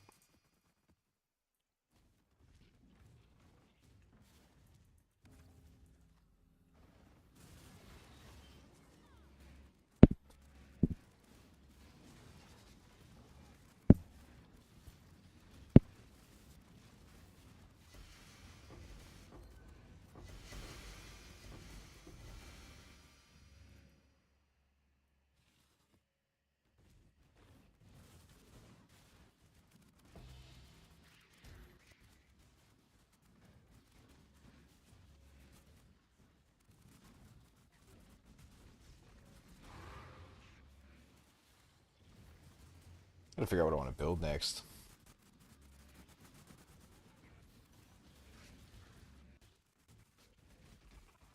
We should figure out how to get Melting of the Flesh in. That's probably... I might have to recraft some of my shit. I just made a mistake with my flasks and the resistances and how they're gonna work out, because I don't have like a lot of room to change it around on my gear.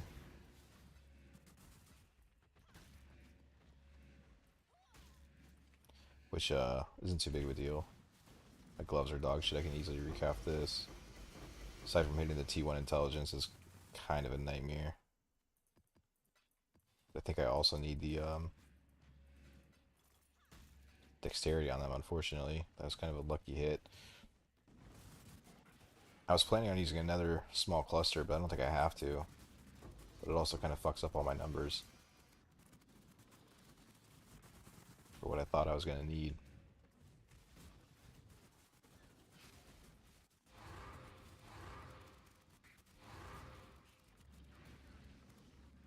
I also kind of just want to redesign the character entirely. I'm thinking about doing that. I just kind of tricky to do with this character, to be honest. There's just such little room to do different shit with it on.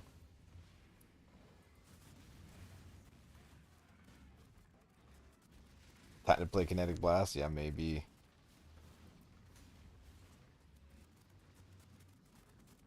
I'll have to, for that, I would probably go look at some videos of it and see if people can get the damage up or not.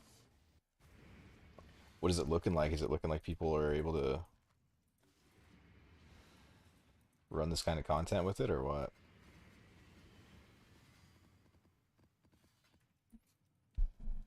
The problem with those builds, like, I don't know. I'm kind of spoiled now from playing this build. I don't like clicking anymore. I could farm this shit all day long on this build because it's just, there's nothing to it. I right click to pop bone offering every few seconds. But aside from that, there's just like no labor to it at all. There's like kinetic blast. You just click, click, click, click, click, click, click, click. Fucking blow your hand out.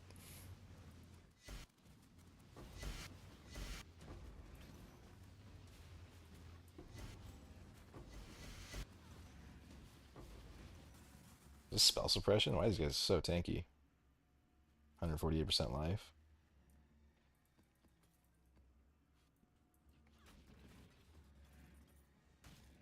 Mm.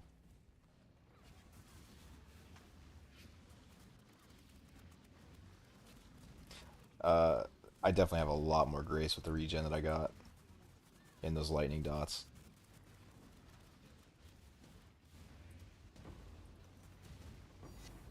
The tanky ass map, dude.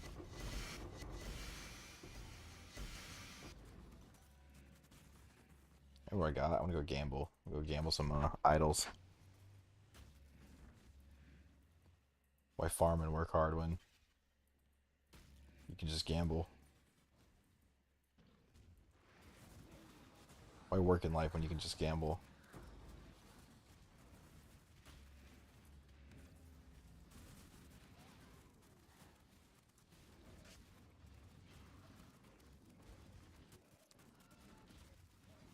True words have never been said.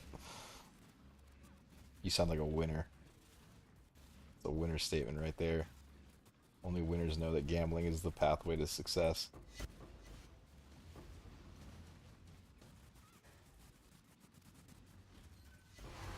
No idea, you just wanted your game to crash?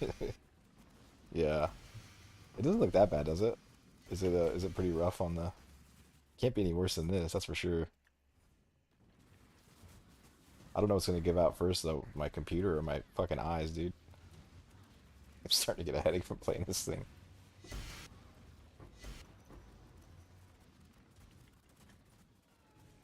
Pretty rough on the PC. Yeah, probably if you start scaling like the attack speed and shit. Wait, is it cast or attack speed? I haven't played Kinetic Blast for a long ass time. I think it's attack though.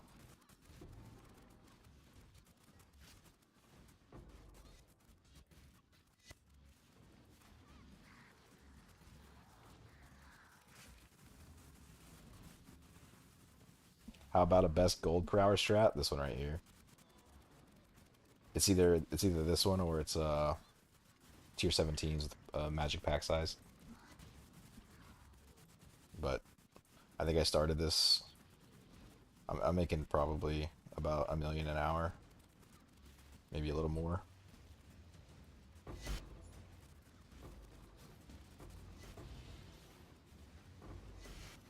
But I think the magic pack size shit like Scarab farm or currency farm pays more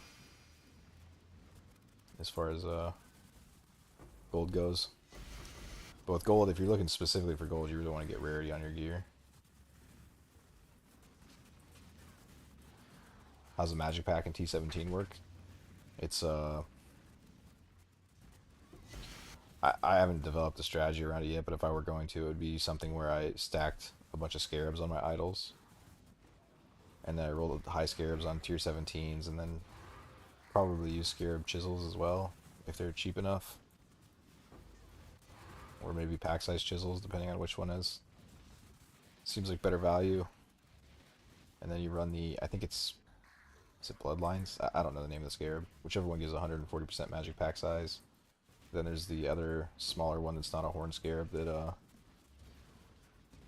gives another 40% magic pack size. And then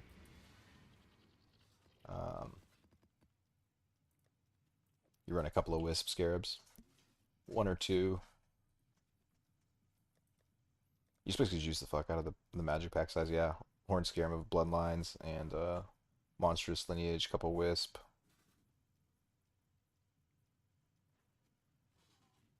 And I don't remember what the other one is. I want to say Snoob is the one that put it out, if I remember right. Alright, at least that's where I saw it, I think, from 3.25. And it gives you... It's a Faith Guard. Gives you a shit ton of gold. Faith Guard Runic Helm. Wow. 20 chaos? Sick, dude. What's up?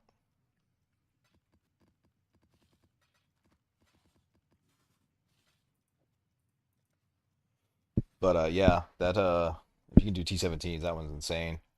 It is fun, honestly. It's like a really blasty T17 strategy. I actually really enjoy it. And you just like rain down scarabs. It's cool. Just want to gamble idols all day, dude. I feel you. I did it last night. I made so much, it was insane. I'm about to do it again with 4 million gold.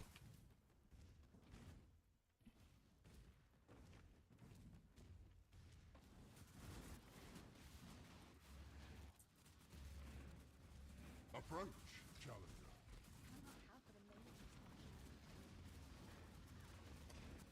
But yeah, that strat's really good. This one's insane. Just throw on rarity, whatever strat you do.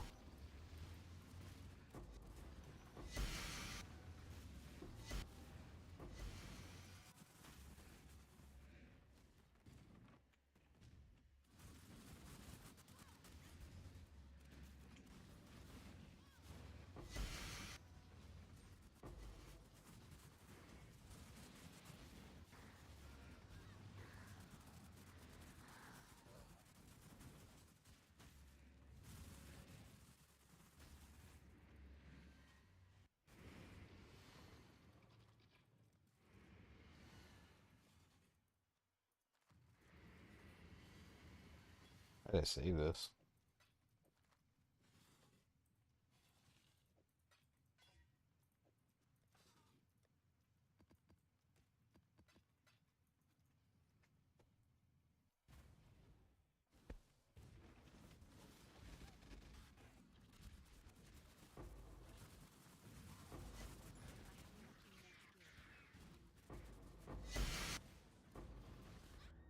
Damn it. I used my steel skins too early. I was down when the bleed hit. Very unfortunate.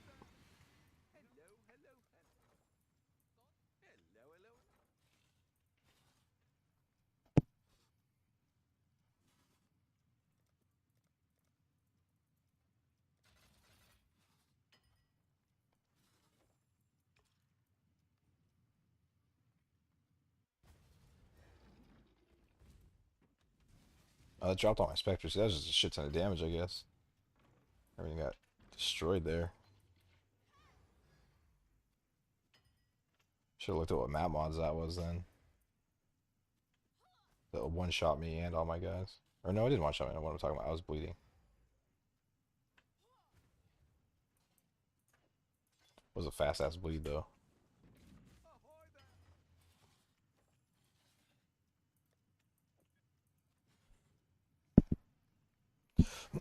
Do you know, is Frostbreakers tankier than Defilers? No, not even close. No, Defilers are insane, dude, for tank.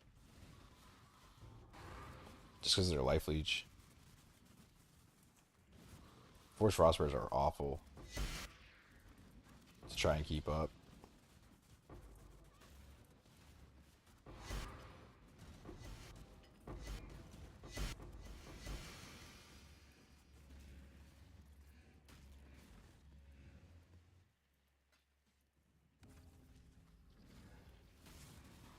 Like when I run them, when I run them early game, leveling through the campaign and shit, I run SRS with them, and I specifically run SRS just to be able to keep them alive through the recover 5% on minion death shit. If it wasn't for that, I could never keep them up, and even with that, I can barely keep them up. I'm pretty sure, although I haven't tried it, like with max plus skills on gear, but I'm pretty sure that I couldn't keep them up in this at all. Unless I skilled into it a lot more, maybe, like a bunch of minion life, I don't even know. It seems to me like they just don't attack frequently enough for their life leech to constantly be leeching. So they have a lot of like down periods. And their life leech is kind of what it feels like. There's like a lot of time in between their attacks. I mean, it doesn't really make sense that that would be that way because leech is kind of an over time thing, but for whatever reason, they just don't. They don't seem to leech as well.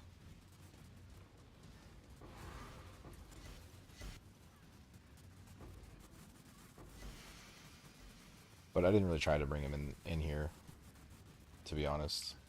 I just kind of assumed that it wasn't going to work because they kind of suck in T17s at surviving in a lot of situations. So I don't know. It's hard to say. Maybe if I did like a full character with, you know, the plus 30 skills or whatever, that they would do a little bit better.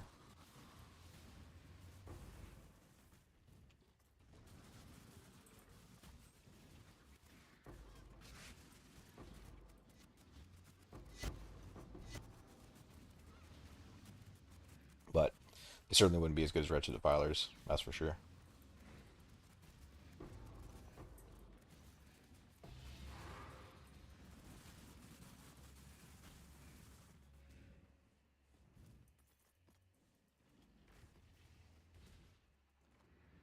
Was wondering since that Dota wife guy uses them. Yeah, I've heard he has been. It's totally possibly they could work. I haven't used them enough. It was more of an assumption that they're going to be bad based on me using them in T17s and just them kind of feeling not so great. But when I used them in T17s, I didn't have like a fully built character. Each skill level you get tanks up your specters a lot, and then also they do more damage, so they leech more. So it's hard for me to say. But what content is he farming? Is he doing this?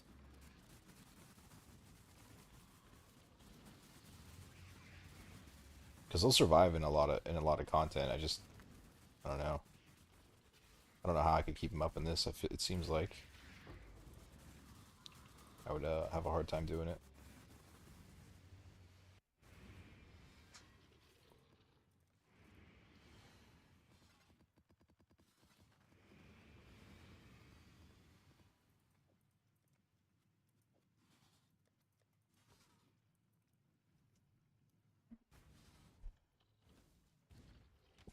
He doesn't say. I was gonna try and follow this when I had the build finished though.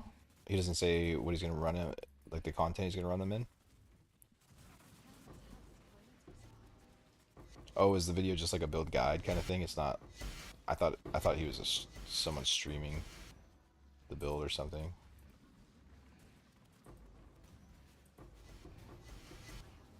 I didn't realize he put out just like a video about it. He doesn't show any gameplay with them or anything, and like what content he's farming.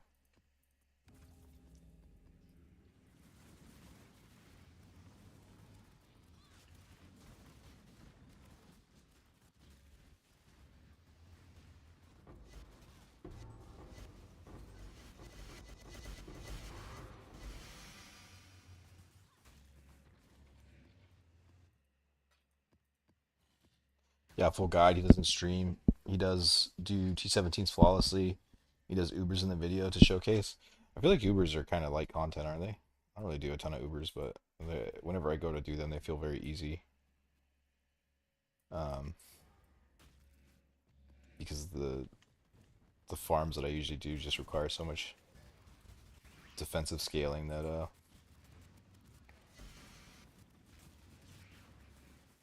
Ubers are basically nothing.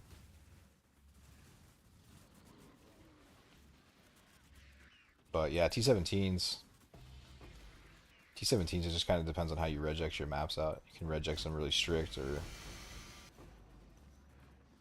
or you can build the character stronger and then you don't have to regex as hard.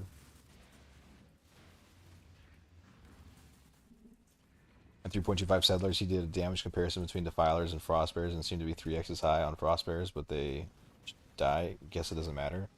I think I know who you're talking about now because I didn't know. I'm dead. I didn't know at first, but that's the one where he took them all through into who's that boss?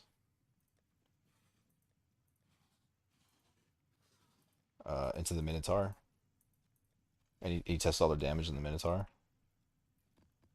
Is that the video you're talking about?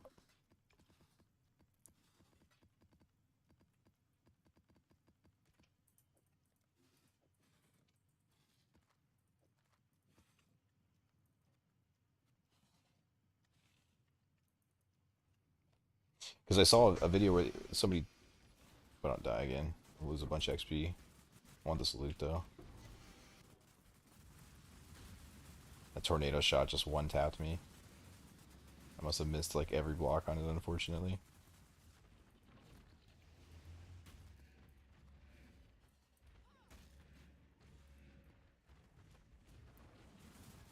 It's a decent altar though. I'm gonna finish it and go do some gambling against Cyrus. Well, I guess my question would be, did he do Doriani's Defilers? Because like, or I mean, Doriani's prototype. Because Rigid Defilers do have terrible damage. The only reason they work really well is because you drop the enemy's resistance by negative 200, which is just like insane damage. But without Doriana's prototype, I would never use Wretched Defilers. They just have no damage on them.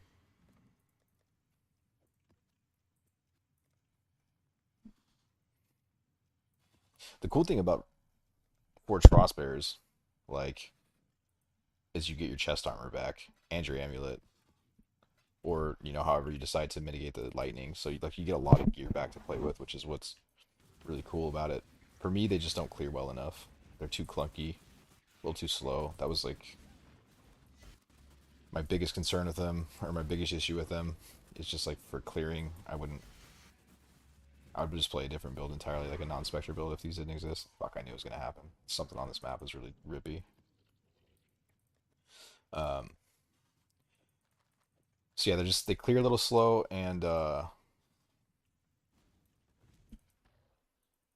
they don't survive on like really tough content. Was my experience with them. I only played them pretty early on though until I can swap over to this.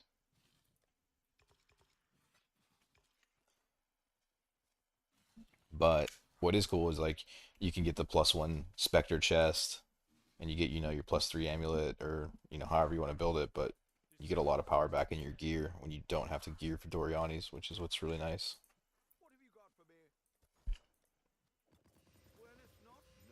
Bro, these fucking destroy your gold. Holy.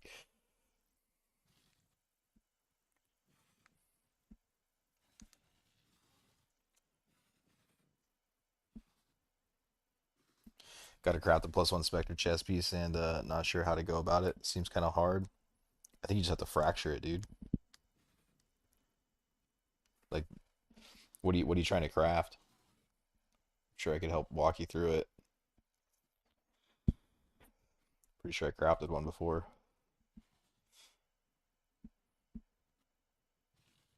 Quantity to items, nice. Keep that.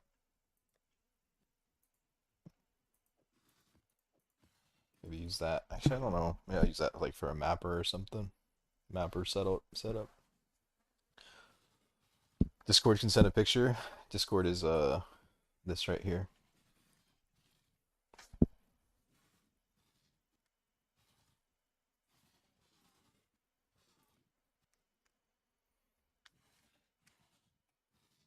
Contain Einhar and Beasts less common. I need to put in a dump tab though, so I can get spam pinged if it's good. I feel like price checking that hard. Oh wait, never mind. I keep forgetting they added this. It's probably not much. Yeah, I'd just rather reforge it. Quantity and maps. These all kind of seem like ass. Wait, I thought it was sergeants.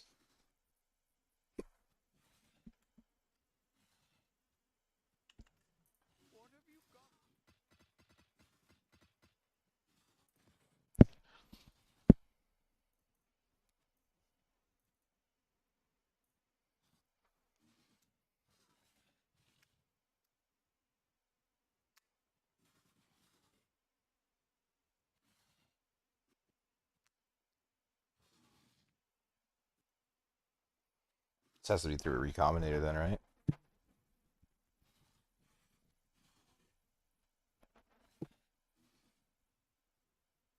Because what's plus specters on? It's on is it prefix or suffix? I only crafted one, and I just fractured mine.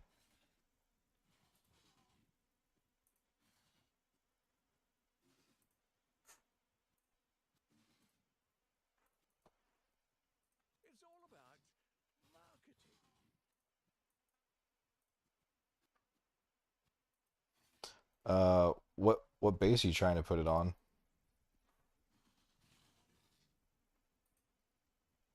Like an ES base, or did you want that if the like the evasion ES one that you sent?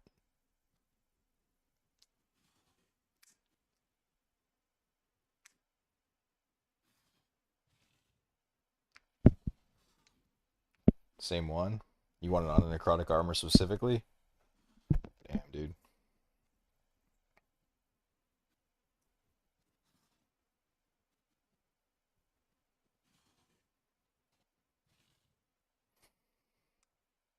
Um, I mean, there's ways to like get a more accurate recombinator. I think if I go back in my Discord messages, I can get the step-by-step process on how to recombinate off a mod like this, but it was kind of a whole complicated process.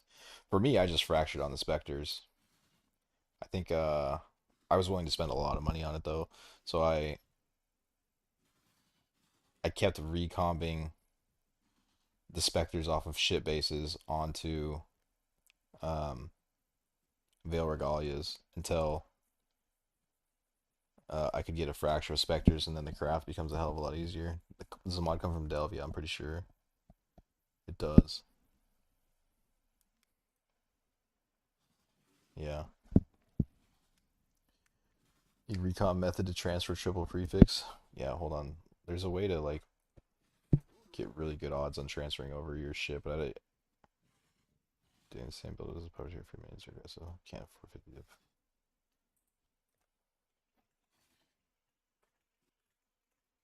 Um, hold on, give me like 2 seconds to dig back into how to recom shit because I don't remember it off the top of my head, and I'm not even the one that figured it out. Some friends helped me, but now I gotta go way way back.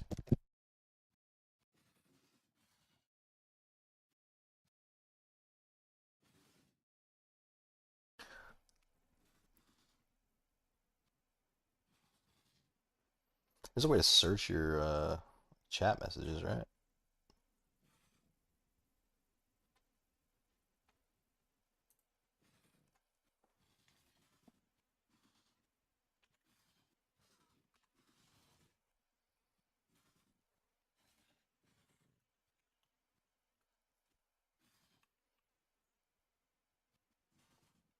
Oh wait, I think I'm remembering the name now. Hold on,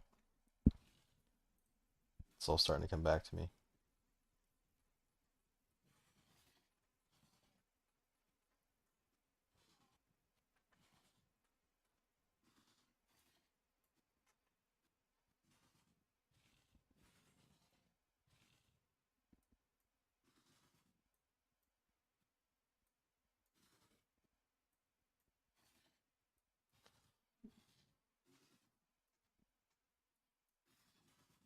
Holy shit, dude! I realize I talked to this guy this much. Okay. Step one, incursion gloves with only the incursion suffix and full prefix.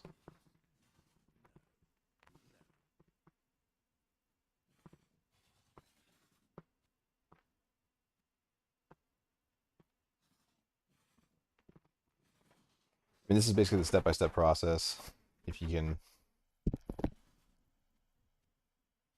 um, how would I give this? Oh, you just here. I'll just copy and paste it and give it to you.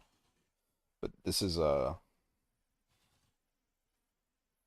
you transfer it over. Like pretty much guarantee just about, and then you just buy the base that you want to transfer the +1 specters onto, and then buy the +1 specters, and it should be, I would think, pretty cheap unless somebody's running it a lot. But this should give you a bunch of fracture attempts, and then if you fracture it, that's how I would do it, just because your item gets significantly easier to craft after that. But there could be better ways to recombinate this. I assume that's why he has kind of bad suffixes here, is because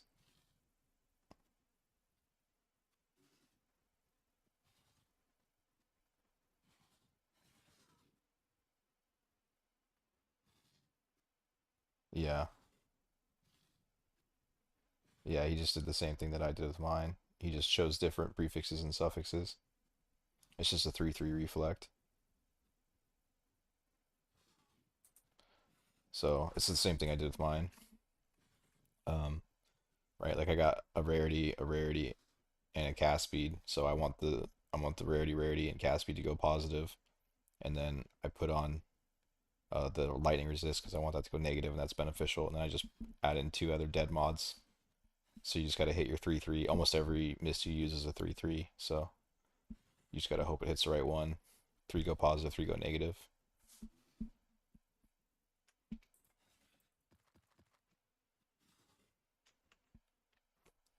But I wanted rarity over damage.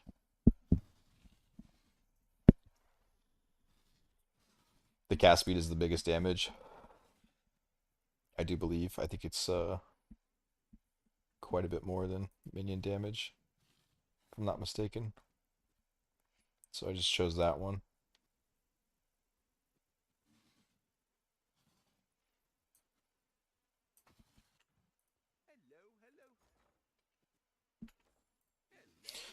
Um, but yeah, the problem with that is I mean, I think Hinocor's locks are getting probably too expensive now to Hinocor's lock it, so you just get a shit ton of bases and recombinate it together. And what did he do with it? He went minion increased.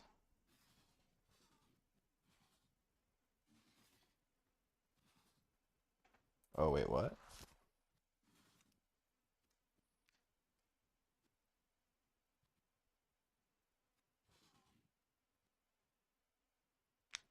Oh, I don't know why I thought he had negative lighting. Okay.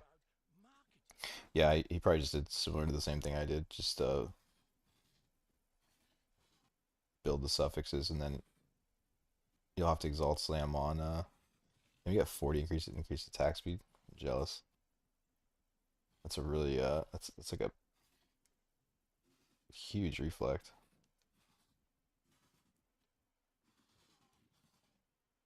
Why didn't he implicit his fucking ring first before he mirrored it or reflected it? But yeah, I did this whole ring yesterday on stream. You pretty much just like beechcraft on lock suffixes and then exalt slam until you hit your mini damage or whatever mod that you want. And then after there, you either chance to reflect right there, and then if it misses, you recraft, or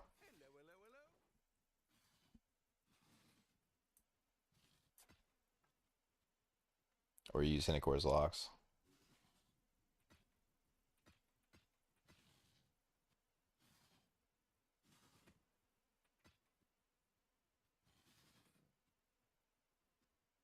A pack size one, nice. I wonder if I can use that right now.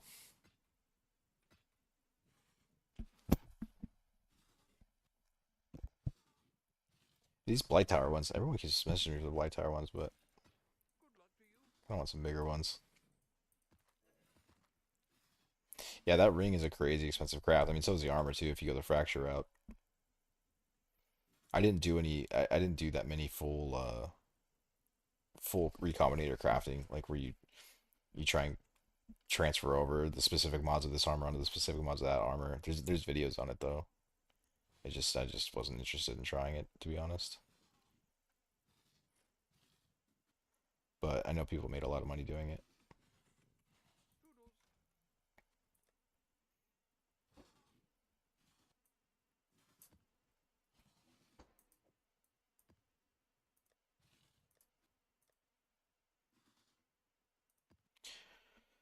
Dun, dun, dun. Which one do I have? I think my Scarabs one. I need to save all these to recombinate.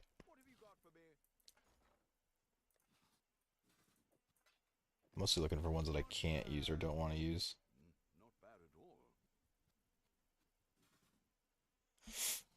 Two sergeants is valuable, isn't it? Like just by itself. Whoa. Timeless splinters too. Nice. Kind of surprised it's only four divine. Where did it go?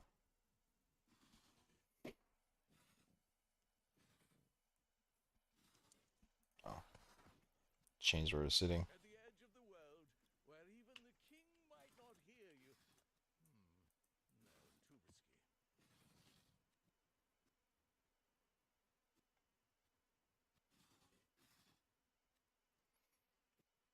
ton of scarab ones.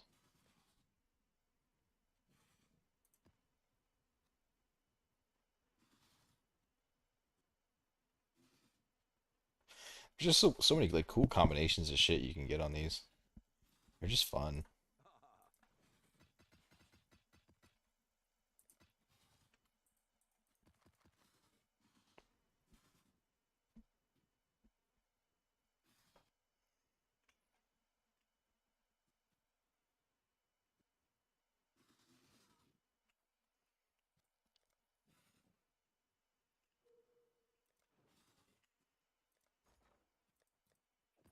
Well, it's not nothing.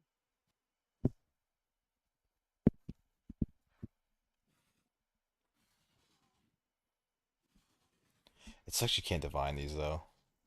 Like when you get the increased effect of explicit modifiers, you're just kind of stuck with it.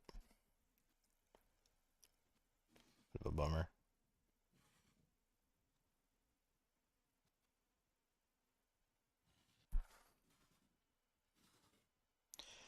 A lot of these things seem valuable, but Return soon, yes? kind of hard to know. Just at a quick glance, I think it's just easier to throw them in a tab and see if you get pinged on them. What have you got It's for gambled me? much more. I'd Probably a consider lot that a faster than win. what I'm trying to do looking through them all like this.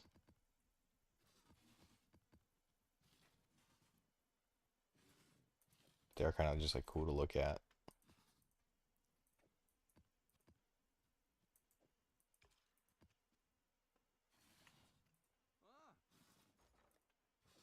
Ah, I'd consider that a win.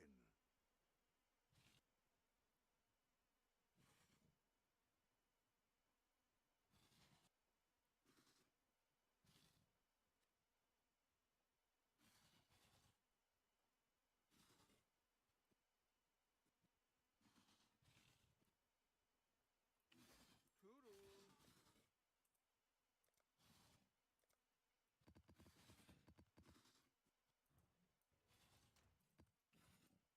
Oh, well, it's not return soon, yes?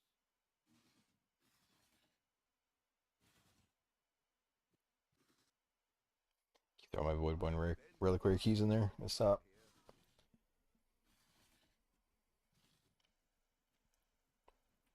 Those ones are worth a lot.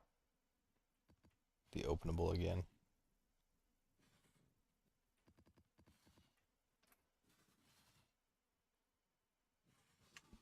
Ahoy there! What have you got? Not bad. Happy hunting.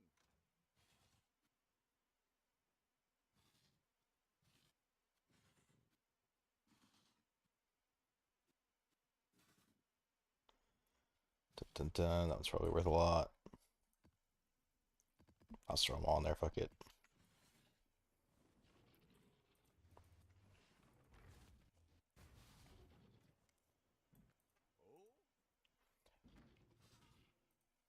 Oh, Honor shard.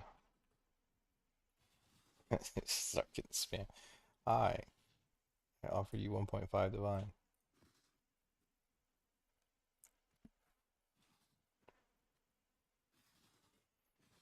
Ritual altars, runic monsters, sacred grove. It must be the. Wait, what's valuable on here?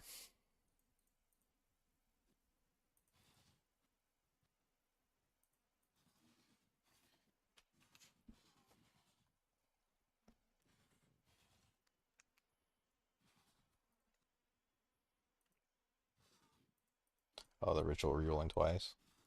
Two divines. So happy they added that.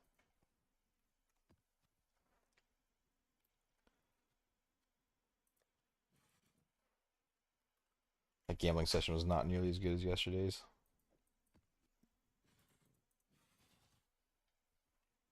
But I also didn't reroll them all.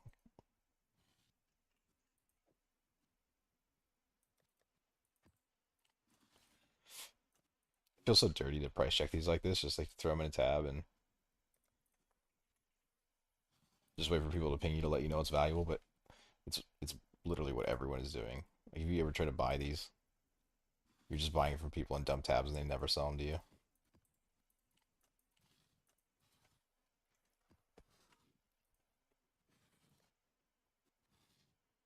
All right, I think we go back to mapping.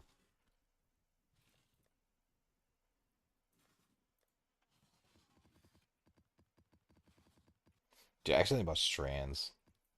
Wasn't paying attention.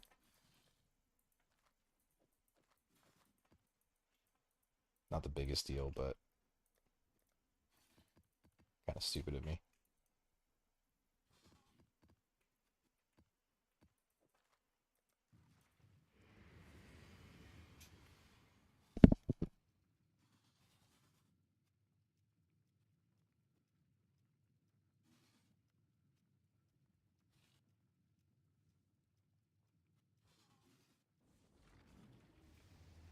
Shit, dude, I just got so tired out of nowhere though. Fucking gambling for the strong boxes. I was reading through the text, I just started getting so sleepy. I had to get away from that for a second.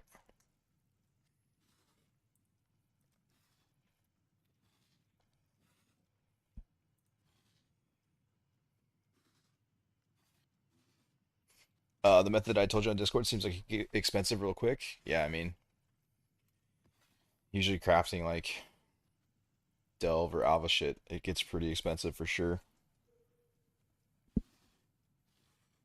Need recomp method to transfer triple prefix. It's simple if you have clean mod of +1 Spectre.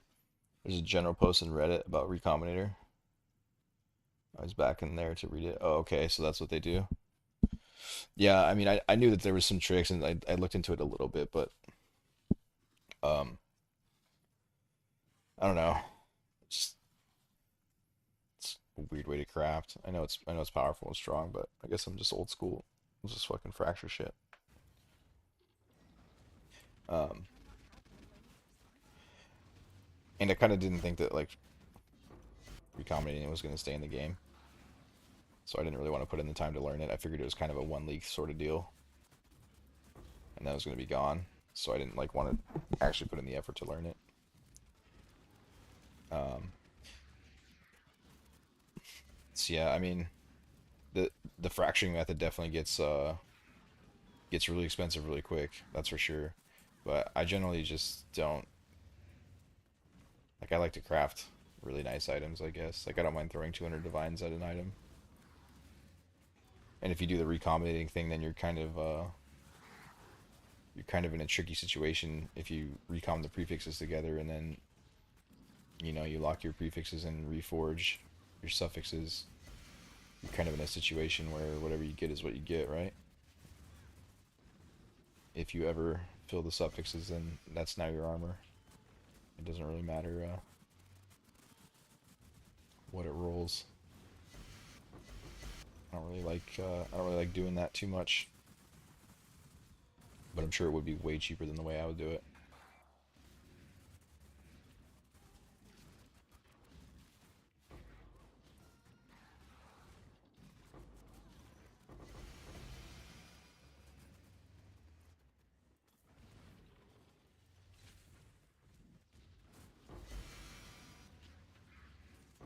And yeah, the method I told you on Discord, we're trying to do something very specific. I was trying to put the increased cold damage shit from Alva onto some 30% quality Warlock gloves, and then fracture them, and it was very expensive. Maybe not 30, I might have done like 28, because I think I missed a couple of fractures, and then I was like, this is getting fucking expensive, and then I went down to 28, but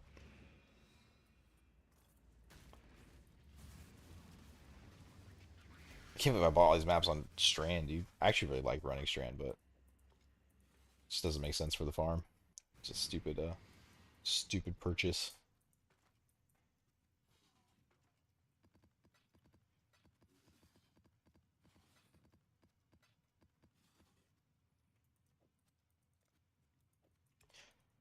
Strand is such a nice map to run, though.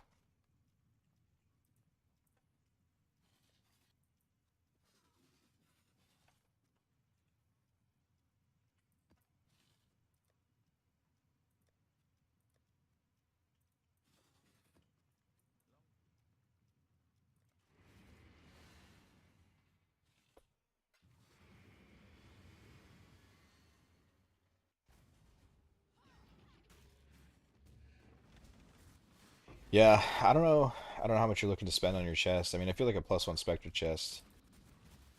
If I'm gonna craft something like that, then it's gonna be like an end-to-end game item that I'm gonna keep on forever. So I usually spend quite a bit of currency on it. But it sounds like you is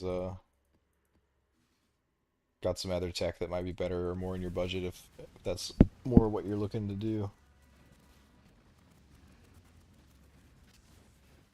Yeah. Okay. Yeah. Try the one he's talking about then on Reddit.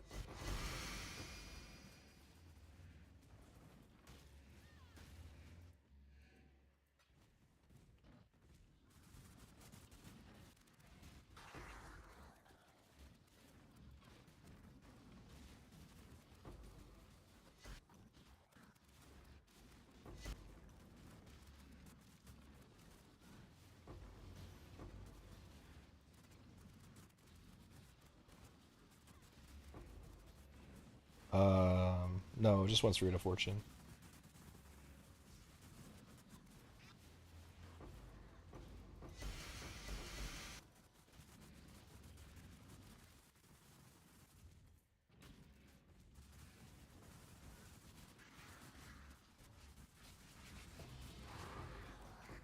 Yeah, I think I might be done after this one.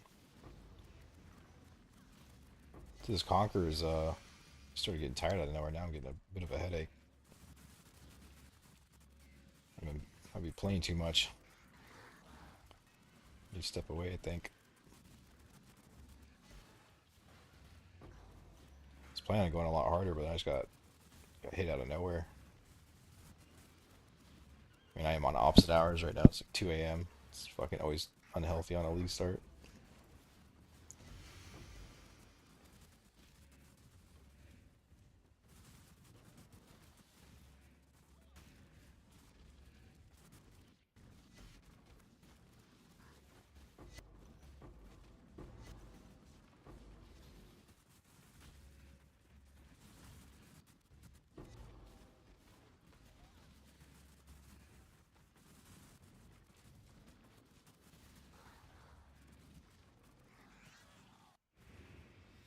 Mm,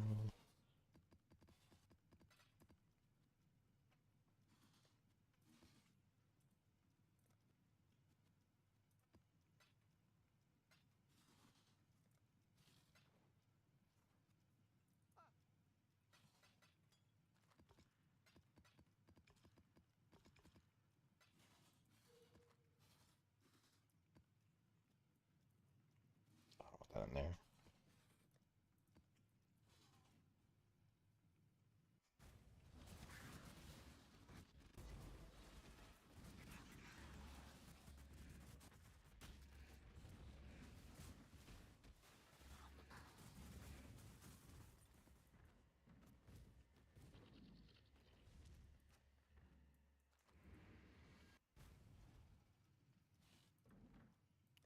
Cataclysm Stone.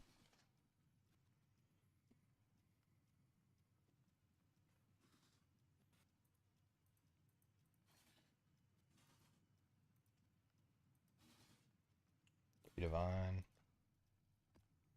I didn't even re-roll these, and they still pay well. Gambling is crazy. Damn, I'm about to pass out. I don't know where all my energy went. I think I'm gonna head out. I'm gonna go to sleep. Thank you all for hanging out with me. As always, appreciate you stopping by. Sorry I didn't go a little longer, but I just got hit out of nowhere. I'll catch y'all later.